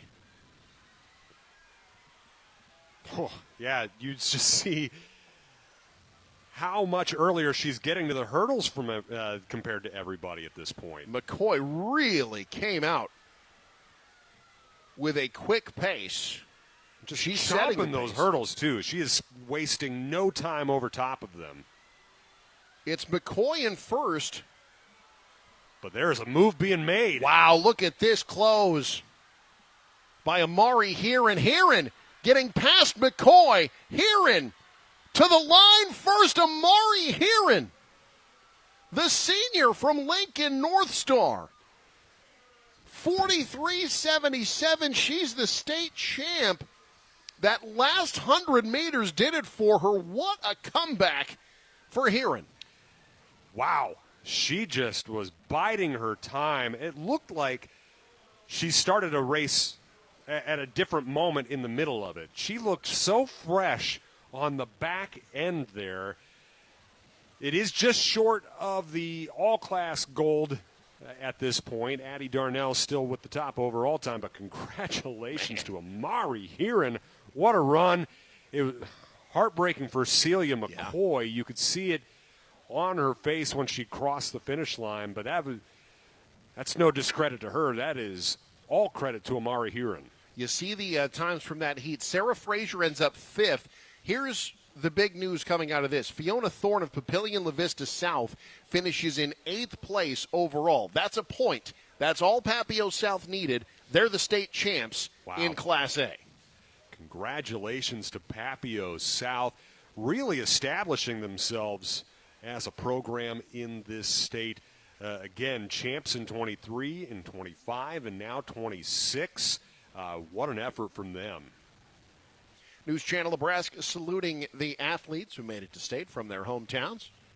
The hometown salute for Pierce brought to you by Adam Bowling Construction and Chad Tyson Construction.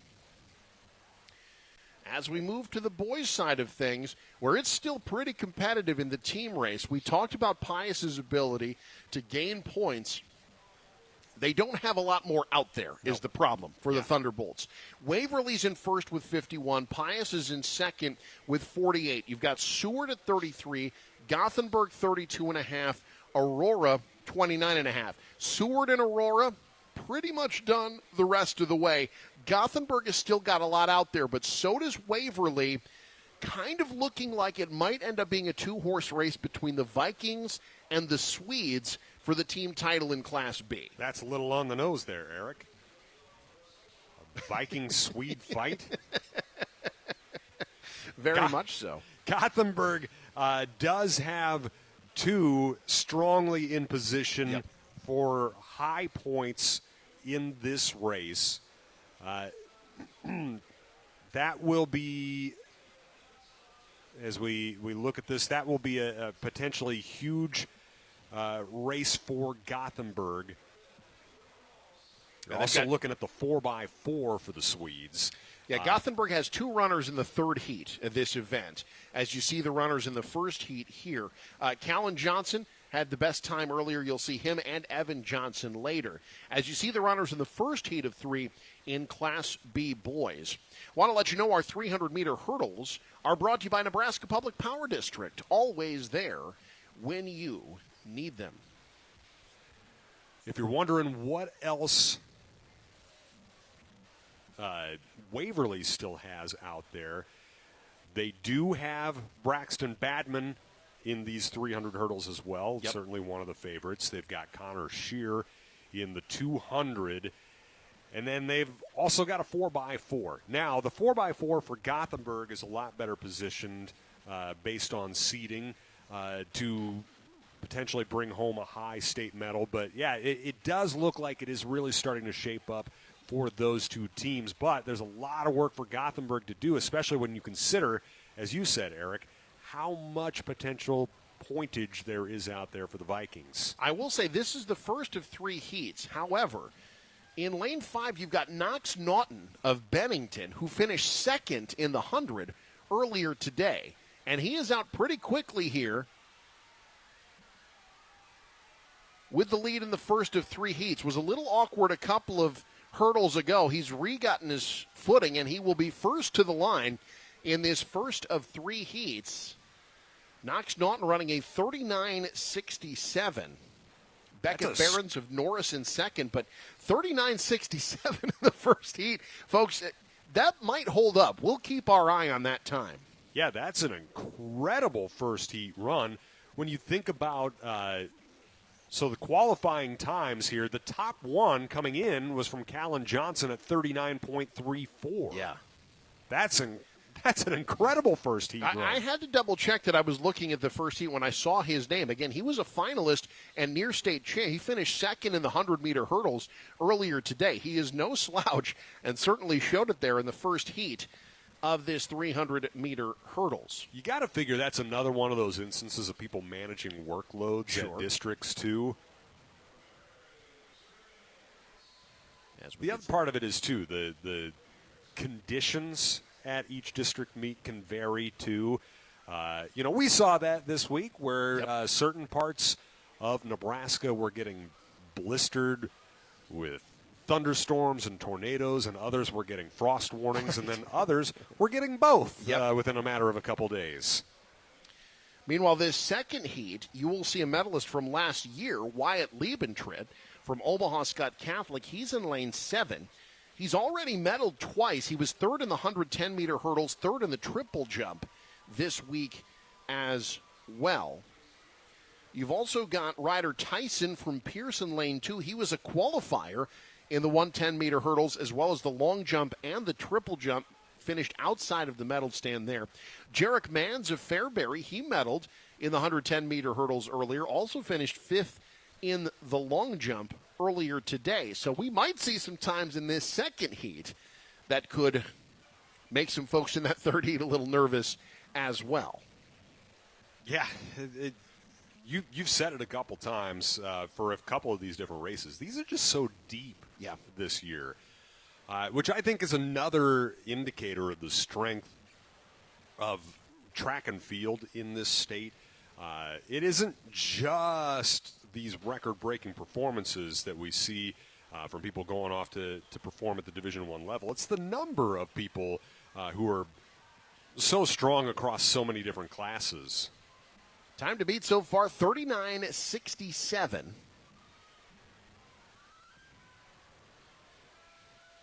Ooh, we've got a tumble in lane 7.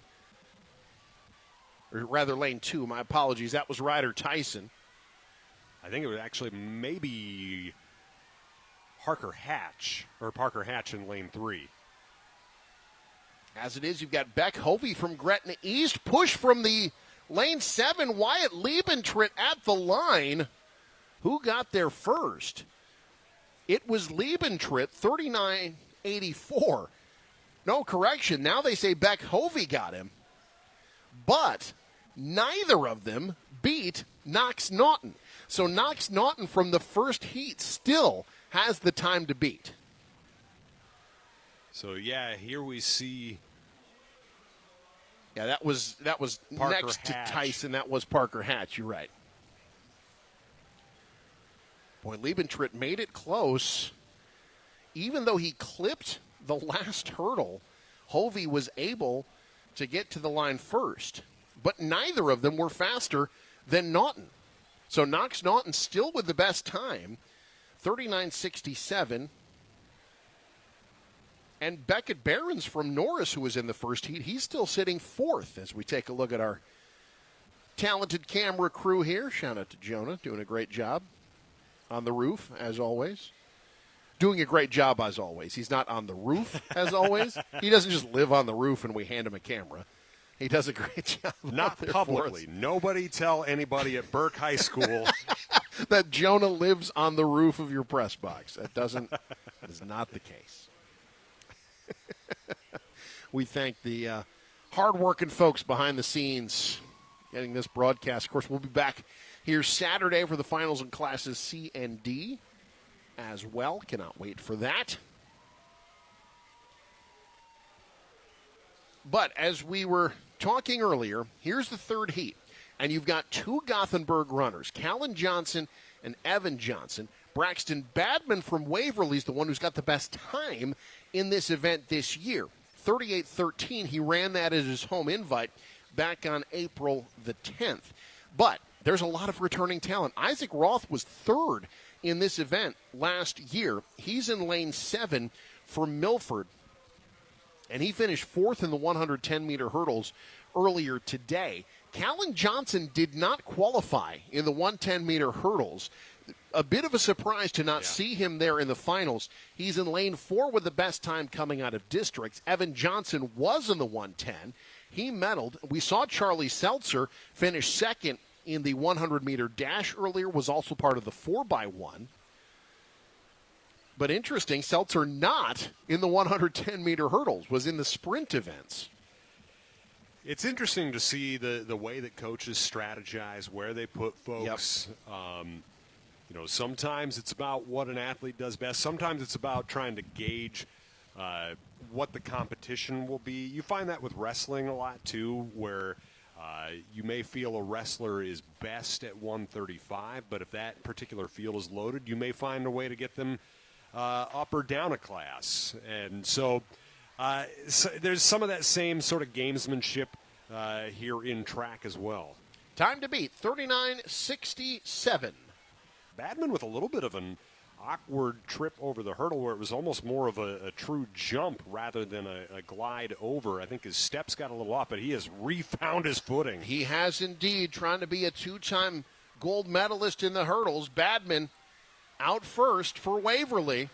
Braxton Badman setting the pace here in the third heat. Badman pulling away. Roth in second. It's Badman to the line first, followed by Roth. We'll check the clock. Braxton Badman is your state champ. His time, 38.71 seconds. Roth ends up second. Harry Vinalik from Elkhorn North third. How about Knox Naughton from Bennington? He will finish fourth from the first heat. And you know what's interesting, too? So Badman finishes first. Yep. Nobody from Gothenburg ends up on the medal stand. Incredible. That has all but solidified the team race on the boys' side of things. Yeah, Gothenburg does not get any medalists. Callan Johnson finishes 9th in the composite. Evan Johnson 15th.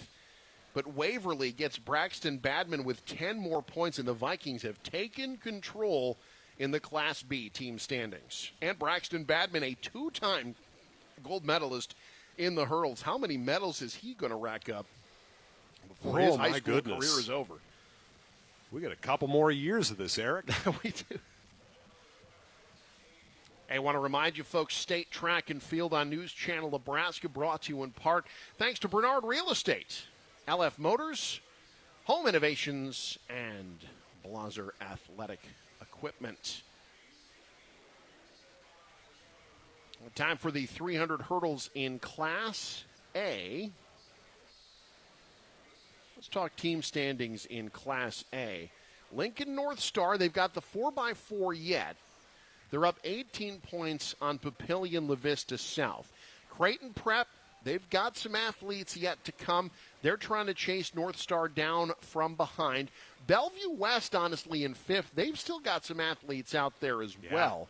So this is not over, but Lincoln North Star, with one event to go, has really set a mark that's going to be tough to beat.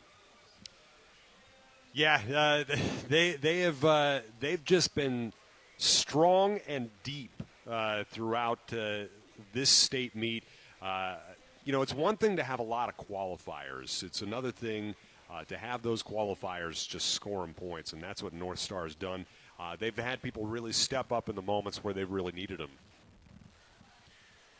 Heat 1 of 3 in the 300-meter hurdles.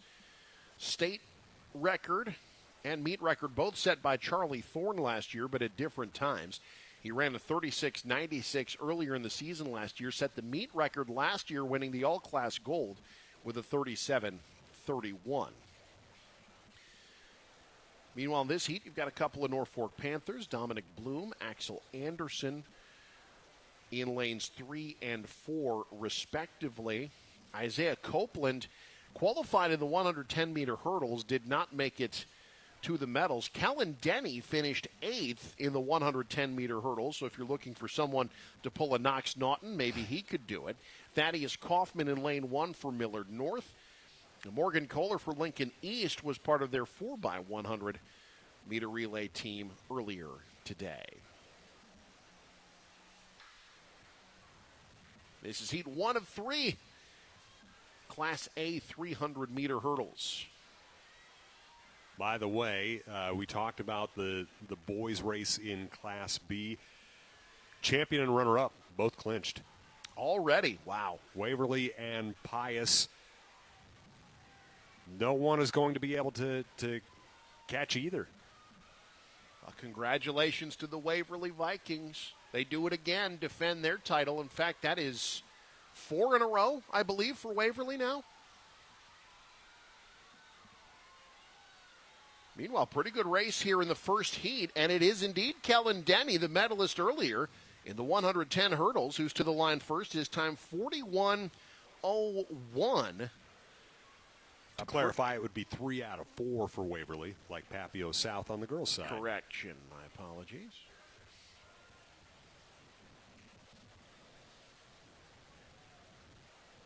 Probably going to be tough to see anybody pull that Knox Naughton. Yeah, 41.01. That's a good time, but tough to hold up today. It would not have qualified into the fastest heat. But Kellen Denny already a medalist today for the Bearcats. Just feels like you see roughly 9,000 Bearcats at state here every year. Just a great program year in and year out.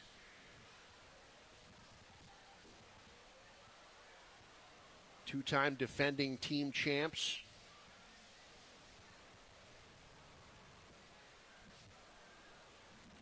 Probably going to come up short on the team side this year as you look at Heat 2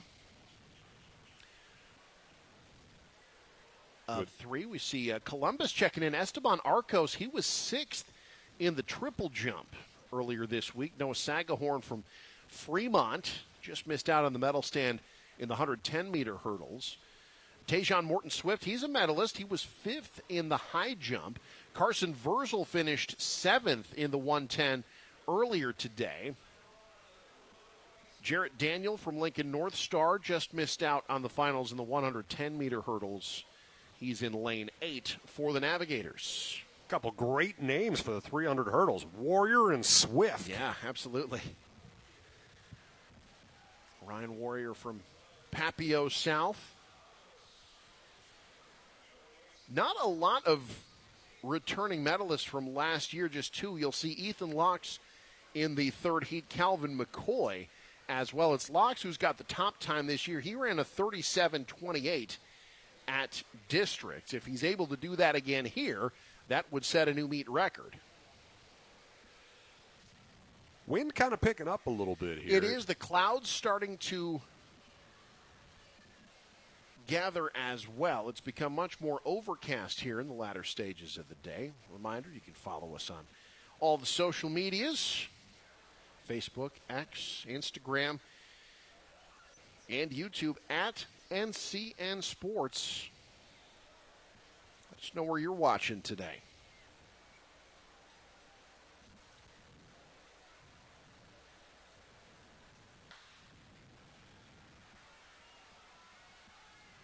Second heat. See what kind of time can be set. Something that might push the fastest heat yet to come.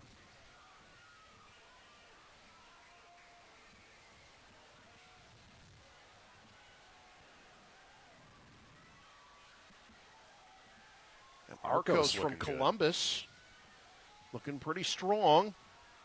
Daniel, too. Yeah, lane 8, that's Jared Daniel from North Star. It's Arcos and Daniel. Arcos in lane 5. Daniel catches him.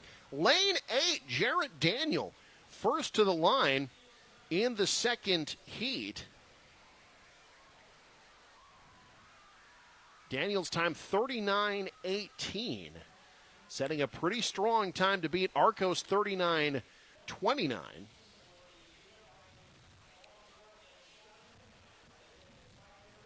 Yeah, those, you get to those sub-40 times, and suddenly you're thinking possibility of a medal. Absolutely. Wow, just got him at the end here. Yeah, Arcos lost his footing a bit, it looked like, off that last hurdle. Yeah, That no allowed Daniel momentum to get heading him. to the finish line. So Daniel, 39:18, setting the time to beat. But both he and Arcos probably feeling fairly confident as we get ready for the third heat. We'll see Ethan Locks, already a champion today in the 110-meter hurdles. I mean, if you're looking to compare those times from Daniel and Arcos, those would have been second and third in Class B. So that tells you there's a real chance that they can pick up some hardware here. Would have qualified 4th and 5th in districts this year. So those will be some tough times to track down. Again, Locks ran a 37:28 at districts. That's the top time this year. Jackson Sheaf was 4th in the long jump earlier this week. Also finished 3rd in the 4x1 with his Millard South compatriots.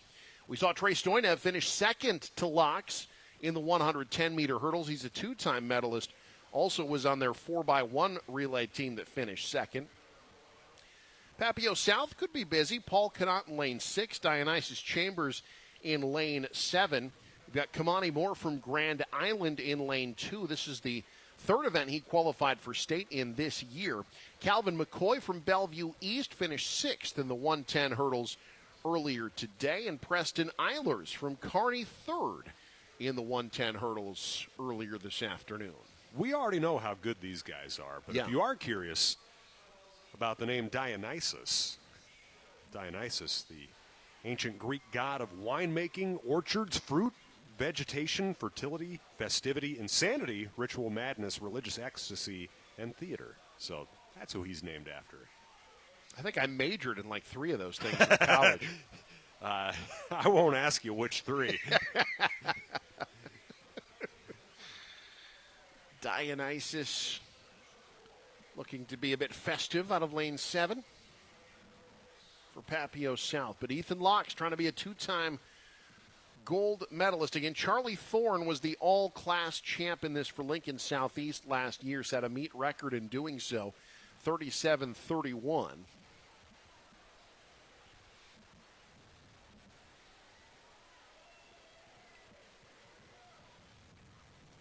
Locks in lane 4, Sheaf in lane 5. Keep an eye on lane 3. Stoyanov gave Locks all he could handle in the 110-meter hurdles earlier today.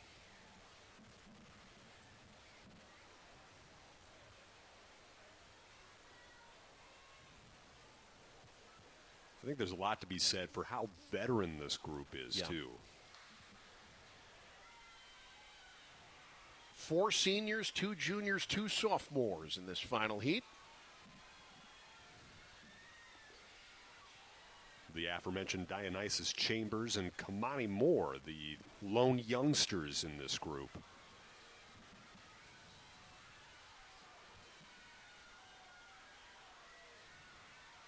Well, Locks is out strong. Yeah. Stoyanov trying to give chase. Locks pulling away. Ethan Locks to the line. He'll be the state champ. Second will be close between Sheaf and Stoyanov. I think Stoyanov got him. No, he did not. Sheaf ends up getting Stoyanov at the line for second. Ethan Locks 38.03. He's your state champ. Jackson Sheaf second. Trey Stoyanov third. How about Jared Daniel and Esteban Arcos going 4-5 from the second heat? Dionysus Chambers finishes 6th. Paul Connett 7th. And Preston Eilers of Kearney ends up 8th in the composite standings. But Ethan Lux, 2-time gold medalist in the hurdles today. And with that, time to get you set for more awards. As you see Ethan Lux finish strong, let's celebrate the others who finished strong today and take you to the awards stand.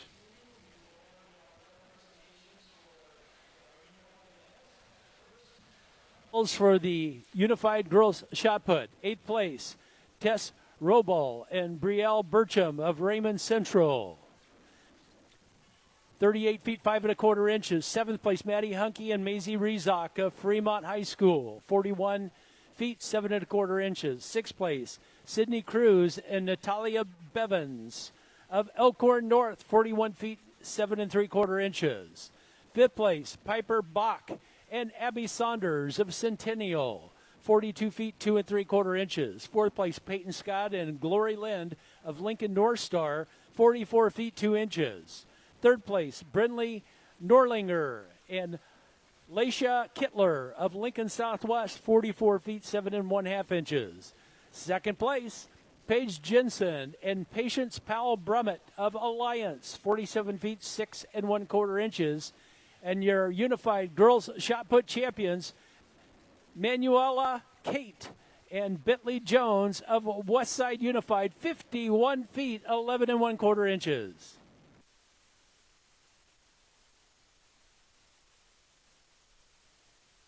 And now for your medals for the boys shot put. 8th place, Nathaniel Luby and Harold Sinkbile of Central City, 31 feet 10 inches. 7th place, Paul Hart and Asher Ball of Standing Bear, 62 feet 10 1/2 inches. 6th place, Junaid Aiden and Sebastian Perez Cartagena of Bryan High, 68 feet 4 inches. 5th place, Caleb Lillard and Matthew Peak of Norfolk, 70 feet 8 inches. 4th place, Danielson Gallegos and Alexander Ambrose Madsen of Columbus High, 74 feet 2 1/4 inches. Third place, Eladio Campos and Ryan Licklider of Alliance, 74 feet 9 1/4 inches. Second place, Trevin Berry and Alejandro Martinez of Lexington, 76 feet 8 inches. And your champions, Ayler Bell and Diego Escalera of Gering, 80 feet 8 3/4 inches.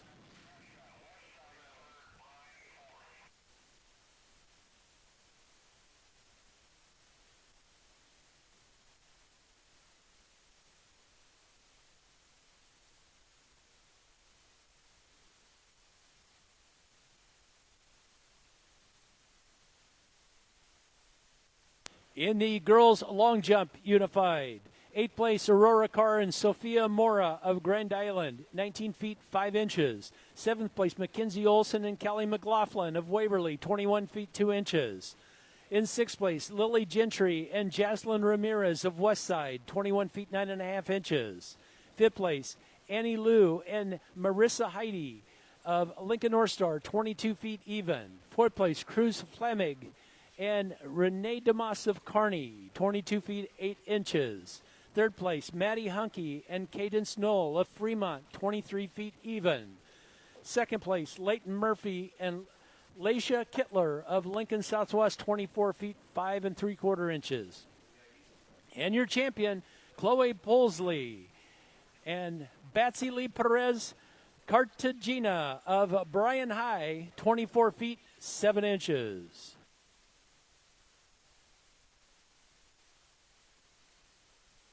And now your boys long jump unified, 8th place, Hazen Zoom Harrell and Titus Tia of Lincoln North Star, 29 feet 11 inches. Jay Brito and Goe Thuk of Buena Vista, 30 feet 2 inches. 6th place, Nick Himes and Joey Baker of Fremont High School, 30 feet 11 1/2 inches. 5th place, Jaylee Stiskel and Jeremiah Penny of Wahoo, 32 feet 5 inches. 4th place, David Mossbacker and Ariel Portillo Barraza of Bryan High, 32 feet 9 inches. 3rd place, Will Tomakowski and Grant Bywater of West Side, 32 feet 9 inches. 2nd place, Riley Best and Jordan Chubbuck Schneider of Alliance, 32 feet 11 1/2 inches. And your champions, Junaid Aiden and Sebastian Perez Cartagena of Bryan High, 34 feet 3/4 inch.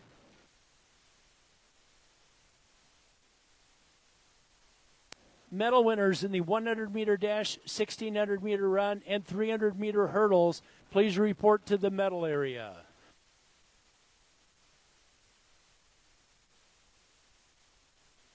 We'll be doing those medal presentations immediately following the 200-meter dash finals. Ladies and gentlemen, we've been told that the concession stand will be closing in 30 minutes. Get your goodies before they close in 30 minutes. All right, ladies and gentlemen, we have a special race here.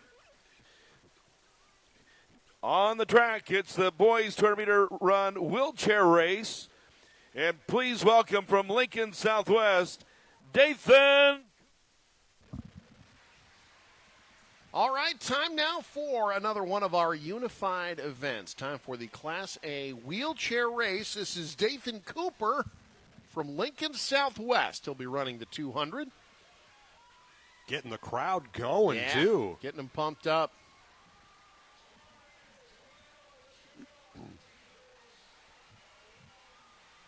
So he'll be doing the 200.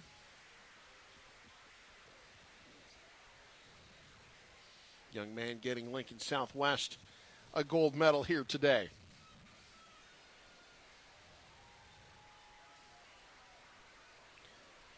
Again, this is such a challenging event. Sure.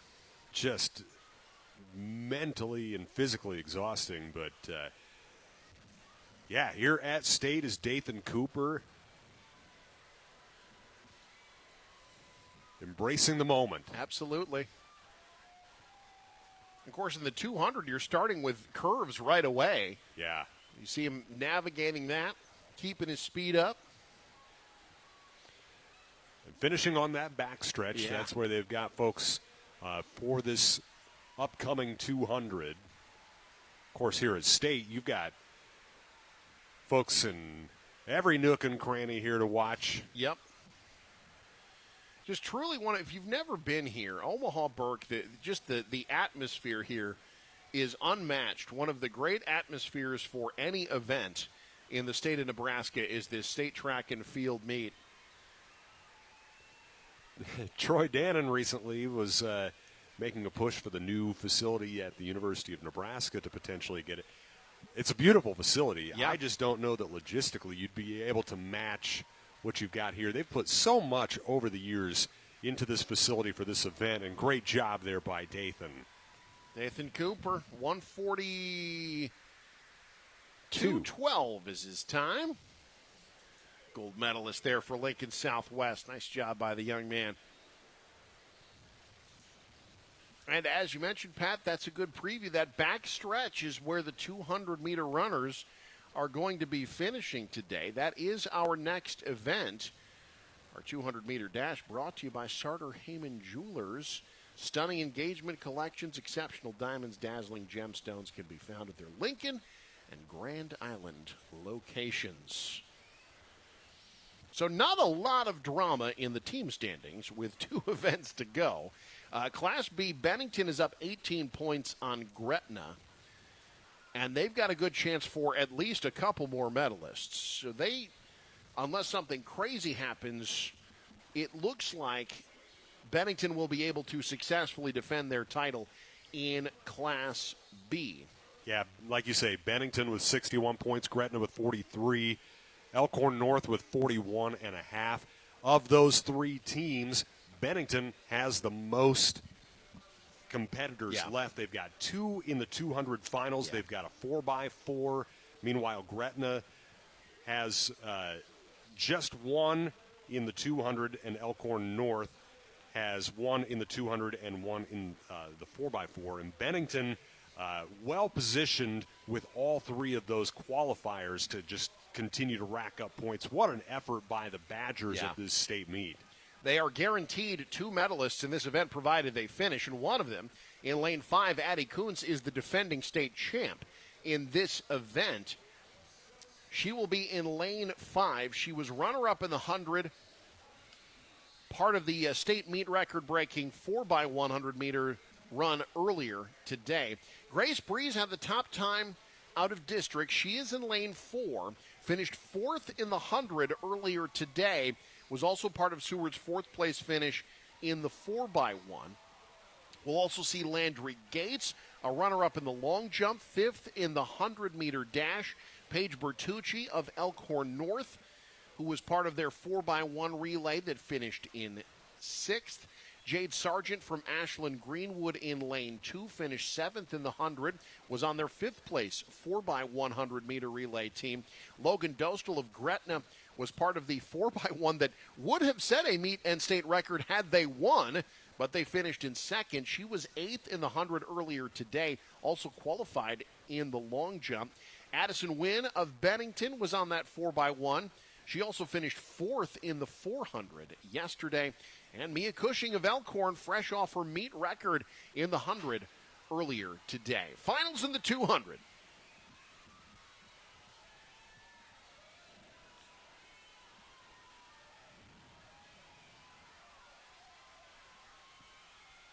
And as they work down that back stretch, it is, looks like Kuntz in first, Breeze coming up alongside her, pushing at the end.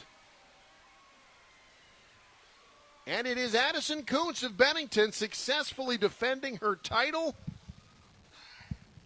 Breeze. She runs a 25:03. Breeze couldn't hold on late. She finishes 2nd. Landry Gates gets 3rd for Norris. Yeah, Breeze went out real strong, but a solid close there from Kuntz. And as you you see 2 medalists there for Bennington, and the Badgers just continue to rack them up. They may very well have just sewn up the state championship there. Congratulations to Addison Kuntz. Addison Wynn finished in 5th for Bennington. as the Badgers look to wrap things up in Class A. Class A girls, Papio South has already done more than enough to win a state title. They're 31 points clear of Kearney. They don't have anybody in the 200 final, but again, Papillion La Vista South is sitting easy the rest of the day. However, this race could be an interesting one. Jaylee Francini, defending champ again. She was the defending champ in the 100 today, but could not defend her title. You have two other returning medalists, Malia Robinson from Omaha Northwest. She finished fourth last year. Soleil Jones from Lincoln Southwest finished in third. Interestingly, the top time this year was run by someone who didn't run this event at districts. Jaya Patillo of Bellevue West, of course, who has owned the 400. She ran a 24:42 in the 200 at the Harold Scott Invite back on April the 23rd, but did not run that event at districts. Yeah, this should be a fun one. Now, you did mention team races. If you're talking trophies, obviously Papillion La Vista South does have it sewn up, but there is still potentially a little bit of drama left for the runner-up trophy. Kearney is 16 points ahead of Lincoln Southwest. Both have a qualifier in this event. Both have relays in the 4x4. So there is room potentially for Lincoln Southwest to move around Kearney. It will take some separation from Southwest in both of these races. But a chance out there as we look at those team standings. Marion up to 42 now, but they're not going to – they do have a relay, but they're not going to be able to advance any further beyond that. So Papio South has already done enough to sew up a title. That'll be their second in a row.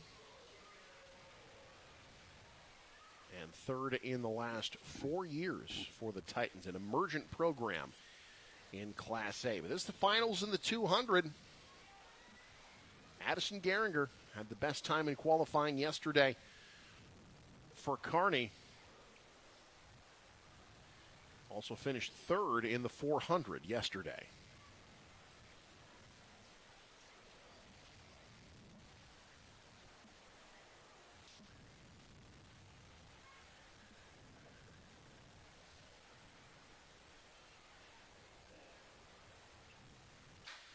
State and meet record 23.74 seconds set by DeJazz DeFrand of Lincoln High in 2022.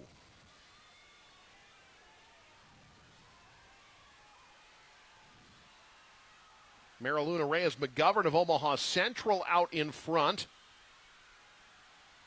Will she be able to hold off the chase? It looks like she does. Mariluna Reyes McGovern from Omaha Central finished third in the 100 earlier today, but is a state champ in the 200, 24.87 seconds. Kamara Walker from Lincoln High second, Soleil Jones third. Malia Robinson and Addison Geringer rounding out the top five. Yeah, that was just a bunch all the way through, but doing a great job was Reyes McGovern. Just staying patient, trusting her form, getting across the line first. Now over to the Class B boys. You want to talk about lack of suspense in the team standings. We've got first and second already done and dusted, Eric. Yeah, Waverly will be the state champ. Lincoln Pius X will be second. There is nothing that can happen the rest of the way that could change that. But here's a question. Can somebody break a 65-year-old record? The state and meet record in this event set by Kent McGlowan from Broken Bow in 1961. He ran a 21.4. Was that electronic timing? I don't know. I doubt that was back then you just had someone going 1,001, 1,002. Now, Liam Jensen of Ashland Greenwood, you see his qualifying time at districts was 21.84. He also has a 21.27 to his credit that was wind aided earlier this year. So there might be a little bit of suspense to see if that record And part of that suspense might be whether or not this ends up being wind aided, depending on the gusts at the moment. True. It is, again, still kind of a cross breeze, so I don't think it would affect things too much. Be a little bit at their back, I suppose. But Liam Jensen in lane 4 for Ashland Greenwood. You've got Alex Uckman from Elkhorn North. He was 7th in the 100 earlier today, also a medalist in the long jump. Connor Shear was 4th in the 400 yesterday. Shane Cornelius from Northwest was a state qualifier in the 100 and on the 4x1 relay. Hayden Daggett of Blair won the 400 yesterday. Merrick Johnson of Beatrice, how about this, ran the 200 and was 7th in the discus. That's a combo you don't see very often. Every now and then, especially I feel like in the lower classes, you'll run into that. Not that Class B is a lower class. I do remember Chris Kelsey running a 4x1 and throwing the shot. Sometimes you just get those freak athletes like that. Noah Waddell from Norris, by the way, he was a medalist in the 100 earlier today and was the opening leg of their 4x100 meter relay team that finished 3rd earlier today.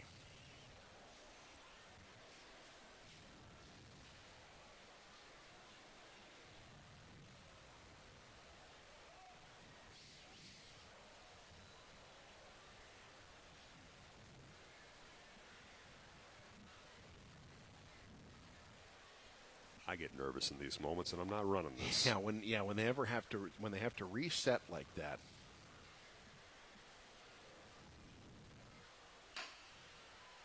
Finals in the 200, Class B boys. Well, this is quite a bunch. Yeah. You got Connor Shear from Waverly trying to get out in front. Look Jensen. at this push by Jensen, though. He is pulling away. Wow. Liam Jensen, 21.74. Kent McGlowan, your record is safe another year, but 21.74 is flying. Yeah, Liam Jensen, your state champ in Class B. I would say, yeah, that young man, he knows all about it. Letting the folks know that he might just be the favorite for all class in the 200 this year. Throwing the Usain Bolt at him, and honestly, he deserves to. The way they came around the corner, I thought Shear was going to win that race, but then just on the backstretch, Jensen just took flight. What an effort from him. Now, if there's any drama to be had in the team standings left, it might be in Class A boys. However, North Star stole some more points in the 300-meter hurdles. Remember, they got a medalist from the second heat. That gave them 5 more points. So they're now 17.5 clear of Creighton Prep with 2 events left. And Creighton Prep does have Silas Bush in this event, and they've got a 4x4. So they could still get it done. North Star's got a 4x4 as well. But it's basically down to North Star or Creighton Prep in the team standings. Yeah, this could get interesting. It could get very interesting. Obviously, if you're Creighton Prep, you got to have Silas Bush come through, and this is another very loaded field here. Yeah, very much so. Evan Swoboda from Norfolk, of course, set the meet record in the 400 yesterday, finished 3rd in the 100 earlier today. He's got the top time in this event this year. Ran a 21:02 at the Grand Island Invite on April the 9th. But you've got Dallas Davison from Papio South, who was already a 3, so he'll be a 4-time medalist. He was 2nd in the 100, 6th in the long jump, and on the 4x1 that finished 4th. Silas Bush finished 5th in the 400 yesterday. He was on their 4x1 relay team.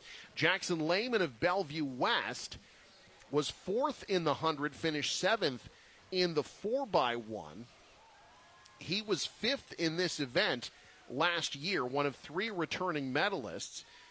One of the other ones, Maurice Purify of Westside, he is in lane 8. He finished 8th last year, won the long jump this year, was 8th in the triple jump, and was part of their 4x100 meter relay. Trayshawn Finley was a medalist in the 100 and in the 4x1. And Giovanni Figueroa in lane 1 also qualified for state in the 100-meter dash. This is as loaded a field as you're going to find in the A200. And I'm just going to throw this out here. Papillion La Vista South, with the qualifier in each of the next two events, also not technically out of the state title yet. And for what it's worth, Lincoln North Star does have a 4x4, but it's a team that's in the first heat, whereas the others are in the second heat. But you also can't rule out Bellevue West for the runner-up either, as they've got 2 in this race, and then they've got a Heat 2 4x4. So there is still something to be decided. Meet record, Kenzo Cotton, 21:31 in 2012. State record, Jack Galogly from Creighton Prep, ran a 20.9 in 2023. Here you've got Swoboda out in front for Norfolk. Swoboda starting to pull away. Fell behind in the 100, didn't let that happen here. Evan Swoboda, his second gold medal for the Norfolk Panthers. What an effort from Swoboda. He went sub-21, 20.93. Are they going to say wind-aided, though? That would be a meet record, but they said the wind too strong still. Evan Swoboda, what a run. Silas Bush gets Creighton Prep some key points. Papio South ends up runner-up with Dallas Davison. Jackson Lehman 4th, Caleb Neidhart 5th. Congrats to Evan Swoboda. His second gold medal this week, and a dominant performance. Boy, if not for that breeze, that's a new record in Class A. Yeah, that's always tough to see. You almost wish that you could. It kind of depends on what you're going for. Are you going for the all-class gold? Are you going for records? I think that was part of the calculus when they changed which direction Kearney Catholic and Class C was going in the 100 last year, which did cost Hazel Harburg an all-class gold, but it kept a record still potentially in play. There's just so much to balance with that. There really is a lot to balance to get on the medal stand. Let's talk to our public address announcer and hand out some awards. North side of the infield, we'll now do this session of medals. First up will be the boys 200-meter medals for the wheelchair run in Class A. Your winner of the gold medal, Dathan Cooper of Lincoln Southwest. A time of 1:42.12.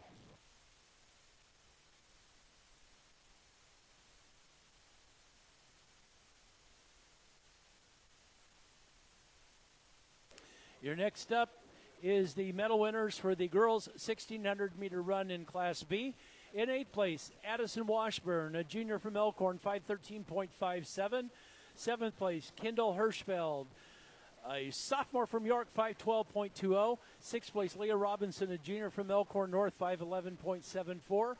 5th place, Halen Holiday, a sophomore from Seward, 5:07.65. 4th place, Jenna Poking, a senior from Elkhorn North, 5:06.12. 3rd place, Lucy Zabluzhel, a junior from Gretna, 5:05.64. Your runner-up, Emma Stephenson, a senior from Waverly, 5:05.11. Folks, she's won gold in the 400 and 800 and silver in the 1600. And your champion, Sophia Reynolds, a junior from Hastings, 5:01.64. She's a 2-time medal winner, 3rd place a year ago and champion this year. She also a 2-time gold medal winner in these championships, winning gold in the 1600 and 3200 and silver in the 800.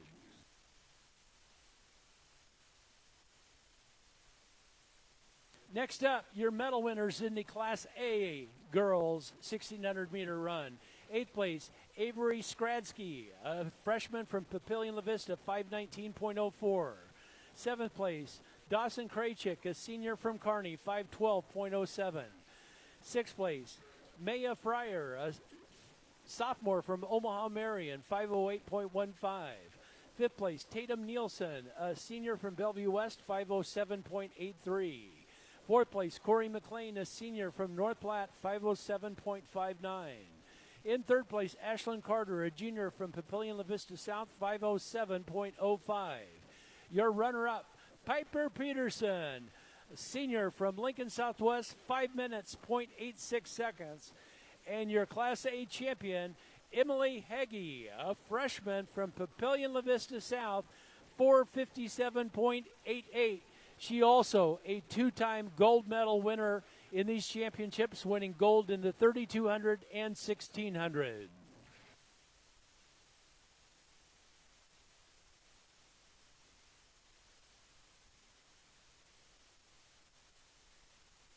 Next up, it's your boys Class B medal winners. 8th place, Axton Stone of Gehring, a senior, 424.14. In 7th place, Austin Cook, a junior from Seward, 424.07. 6th place, Tyler Hetz, a junior from Gothenburg, 421.68. 5th place, Caleb Larson, a senior from Gretna, 420.57. 4th place, Ethan Smith, a junior from Northwest, 420.37. In 3rd place, David Creer, a senior from Lincoln Pius X, 420.28. Your runner-up, Joseph Majerus, a senior from Lincoln Pius X, 418.68. And your champion, Jared Schroeder, a senior from Waverly, 417.40. He's a 4-time qualifier in this event, a 3-time medalist, and your champion in 2026.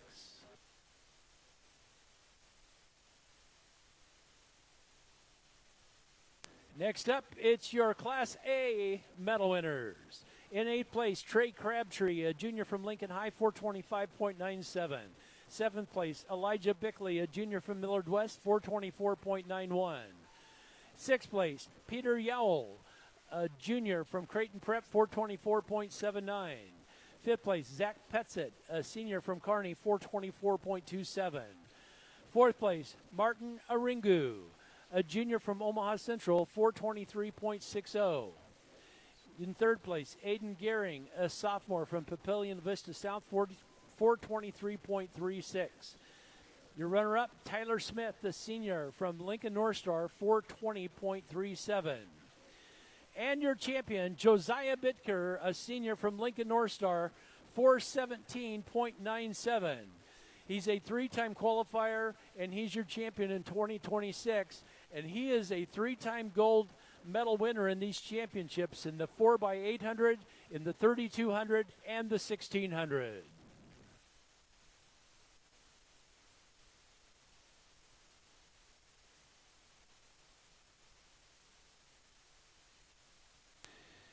And now, here's your medal winners in the girls' 300-meter hurdles. Class B, 8th place, Grace Hamling, a junior from Scotus Central Catholic, 46.61.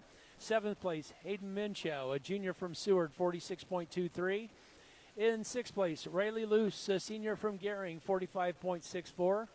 In 5th place, Addie West, a senior from Omaha Scott Catholic, 44.74. 4th place, Kennedy Portwood, a sophomore from Bennington, 44.72. In 3rd place, Ashlyn Vestal, a senior from Syracuse, 44.52. In 2nd place, Kellen Kassabaum, a freshman from Lincoln Christian, 44.27. And your champion, Addison Darnell, a senior from Auburn, 43.55. She's a 4-time medalist, a 3-time champion in this event. She won gold in the 110-meter high hurdles, setting a state and state meet record, and wins gold in the 300 hurdles, low hurdles, with a state meet record. Addison Darnell.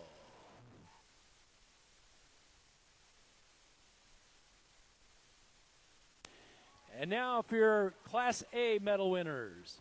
Eighth place, Fiona Thorne, a junior from Papillion La Vista South, 46.87. Seventh place, Morgan Sintek, a junior from Fremont, 46.24. Sixth place, Layla Phillips, a senior from Papillion La Vista, 45.68. In fifth place, Sarah Frazier, a junior from Millard North, 45.56. In fourth place, Maddie Molchek, a junior from Omaha Marion, 45.52.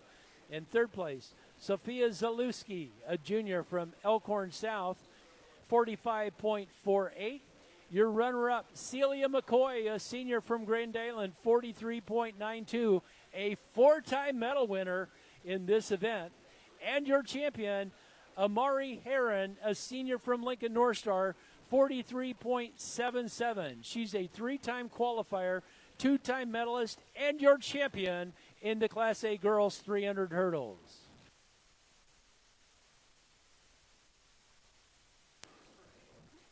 And now for your medal winners in the Class B boys. Eighth place, Kyle Jaggers, a junior from Sydney, 40.23. In seventh place, Beck Hovey, a junior from Gretna East, 39.84. In sixth place, Wyatt Liebentritt, a junior from Omaha Scott Catholic, 39.84. Fifth place, Charlie Seltzer, a sophomore from Scottsbluff, 39.82. In fourth place, Knox Naughton, a sophomore from Bennington, 39.67. In third place, Harry Vinolek, a sophomore from Elkhorn North, 39.50. Your runner-up, Isaac Roth, a senior from Milford, 39.23. And your champion in the Class B girls 300 hurdles, Class B boys 300-meter hurdles is Braxton Badman, a sophomore from Waverly, 38.71. He's a two-time medalist and now a champion in this event.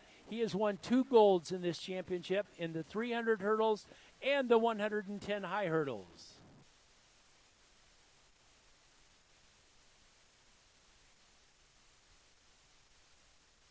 Next up, the Class A medal winners. Eighth place, Preston Eilers of Kearney, a junior, 39.85. Seventh place, Paul Connett, a junior from Papillion La Vista South, 39.44. In sixth place, Dionysus Chambers of Papillion La Vista South, a sophomore, 39.41. Fifth place, Esteban Arcos, a junior from Columbus, 39.29. Fourth place, Jarrett Daniel, a senior from Lincoln North Star, 39.18. Third place, Trey Stoynev, a senior from Lincoln Southwest, 38.55. Your runner-up, Jackson Sheaf, a senior from Millard South, 38.54. And your champion, Ethan Lux, a senior from Creighton Prep, 38.03. He's a three-time medal winner and now a champion in the boys 300 hurdles. He also has won 2 golds in this championship, one in the 110 high hurdles and one in the 300 intermediate hurdles. Ethan Lux.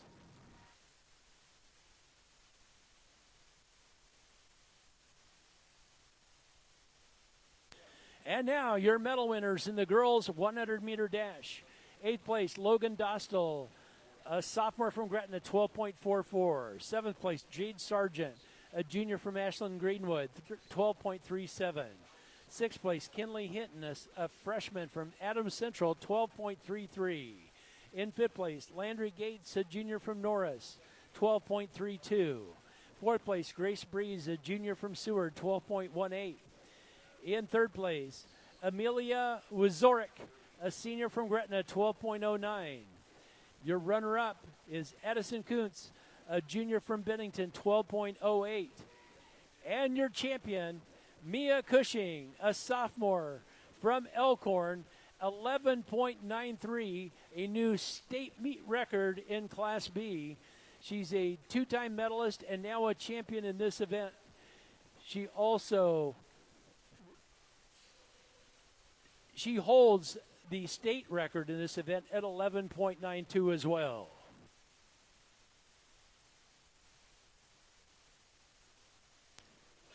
And now your medal winners in the Class A girls.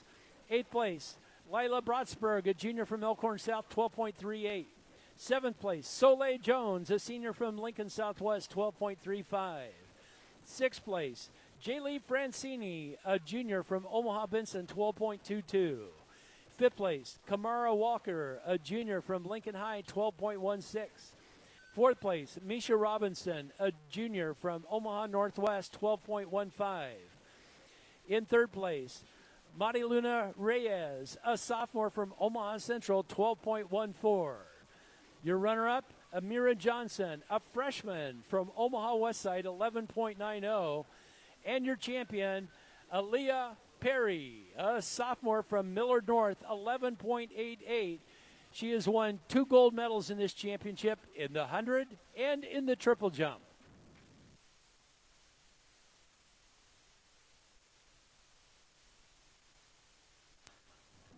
Next up,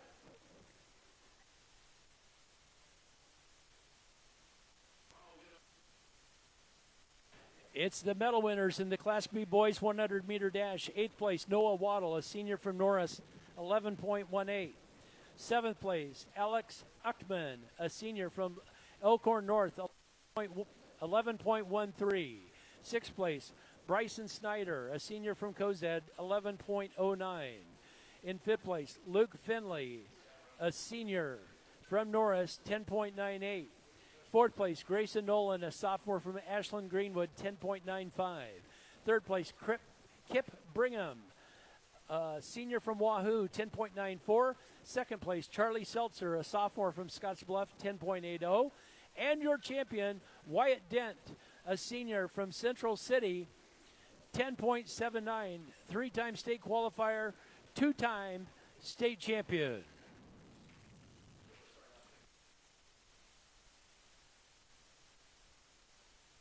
Wyatt Dent also won gold in the long jump earlier in the competition. And now your medal winners in Class A.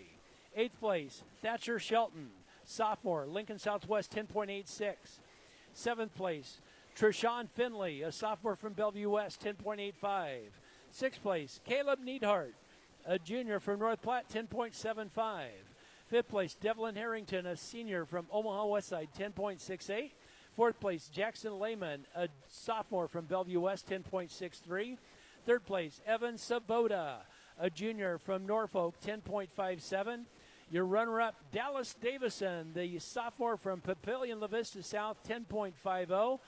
And your Class A boys champion, Evan Daniels, a sophomore from Columbus, 10.47.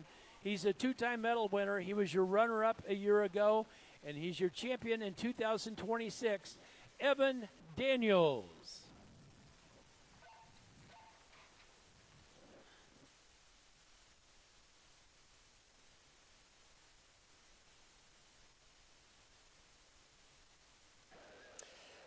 Well, thank you. After the award presentations, we now have gold medalist Evan Svoboda of Norfolk High with me. After that 200 performance, a PR, unfortunately wind aided 20.93, but an amazing, amazing run. Evan, talk us through that and what allowed you to find the finish and find the gold in the 200. Well, that 100 really motivated me to push myself even harder than I knew I could go in that 200. And all the work I've put in an off season and all the races I've ran this year, just I remembered it all in that last 100 meter, and it really pushed me to the finish. And you mentioned, too, off the track, what do you feel has helped lead you to your success as a runner in these sprints? I think my faith has been a big part of what I do, and me putting my faith in God and trusting Him with the process is all I can really do, and where all my confidence comes from. Well, you got third in the 100, gold in the 200. You have one more event left in the 4x4. How are you feeling? How's your team poised to perform in that final event? We aren't seated the best, but we're going to leave it all on the track. You are your very best to get the very best. So. Well, and lastly, what does it mean not only to represent your school but your community down here at State, representing Norfolk High and the Panthers? It means everything. I mean, I feel like our school's kind of been underdogs for a long time, and it feels good to put our name out there and represent everyone that has put in hard work and represent our coaching staff and all the good things about our school. Well, Evan, congratulations. Not only the 200, but a 400 gold medal as well, and hopefully another great performance not far around the corner in the 4x4. Thank you. Evan Svoboda, representing Norfolk High. Award presentations have just wrapped up. We're getting ready for the 4x4 here at the Class A and B Boys and Girls State Track Meet in Omaha. We'll be right back. This broadcast is brought to you by Western Oil. Make your first and last stop to and from the game at your nearest Speedy Mart or Good to Go convenience stores today. Scotty's Ranchland Foods in Valentine, Nebraska. And by Carpet Shop, providing quality residential and commercial floor covering and installation for almost 50 years. Looking for a touchdown on the road? Pull into Speedy Mart off I-80 between Grand Island and Lincoln. Open 24 hours. With several food choices, plenty of tables to sit and dine, hot breakfast options, Chester's Chicken, and Godfather's Pizza, you'll always score big. With free semi-parking, multi-stall restrooms, and showers to refresh.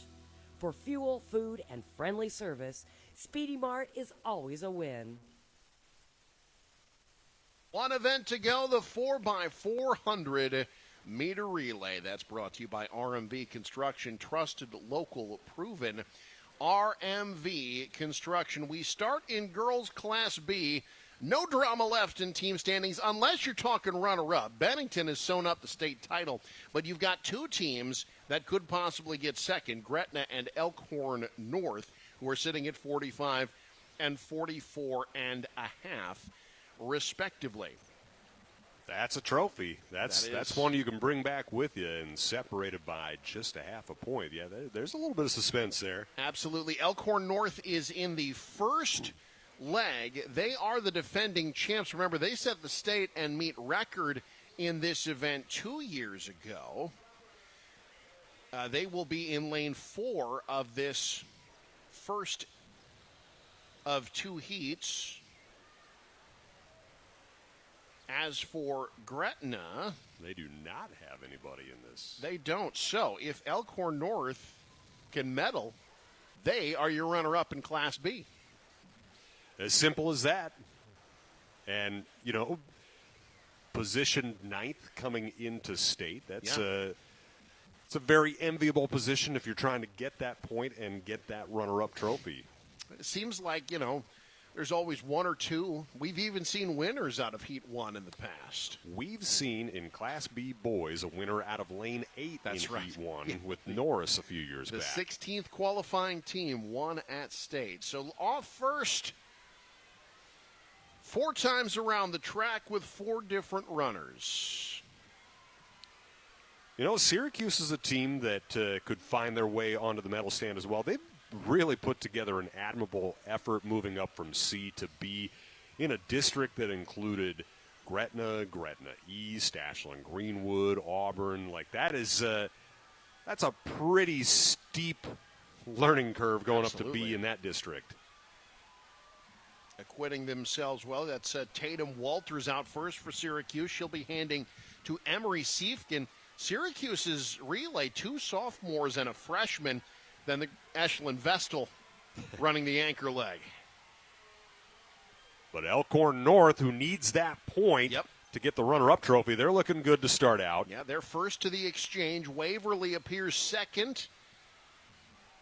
Elkhorn North second leg. Paige Bertucci, the sophomore.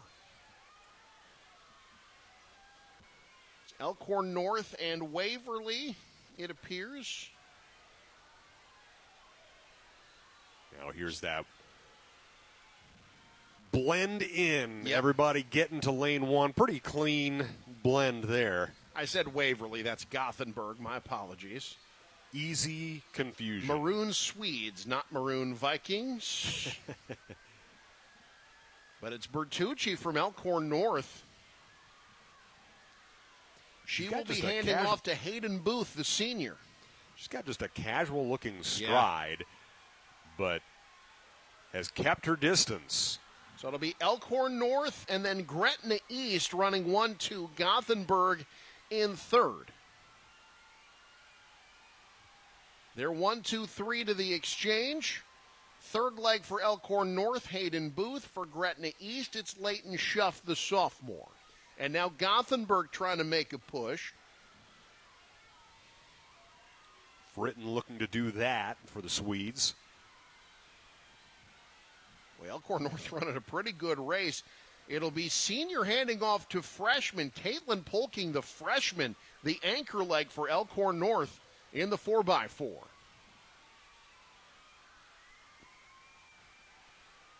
Just stride, stride, stride here. Elkhorn North, Gothenburg.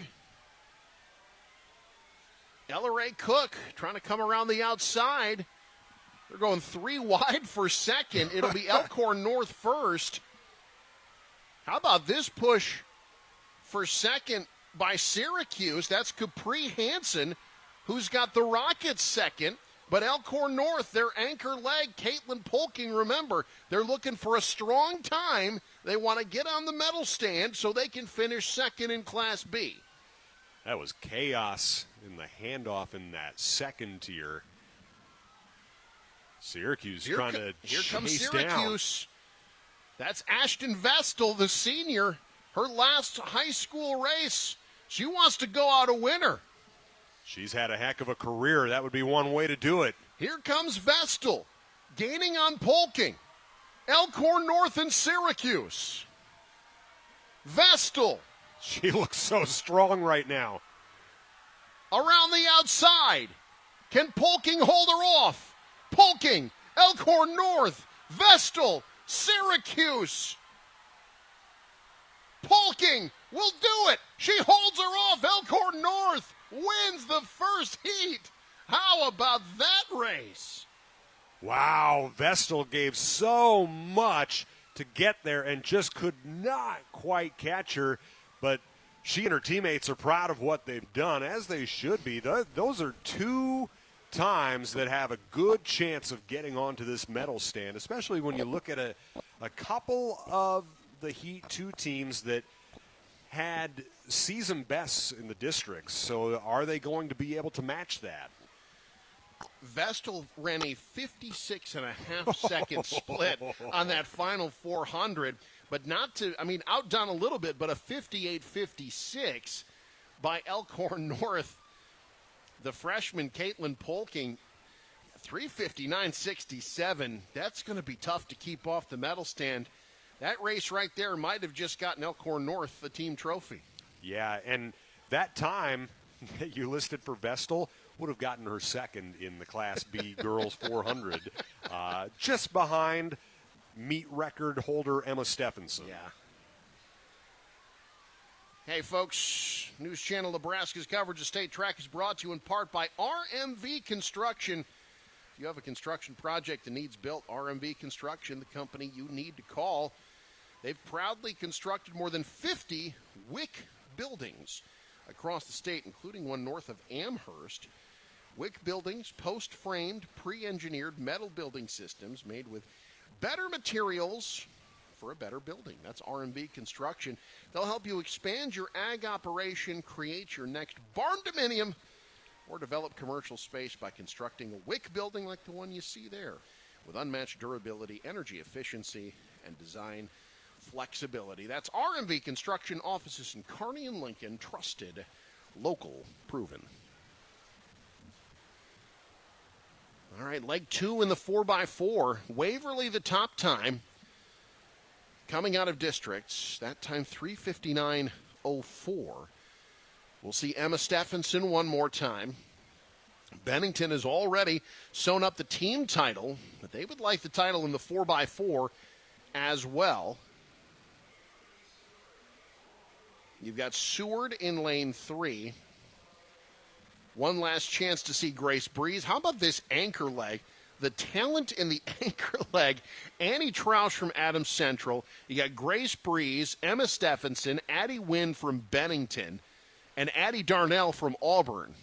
Yeah, in lane 8, Auburn there. A couple folks who we've already seen today and a couple folks who we haven't. Yeah. That could be a they could be a fun little wild card in here. I mentioned teams that had season bests in districts. That was the case for Auburn. They will have to at least match that to be able to get on the medal stand after what we just saw from Elkhorn North and Syracuse. That time that Elkhorn North ran would have been the second best time in districts. Wow. There was only one sub-4 time in districts. That was run by Waverly's team of Kenna Cotman, Larson Wynn, Ev Harms, and Emma Stephenson. Well, and the thing of it is, so Syracuse, they're in position potentially to medal now, but they finished behind Auburn in district, and so Auburn's going to have to keep up here if they want to be on the medal stand, because I do genuinely think that Syracuse time has a real chance as well.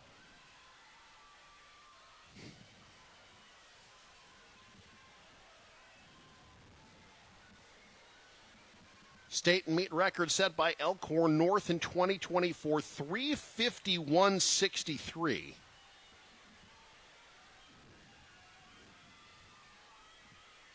Not a lot of movement here so far in these first 200 meters. It's the second 200 meters where you start to see the fatigue hit in a little bit. Yeah.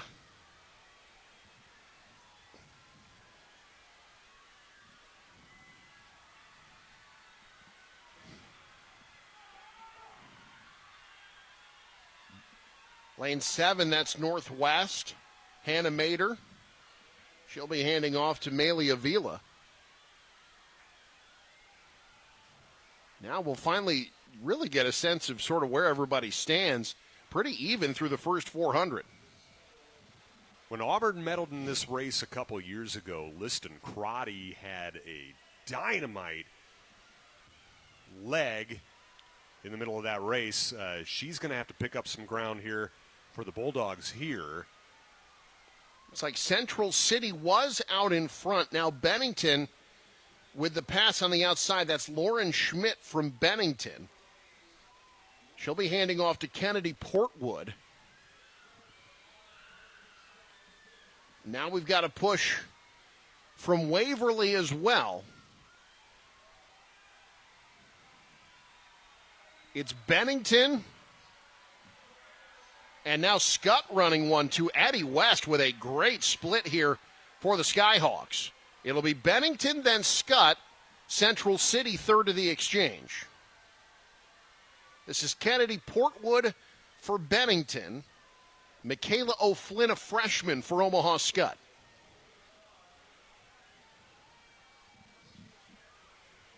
In the time to beat, 3:59.67.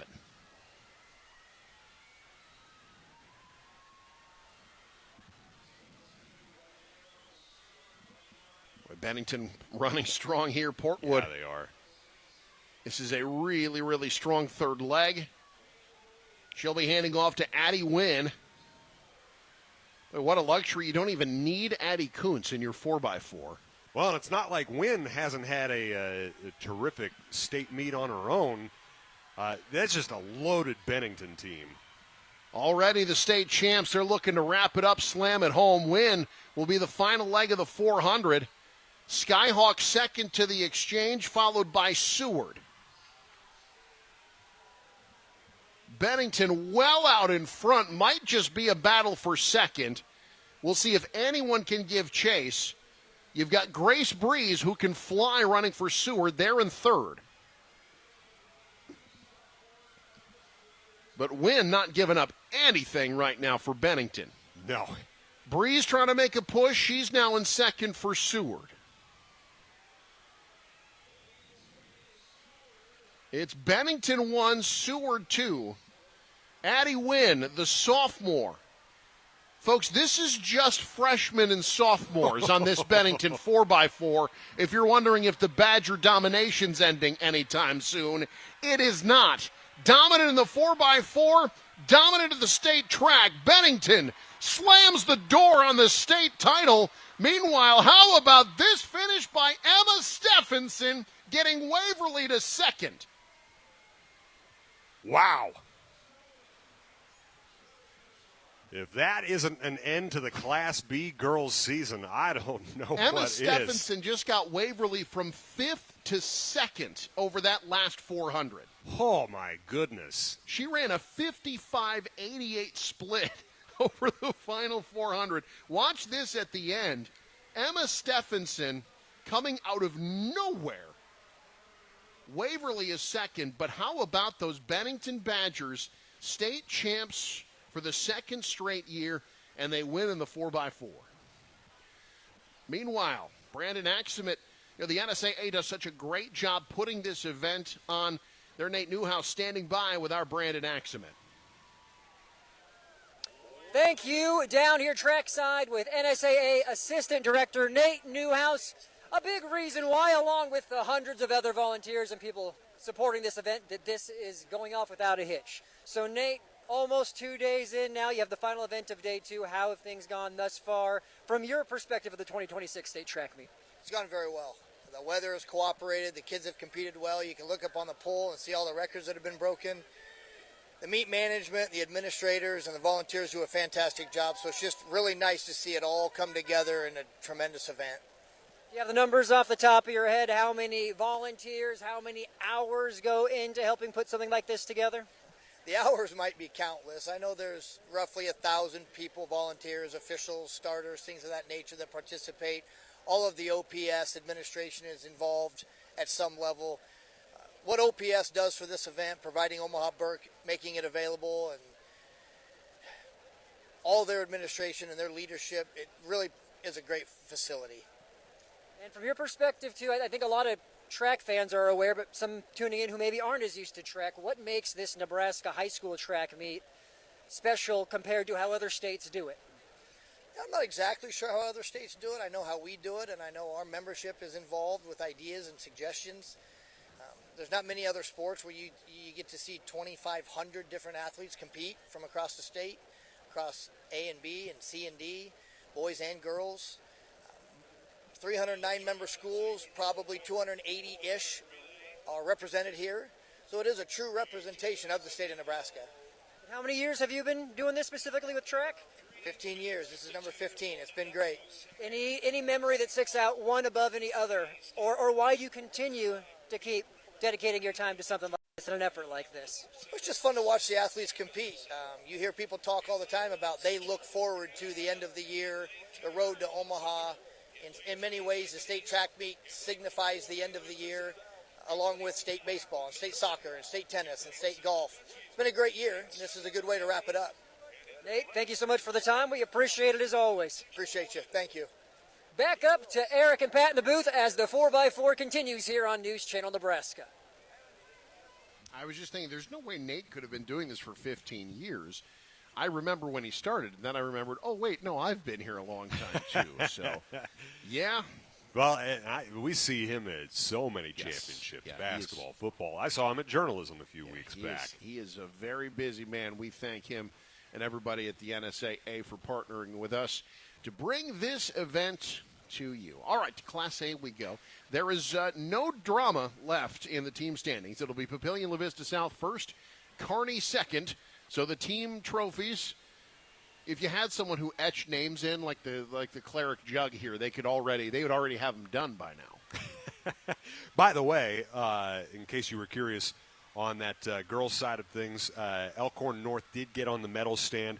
They will be second to Bennington in the team standings. So congratulations to the Wolves as well. Bennington and Elkhorn North 1-2 in Class B.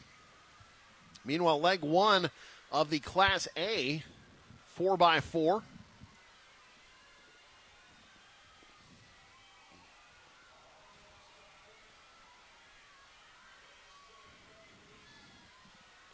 See Bellevue East, that's Emma Friedrich. She'll be handing off to Melinda Heenan. First to the exchange for Bellevue East.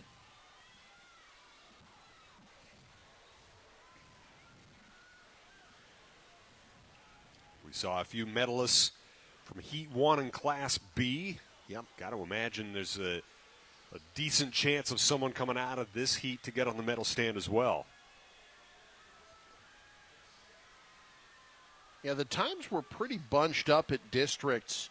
Quite a few 409s in this second heat, and there are quite a few 408s in Heat 1. So there'll be a lot of clock watching at the end of that second race.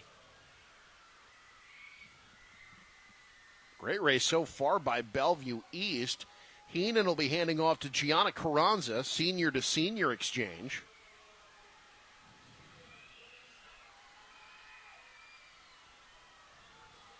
Good push at the end here by Westview. So it's Bellevue East, Papio South, Westview, 1, 2, 3. Now South trying to make their move. That's Taylor Peer for Papillion La Vista South, Gianna Carranza for Bellevue East.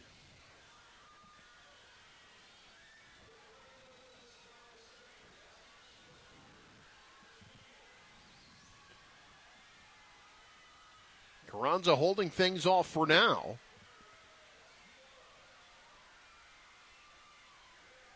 Around the outside, meanwhile. We've got a push for second. Yeah, that's Bernal from Grand Island, Bella Bernal. And now she's about to be leapfrogged by Taylor Peer. Papio South now in first. So it's Papillion La Vista South 1, Bellevue East 2. They fought off Grand Island. Westview making a move for second. It'll be Papio South first. Emily Hagee runs their anchor leg. For Westview, it's McKenna Rempe. And for Bellevue East, Bryn Friedrich, the senior. We saw Hagee run a great race earlier today, trying to finish things out for Papillion La Vista South. They already know they've won a state championship.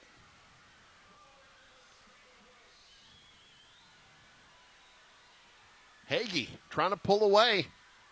Bellevue East giving chase, though. Bryn Friedrich.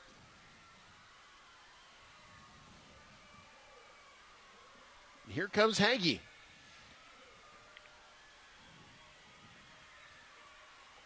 Hagee, the freshman. Strong finish here. Friedrich's push looks like it'll come up short. It's Papillion La Vista South 1. Bellevue East second, and Omaha Central third in heat number 1. Papio South's time basically 4 flat, 4 minutes, 0.99 seconds.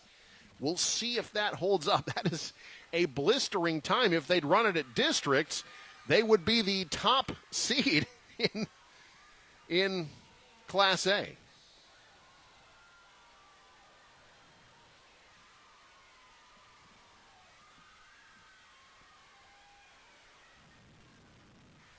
It does look like they changed around their lineup a little bit. I'm trying to figure out who ultimately ended up anchoring that for Papillion La Vista South, but nonetheless, what a performance by the Titans all the way around.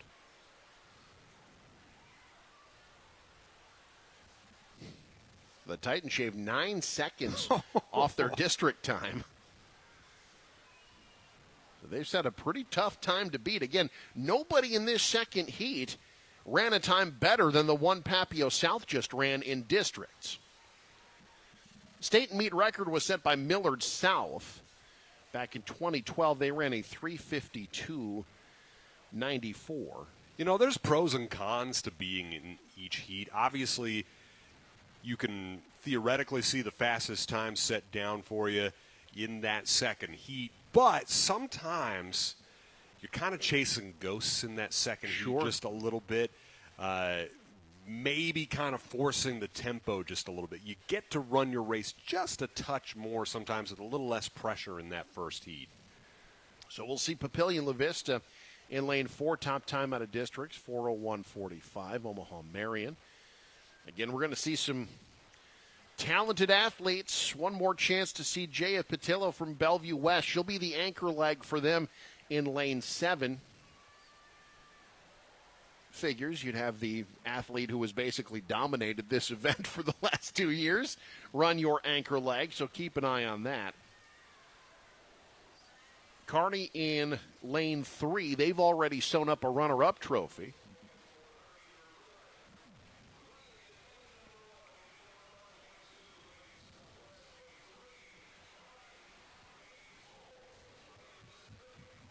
And again, the time to beat set in that first heat by Papio South, 4 minutes, .99 seconds.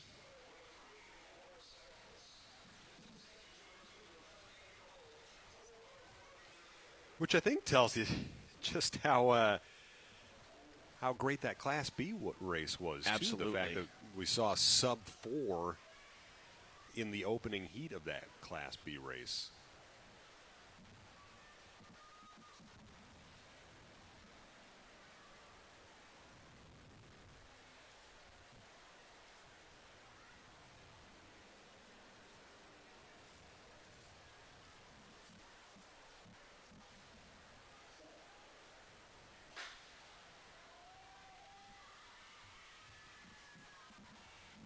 Second of two heats in the girls' Class A 4x400.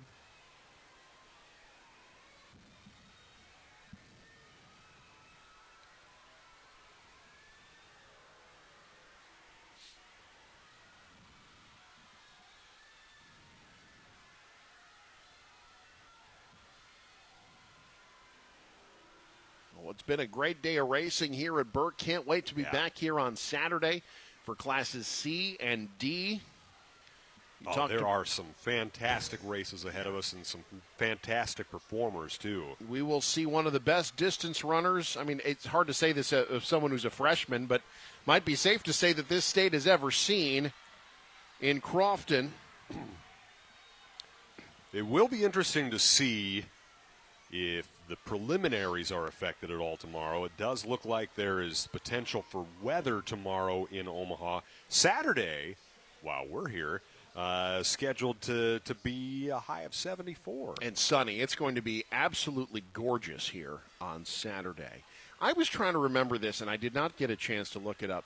When's the last time state track ended during Memorial Day weekend? That's a good question. I don't recall the last time that happened. It feels like it's been a while since that's happened, if ever. Well, you get those calendar changes just often enough. I know that our upcoming fall semester is going to start a week later and end a week later, just kind of based on those calendar changes. Yeah, I don't know. I need to pay better attention is what I'm learning, Eric. I just remembered to set my clocks back, so...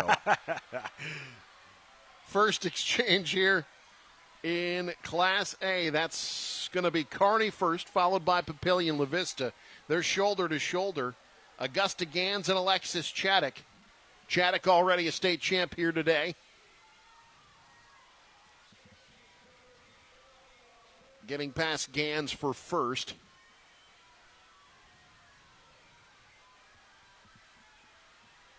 Papillion La Vista 1, Kearney 2. Really, you can say 1A and 1B at this point. Yeah, Gans overtaking Chaddock again. She'll be handing off to Sawyer Schmidt, the sophomore. It'll be a freshman, Zoe Graham, running the third leg for Papillion La Vista. I think these two might swap positions once or twice more before we get to the handoff. Incredible race there. Chaddock back out in front for Papillion La Vista.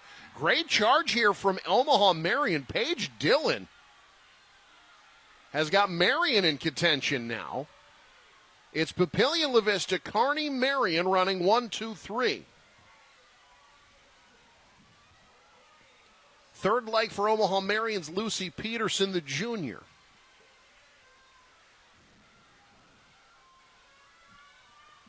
For Kearney, Sawyer Schmidt, Zoe Graham for Papillion La Vista, Lucy Peterson for Omaha Marion.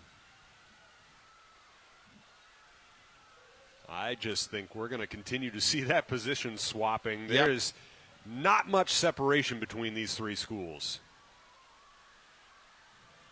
Here we go. Anchor leg, Kearney, Papillion La Vista, Omaha Marion, who's got it? 1, 2, 3, shoulder to shoulder for the final 100. Marion. Mabel Henningsen, the sophomore. And it's Marion jumping ahead to win it. Omaha Marion. 356.9. That'll be good for first. Papillion La Vista second. Kearney third. Papillion La Vista South will end up fourth out of the first heat. Millard West 5th overall. Bellevue East and Omaha Central both medal from Heat 1 and 6th and 7th. Millard North will end up 8th in the overall scores. How about that last leg run by Henningsen of Omaha Marion, a 56.91, and they jumped from 3rd to 1st over the final 100 meters. Well, and honestly, you got to give a lot of credit to Peterson on that third leg for getting them in position. She made up so much ground.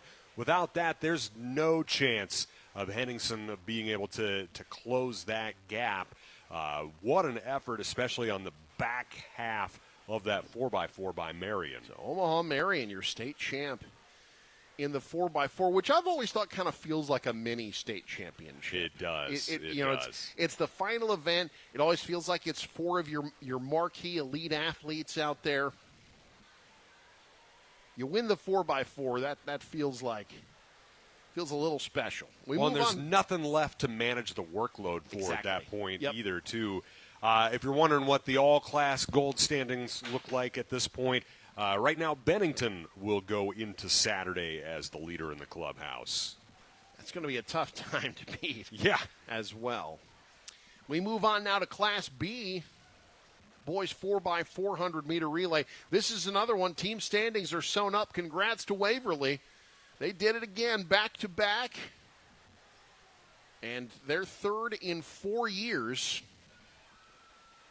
Pius will end up finishing in second. We'll see Waverly in this first heat, along with Columbus Lakeview, Northwest, Ashland, Greenwood, Gretna East, Elkhorn, Central City, and SCOTUS Central Catholic.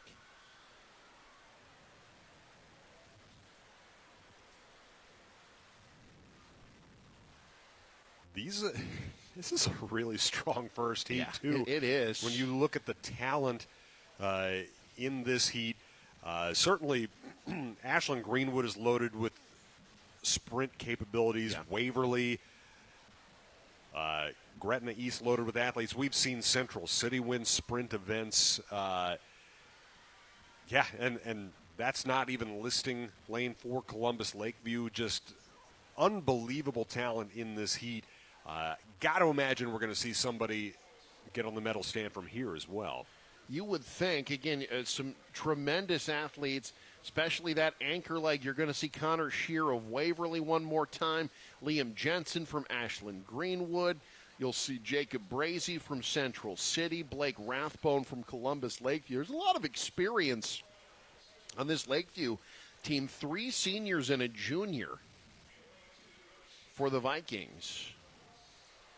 Time to beat out of districts was run by Gothenburg, 321-36, a team that I think thought coming into today had a chance to make some noise, but some disappointing performances in some events early on. They'll be out of the team standings. It'll be Waverly 1 and Lincoln Pius the 10th 2, but Gothenburg a good chance potentially to beat champs in the 4x4 in the second heat. They've got the horses for it, for sure. Indeed.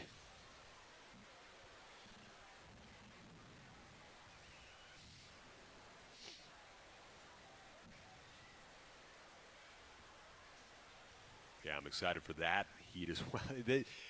I think what truly is fun is seeing the competition against each other. Yeah. Really, who knows how to manage that race to win your heat?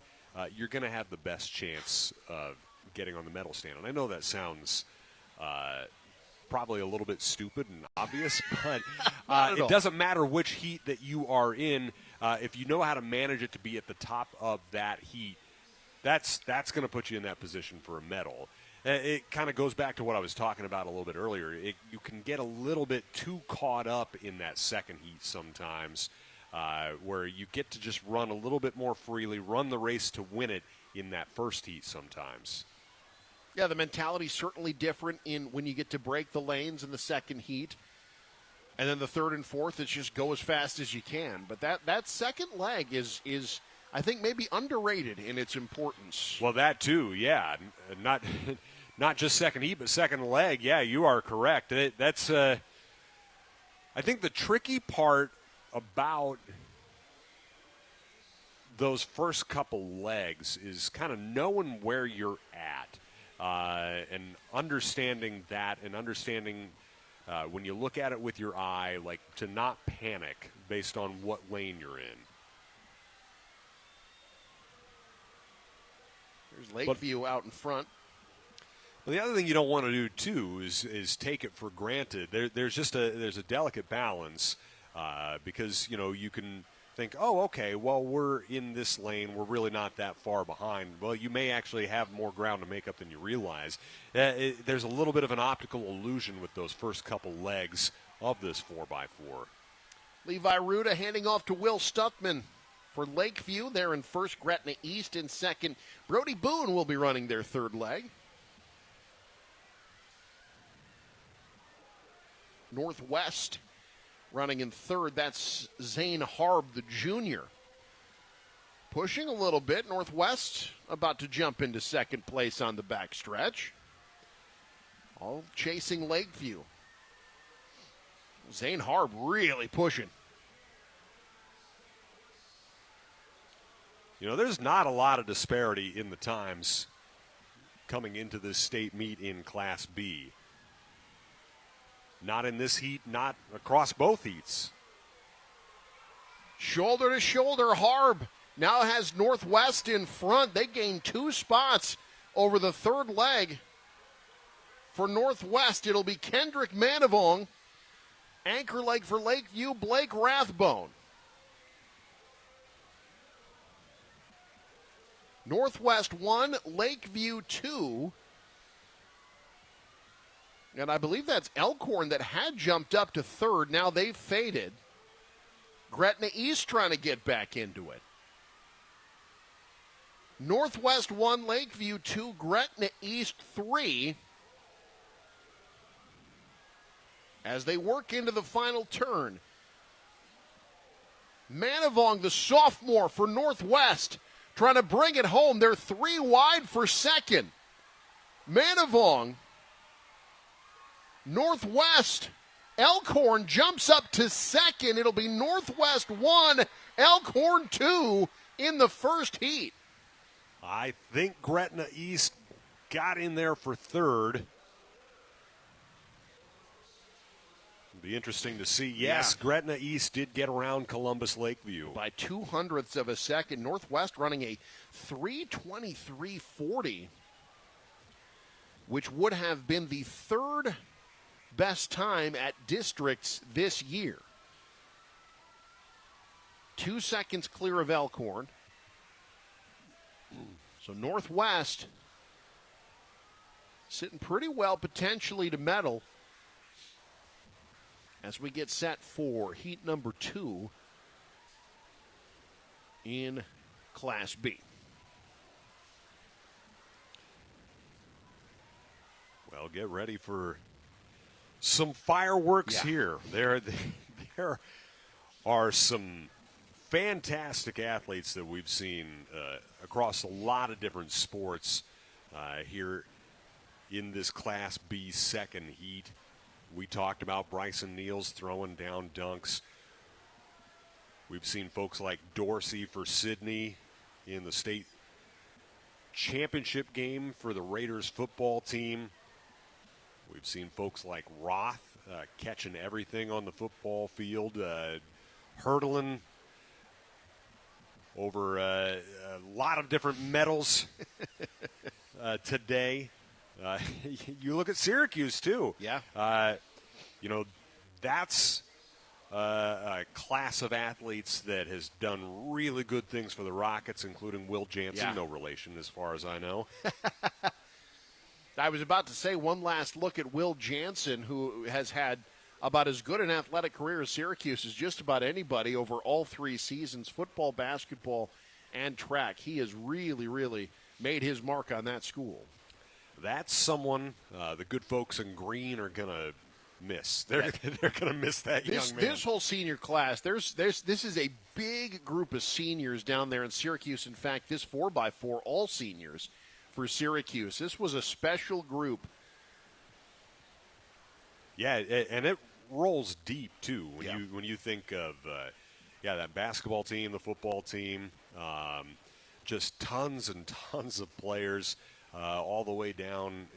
You've got Xavier Appel, Will Jansen, Dayton Graves, Nolan Gartner, even role players like Peyton DeMello. They had a real significant senior class there. And we'll see them one more time in lane 8. Will Jansen will be leading things off for them here.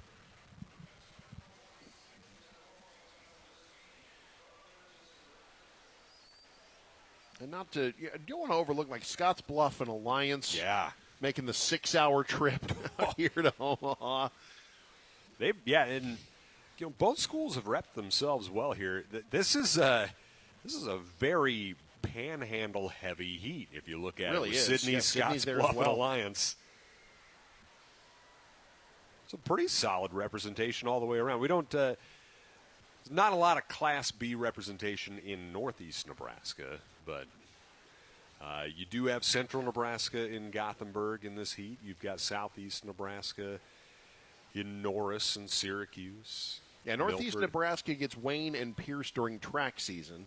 Wayne's boys were Class B in boys basketball this year. And, both programs brought some very good athletes down here as well, too. They did. In Northeast Nebraska, no shortage of athletes. We'll certainly see that on Saturday in Classes C and D.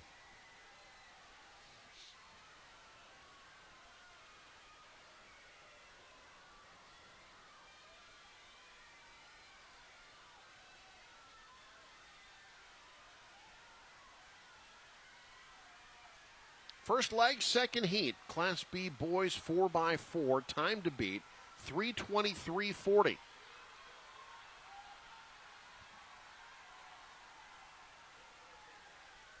Pretty good first leg for Syracuse there. First to the exchange was Blair. While, though. Now Blair out quickly. That's Colin McCabe. They too have an all-senior relay squad. Declan and Colin McCabe, Chase Cottle, and Hayden Daggett will be running their anchor leg. Blair out in front, Milford in second, with Caleb Meyerdirks running their second leg.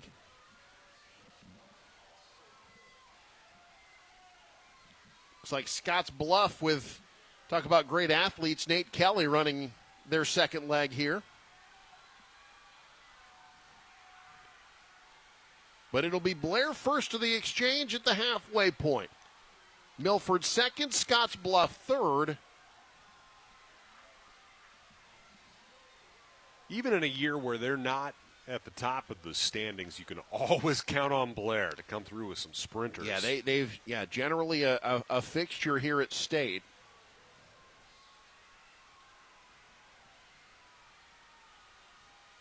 Their third leg, Chase Cottle. Milford trying to hold on to the backstretch for second. They're passed by Scotts Bluff.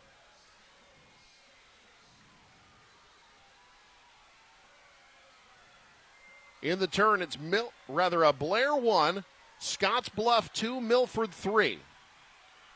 It'll be Cottle handing off to Daggett. Scotts Bluff's anchor leg, Daniel Young.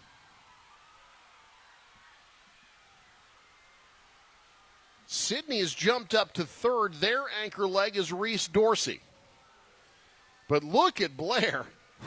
Hayden Daggett has extended the Blair lead. The Bears. Time to beat 3:23.4. Daggett. I think he's going to do it. He's got them in a good position. Scotts Bluff trying to hold on to second. Here comes Daggett for the final 100. The Blair Bears. State champs in the 4x4. The Bears did it wire to wire. Scotts Bluff will hold on to second. And from there we'll go to the clock. Blair's time, 3:19:55. That's a new meet record. Northwest ends up second out of the first heat. Their time holds up and then some. Scottsbluff will be third. Gothenburg fourth. Syracuse ends up fifth. Milford sixth. And then Elkhorn and Gretna East round out the medalists from the first heat. But the Blair Bears, 3:19:55 to set a new meet record, breaking the old one set by Wahoo just 2 years ago. Wow, that was just a complete effort all the way around for the Bears. Fantastic effort. You can see the hugs all the way around. Yeah. Those are well-earned hugs. Absolutely. Granted, everybody deserves a hug, That's regardless right. of their performance. That's right. Yeah, they're well-earned hugs, and then the parents are immediately like, whoa, no, that's too much sweat. And go put on some deodorant or something, then we can hug a little more, and that's fine. All right, one more event to go. It's the 4x4 in Class A. Again, the team standings drama has faded. Lincoln North Star, well, Papillion La Vista South, I guess, could still tie. Yes. We could have a tie for the title. Yes, North Star is 10 points ahead of Papillion La Vista South. And that is technically still a fairly realistic thing. Right. Lincoln North Star is coming out of that first heat.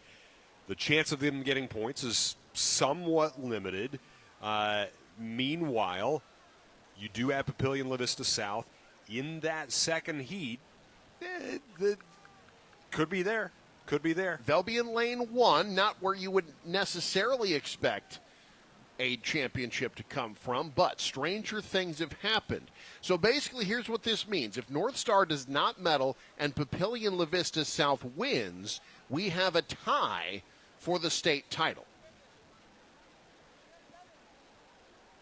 And meanwhile, Papio South and Creighton Prep are battling for second as well. They're only a 1.5 ahead of Creighton Prep, who will also be in the second heat in lane 8.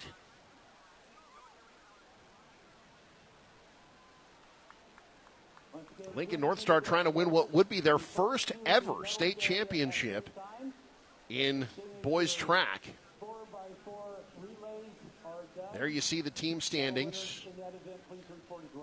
Now, we mentioned Papillion La Vista South having the best chance of catching Lincoln North Star, or rather the only chance of catching Lincoln North Star, but they currently sit in third and are far from a guarantee of claiming the second place trophy. That's true. As they do sit in second. Right. Not third, but there is still a real chance that Creighton Prep could catch them for second place. Yeah, they will be on the outside lanes in the second heat. So we'll want to keep our eye on that. And again, Lincoln North Star, I mean, when he talked to us earlier today, Josiah Bitker, he said they've been better than advertised in pretty much every event. He said if you went by districts, they were favored to be like 9th or 10th in points. And all they have done is exceed expectations in every event down here. Bitker has already won multiple golds, looking to add to his total today. He'll be the anchor leg for this 4x4.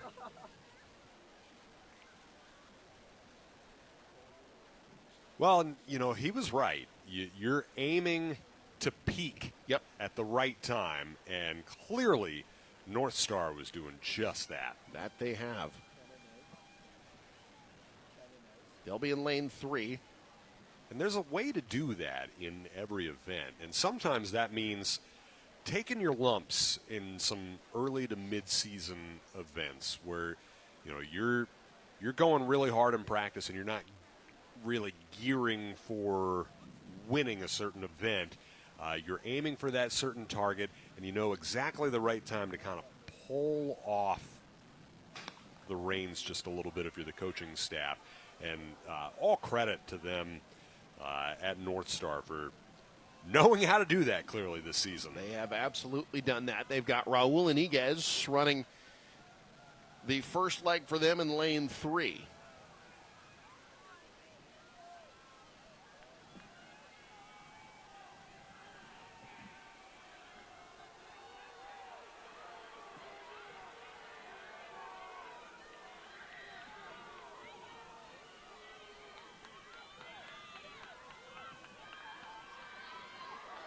See Lincoln East out in front. Isaac Tomhav. He'll be handing off to Noah Ingwerson in lane 6. A good first leg on the front. Isaac Tomhav hands it off to Noah So Lincoln East first. Looked like Westview might have been second to the exchange. Westview's second leg will be Sorrell Carter.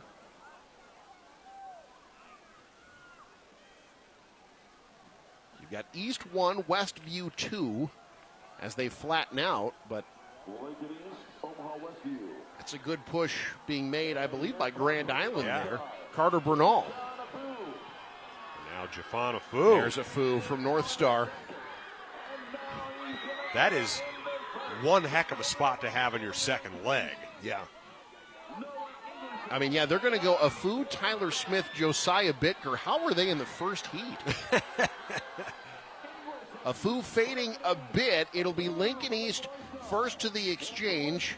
Chen Tran runs their third leg. It's East, North Star, Westview, 1, 2, 3.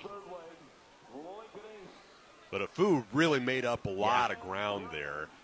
East still in the lead, but you felt like he put them in striking position. He really did. Now Tyler Smith taking over. He's got North Star in first. So it's North Star in East. Westview has now faded to fourth behind Millard North and Isaiah Jacobson. Although Westview making a run again. They might catch East by the time this... This is going to be a fun finish here. Look at this. You've got North Star East, Westview, and Millard North all bunched up. Lincoln East and North Star will be exchanging essentially simultaneously. East with a slight edge for Brecken Spencer in the last leg. Josiah Bitker for North Star. Millard North has moved back up into third with Blake Sampson. Yeah, Westview just had kind of a little bit of a static exchange. That surrendered the lead, but another strong push on the back end. Westview now back up into third with Will Urasevich. It's East, North Star, Westview. Here comes Bitker.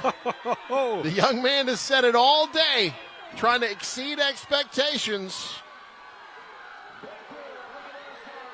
Can he hold off Spencer?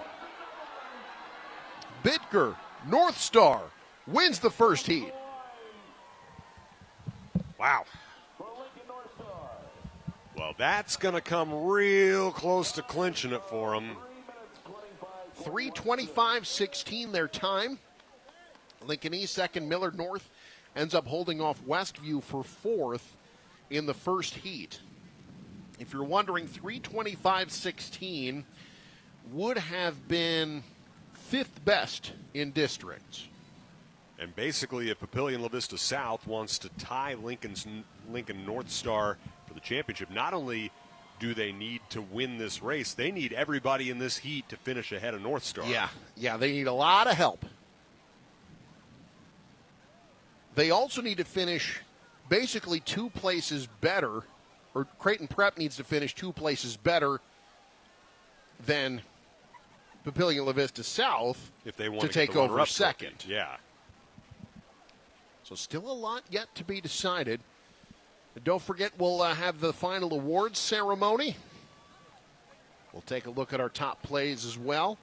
As you look at the final race of the day, the final heat of the 4x4. And no surprise, a lot of star power in this race. Norfolk will send Evan Swoboda out for one more time. Drew Strike, the second leg of their 4x4. Who's made some noise in this state meet himself. He really has. He's the only senior. The other three are juniors, Dillard, Trejo, and Swoboda. Bell West had the best time in districts, 3:20.74. They have been flying in this event. Pierce Parker, the senior, running their anchor leg. Papillion La Vista South trying to win this leg and hope that everyone else knocks Lincoln North Star out of the top 8.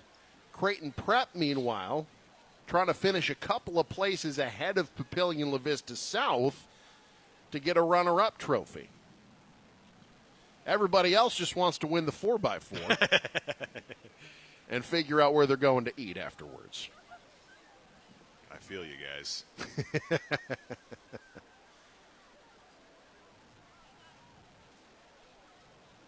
Our thanks once again to the NCN crew doing such a great job in the truck, behind the cameras. Paul and Connor and Danny.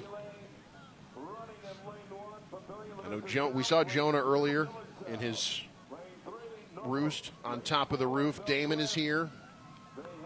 Sorry, Dane is here. Mason is here as well. Thanks to Josiah and Kelvin, also part of the crew here at State, doing a great job. There they are. Hey, guys. We'll see you again on Saturday.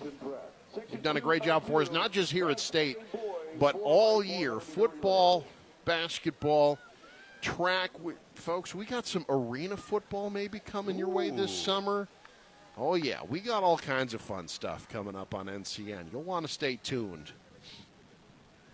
And can someone please get Jonah off the roof? Poor guy. He's one of the day ones, by the way. He's been with us for a long time.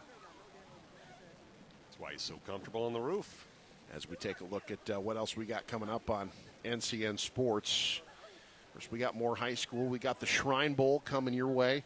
The Northeast Nebraska All-Star Football Classic. The High School State Rodeo. Homestead Days Parade. Much more to come here on News Channel Nebraska. This is the first of two legs in the 4x4 Class A.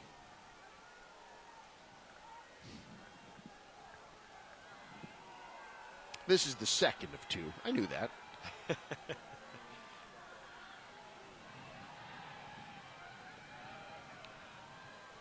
Maybe not a perfect game, but still a no-hitter for me today, Eric. Look, I'll take like 2 earned and a quality start at this point.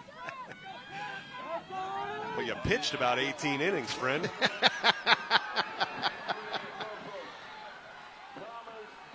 Lane 8, there's Creighton Prep. First to the exchange, it looks like.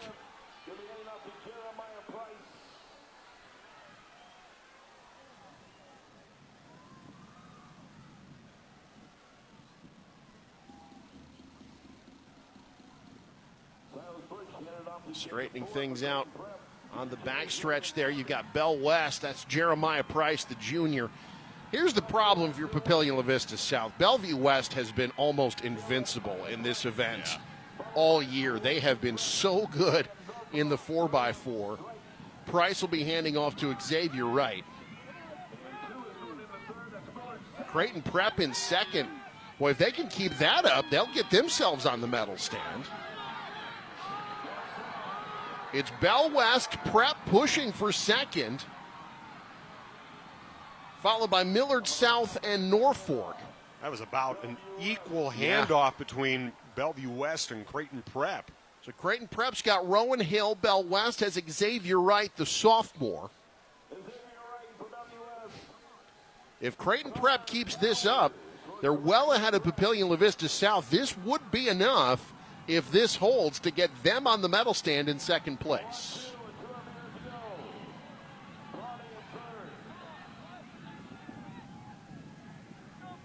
North Star State Championship looks pretty safe. Yes, it does. Here comes Creighton Prep. Look at this. Shoulder to shoulder. Rowan Hill and Xavier Wright. Virtually tied again to the final exchange that happened simultaneously. Equal laps, 2 in a row. Pierce Parker and Jacob Ford. Parker for Bell West, Ford for Creighton Prep. Kearney has worked their way into third. They've got Cannon Cope, the junior. Bellevue West trying to hold off Creighton Prep. Look out for Swoboda. Swoboda for Norfolk making a push. Bell West, Creighton Prep, 1-2 into the final turn. It's bunching up. They've been virtually tied this whole race. They're virtually tied now. Who's got it? Bell West, what a move to the inside by Parker. That's going to clinch it. Bell West wins the 4x4. Norfolk finishes third with Swoboda's final leg, but Bell West 3:20.78. And they're the state champs in the 4x400. That was a strategic move outside almost to kind of block him. That was a very clever move that really secured it. Norfolk ends up third. Millard South fourth. Burke fifth. Kearney sixth. Lincoln North Star ends up seventh. And Lincoln East eighth. Look at this move here to the outside. Just blocked him. Would not let Ford pass. That's a heady move there. Bell West wins the 4x4, but Creighton Prep gets themselves on the medal stand, Pat. They will be second in Class A. Yeah, you can see that, you can hear them celebrating. There they are, knowing that they've got the runner-up trophy. So Creighton Prep will finish second to Lincoln North Star. And we'll send it down one more time to the award stand. We'll hand out our final awards. We got top plays coming up here at the state track and field meet. Let's go to the PA announcer one final time, hand out some awards. We also will be doing our team trophy presentations.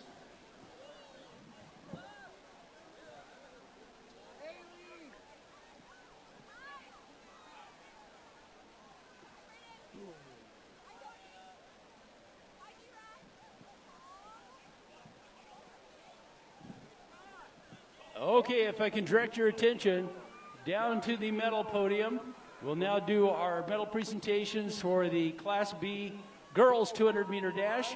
In 8th place, Jade Sargent, a junior from Ashland and Greenwood, 26.03. 7th place, Logan Dostal, a sophomore from Gretna, 25.80. 6th place, Paige Berducci, a sophomore from Elkhorn North, 25.75. In 5th place, Addison Nguyen, a sophomore from Bennington, 25.68. 4th place, Mia Cushing, a sophomore from Elkhorn, 25.57. 3rd place, Landry Gates, a junior from Norris, 25.52. 4th place, Grace Breeze, a junior from Seward, 25.24. And your Class B 200-meter dash champion, Addison Kuntz, the junior from Bennington, 25.03. She's a 3-time state qualifier, a 2-time champion in this event, and that is her second gold medal. She won gold in the 4x1 and the 200. Addison Kuntz of Bennington.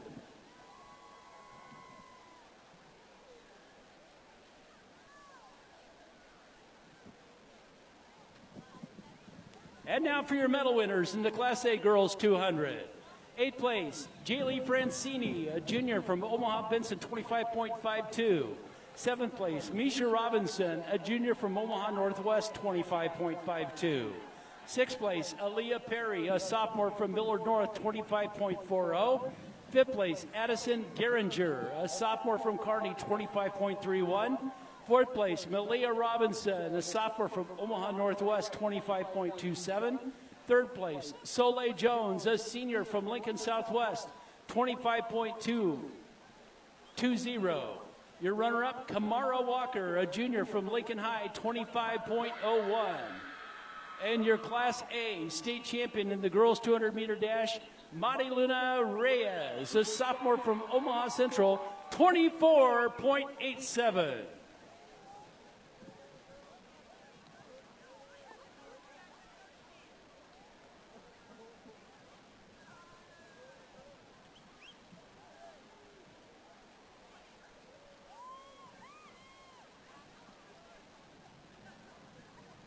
Next up, it's your medals for the Class B boys 200-meter dash. 8th place, Noah Waddle, a senior from Norris, 22.86. 7th place, Luke Finley, a senior from Norris, 22.54. 6th place, Hayden Daggett, a senior from Blair, 22.32. 5th place, Alex Uckman, a senior from Elkhorn North, 22.29. Fourth place, Shane Cornelius, a sophomore from Northwest, 22.27. Third place, Merrick Johnson, a senior from Beatrice, 22.21.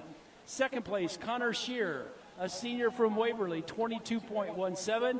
And your champion in Class B, Liam Jensen, a sophomore from Ashland Greenwood, 21.74. Two-time medalist and now a champion.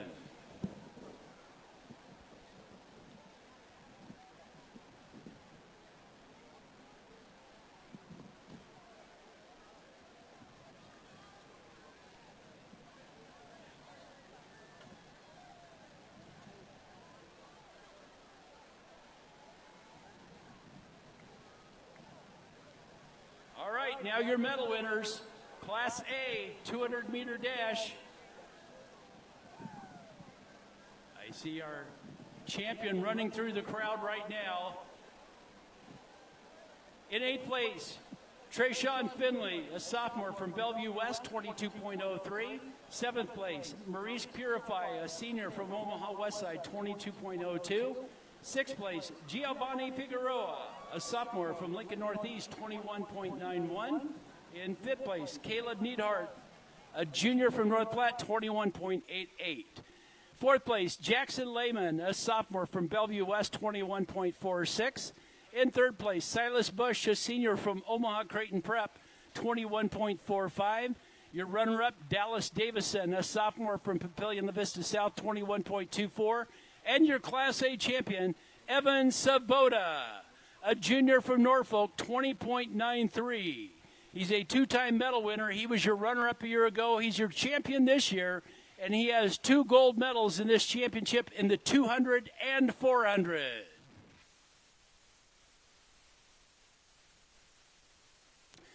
Once again, if you're not over there yet, we need the 4x4 relay medal winners all to report immediately.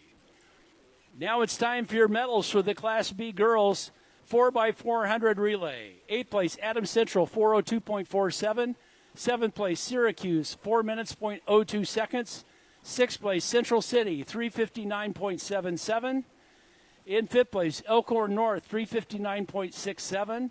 4th place, Omaha Scott Catholic, 3:59.56. 6th place, Seward, 3:58.61. Your runner-ups, Waverly, 3:58.46. And your champions in the Class B girls, Bennington, 3:53.82. Runners on the winning relay, Kennedy Portwood, Lauren Schmidt, Macy Reiner, and Addison Wynn.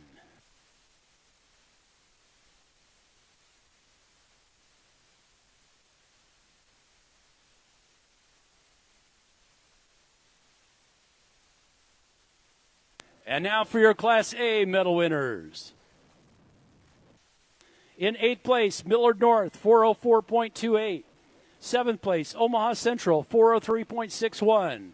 6th place, Bellevue East, 4:03.15. In 5th place, Millard West, 4:01.15. 4th place, Papillion La Vista South, 4 minutes, 0.99 seconds. 3rd place, Kearney, 3:57.79. 2nd place, Papillion La Vista, 3:57.30. And your Class A girls champion, Omaha Marion, with the winning time of 3:56.90. Marianne Forney, Paige Dillon, Lucy Peterson, and Mabel Henningsen, the runners on the winning relay.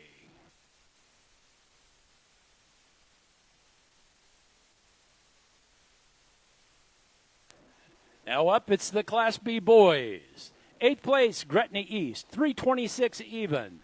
7th place, Elkhorn, 3:25.58. 6th place, Milford, 3:25.33. In 5th place, Syracuse, 3:24.89. 4th place, Gothenburg, 3:24.53. 3rd place, Scottsbluff, 3:23.86. Your runner-ups, Northwest, 3:23.40. And your Class B champions with a new state and meet record time of 3:19.55. It's Blair, Declan McCabe, Colin McCabe, Chase Cottle, and Hayden Daggett.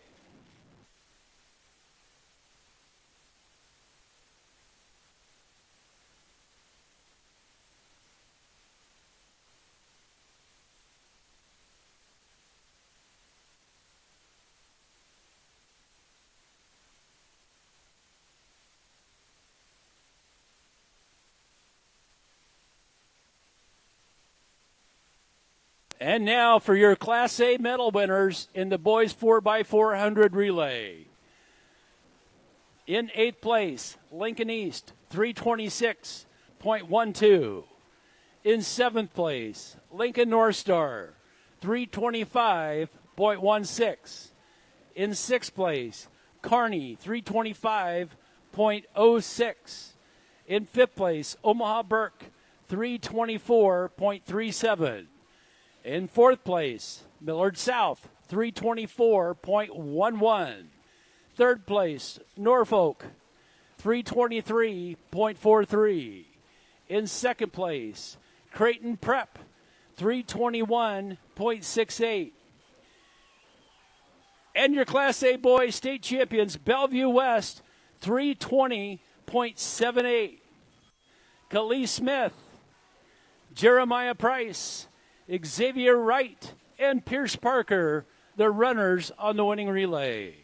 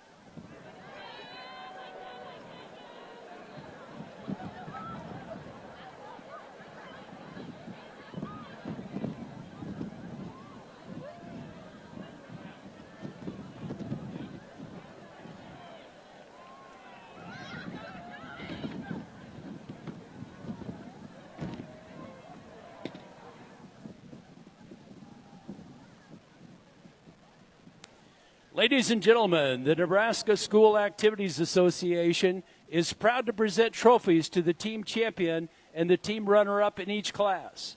The awards will be presented by NSAA Board of Director members Thomas Lee of Omaha Westview, Kara Graham of Lincoln Southeast, Dr. Troy Unziker of Alliance, and Robert Drews of Arapahoe.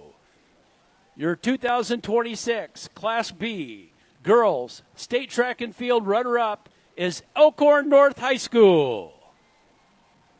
Please come forward to receive your trophy.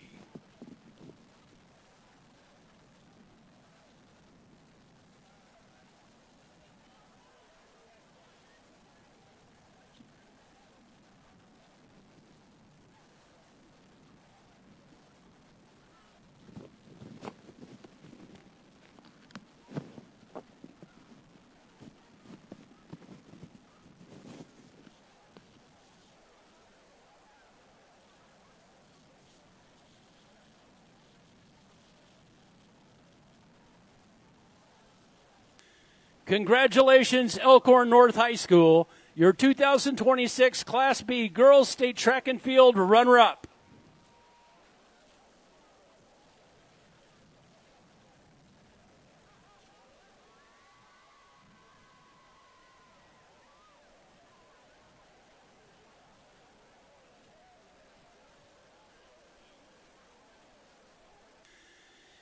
Your 2026 Class B Girls state track and field champion is Bennington High School. Please come forward and receive your trophy.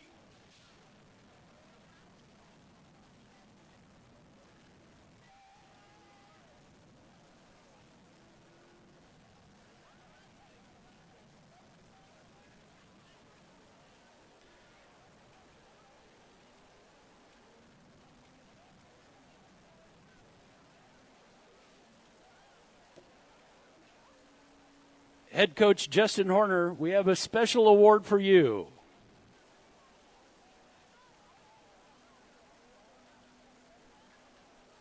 And now, here is the 2026 Class B Girls State Track and Field Championship Trophy for Bennington High School.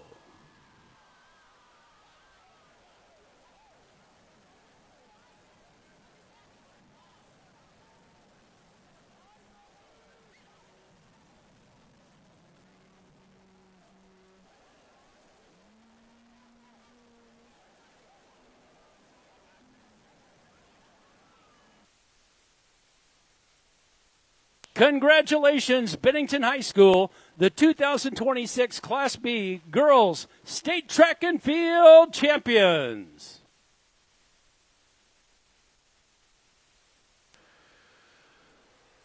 Your 2026 Class A Girls State Track and Field runner-up is Kearney High School.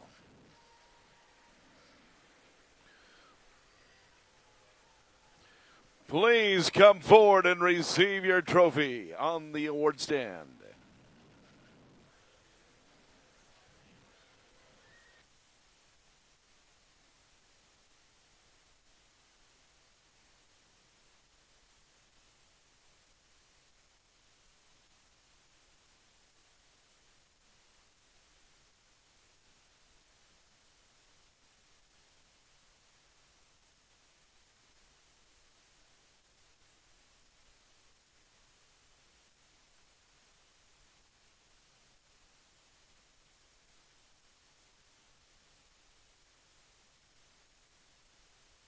Congratulations, Kearney High School, your 2026 Class A Girls State Track and Field runner-up.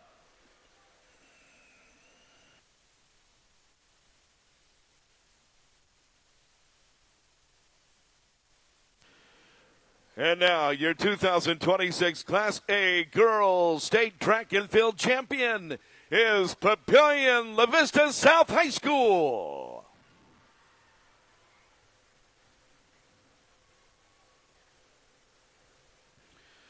Please come forward and receive your trophy.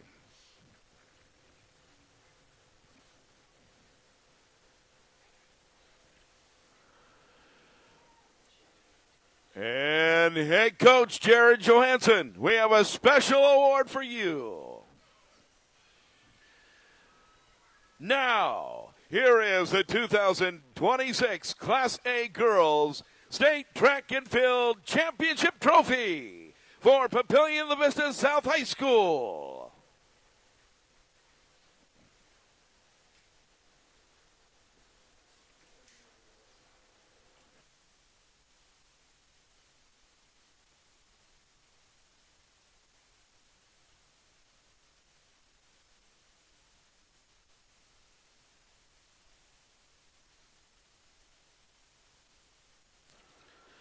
Congratulations, Papillion La Vista South High School, the 2026 Class A Girls State Track and Field Champions.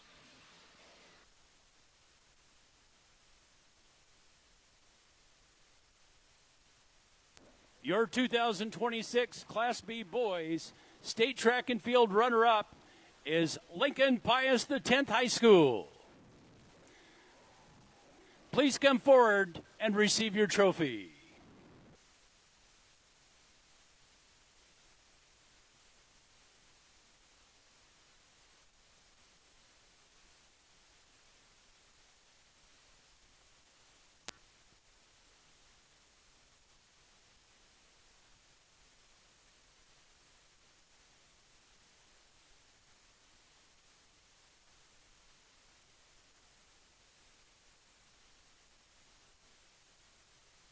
Congratulations to Lincoln Pius X High School, your 2026 Class B Boys State Track and Field runner-up.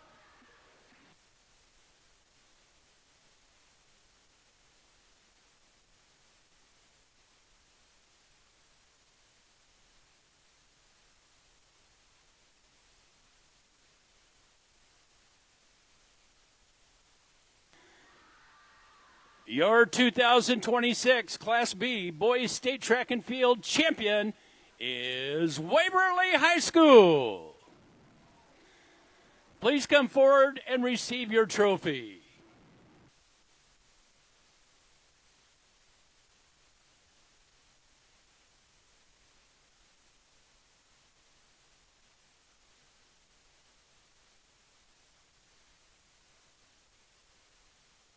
Head coach Brian Benson, we have a special award for you.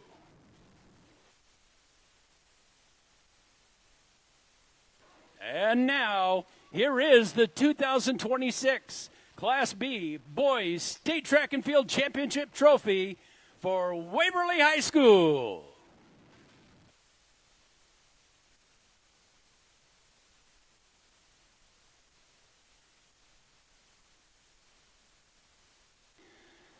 Congratulations, Waverly High School, the 2026 Class B Boys State Track and Field champions.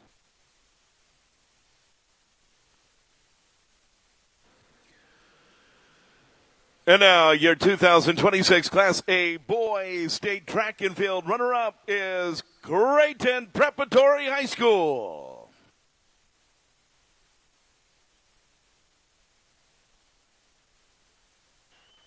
Please come forward to the award stage.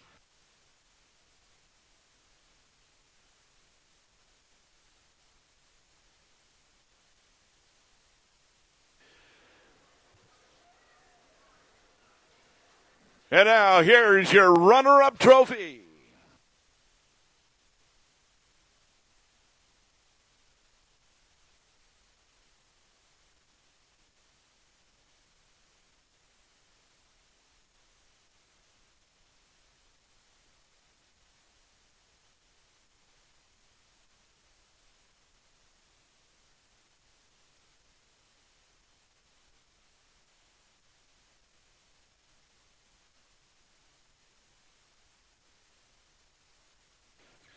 Congratulations, Creighton Prep High School, your 2026 Class A Boys State Track and Field runner-up.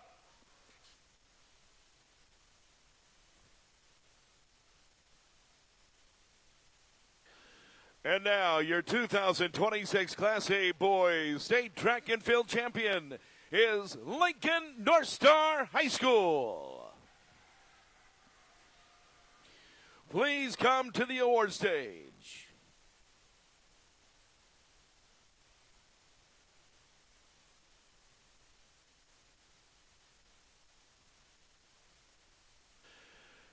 Head coach Sarah Dumeyer, we have a special award for you.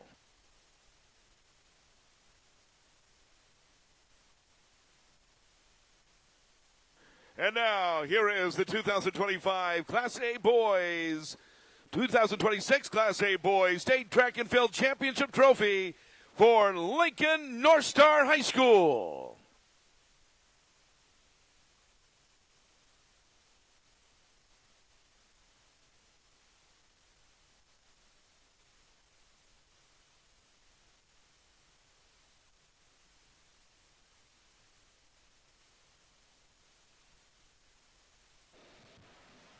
Well, congratulations to Lincoln North Star, their first ever team championship in state track for boys alongside Pat Jansen. I'm Eric McKay. Pat, there wasn't a ton of drama in the team standings this year as we've seen in years past, but plenty of drama on the track and incredible performances all around, including by Lincoln North Star to sew up their first ever state title.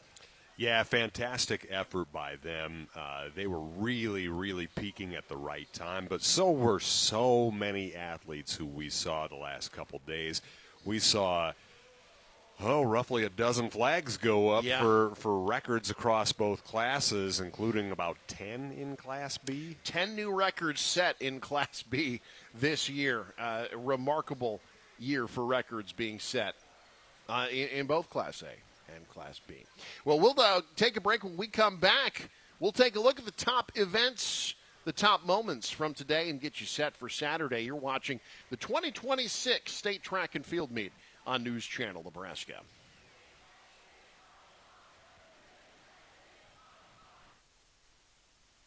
Eastern Oil. Make your first and last stop to and from the game at your nearest Speedy Mart or Good to Go convenience stores today. Scotty's Ranchland Foods in Valentine, Nebraska. And by Carpet Shop, providing quality residential and commercial floor covering and installation for almost 50 years. Looking for a touchdown on the road?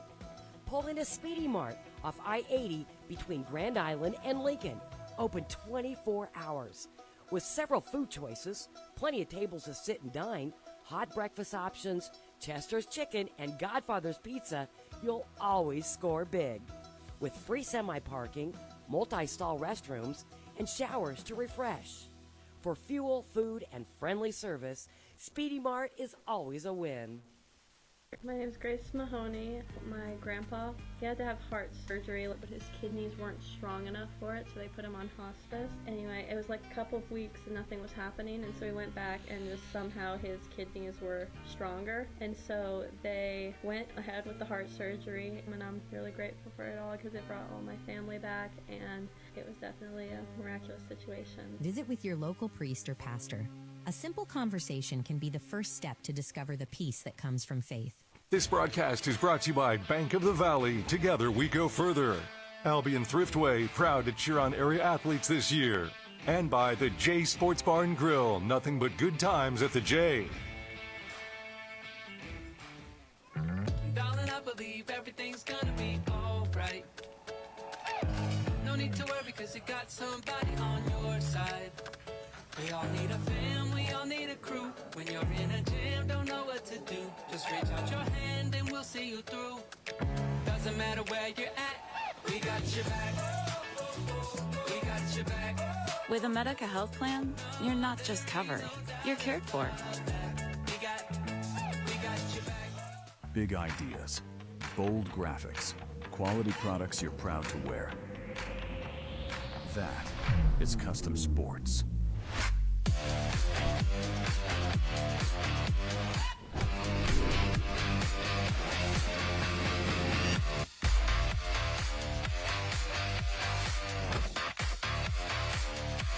Custom Sports, custom graphics, quality products, and timely service you can count on. This broadcast is brought to you by Bernard Real Estate and Auction Company in Auburn and Nebraska City. Larson Motors in Nebraska City. Find your new Chevrolet, GMC, Ford, Chrysler, Dodge, Jeep, or Ram today at LarsonMotorGroup.com. And by Home Innovation. Start your year-round luxury experience at SpasOnline.com.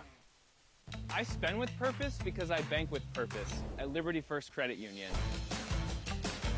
With my Liberty Plus checking account, I can earn extra cash just for spending on everyday things, like groceries, online or in-store purchases, and lunch. At Liberty First, anyone can join, so start earning money to spend on the things you love. Start banking with purpose. Start banking with Liberty First Credit Union. Hey, Dad, are you in the field right now? Yeah, but I'll be at your track meet this afternoon. Good luck. Look up and look out for those power lines. Yup. I'll stay 20 feet away when I fold up to leave the field, just like you told me. Love you, Dad. See you at the meet. Stay safe. NPPD, powering the state, empowering your safety. Back at Burke Stadium in Omaha, wrapping up Classes A and B at the State Track and Field Championships alongside Pat Jansen. I'm Eric McKay. Pat, if there's one thing that sticks out to you from today, what would that be? I would say just the level of record-breaking performances here in Omaha today.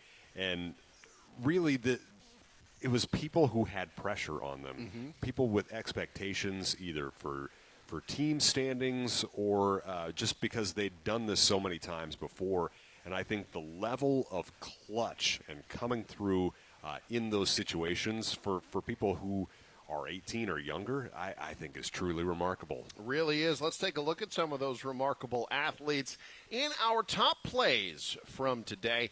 Classes A and B. A dozen new records set at Burke Stadium in Omaha for Classes A and B at the 2026 Nebraska High School State Track and Field Meet. 10 new records were set in Class B, including Emma Stephenson of Waverly, who wins the 800 in 2:07.88, setting a new record there. Not to be outdone, how about the 4x1 in Class B? New records set there on the girls' side by Bennington and Gretna, in fact. Boys 4x1 in Class B. Gretna East sets a new state and meet record. Seward finished in second. They would have set a new record as well, but it's Gretna East getting the win. The Griffins celebrating a new record. 110-meter hurdles, Class B boys. That's Braxton Badman from Waverly. Get used to that name. You're going to be hearing it a lot. Sets a new meet record, 13:95 in the 110. Girls Class B 100-meter dash. Mia Cushing from Elkhorn edges out the field, 11:93, a new state and meet record for the Antlers. Great run by the sophomore. 300-meter hurdles. This was an incredible performance by Addie Darnell of Auburn. Set a new meet and state record in qualifying in the 100-meter hurdles. Set another record in the 300 as well. She was the gold medal winner in both. Boys 200-meter dash in Class A. Evan Swoboda of Norfolk crossing the finish line first. He won 2 gold medals, also the winner in the 400. If it weren't for the wind, it would have been a new record. We go to the 4x400-meter relay, Class A girls. Omaha Marion ends up getting the win. They jump from third to first over the final leg to win the 4x4. On the boys' side, the 1,600-meter relay, not much excitement, but Blair setting a new record. That's exciting. 3 minutes, 19 to 55 seconds. Daggett the anchor leg, and then Bell West holds off Creighton Prep to win the 4x4 in Class A. Team standings, not a lot of drama throughout the day. They were sewn up pretty early. In Class B, Elkhorn North ends up the runner-up. The Wolves end up runner-up to Bennington. The Badgers had sewn it up pretty much halfway through the day. Bennington defends their team title in Class B. In Class A, the Kearney Bearcats end up runners-up in Class A, but there was very little drama in Class A. Papillion La Vista South continues their recent dominance. Their third title in the last 4 years on the girls' side. In Class B boys, Lincoln Pius X finishes runner-up. Had some sprint events that helped them there, but Waverly holds everyone off. The Vikings, champs once again in Class B. Class A, Creighton Prep clinched a spot on the runner-up with their performance in the 4x4, but nobody could beat Lincoln North Star. The Gators win their first ever state title in track. The Gators, your champs in Class A. So we'll take a look at those final team standings one more time.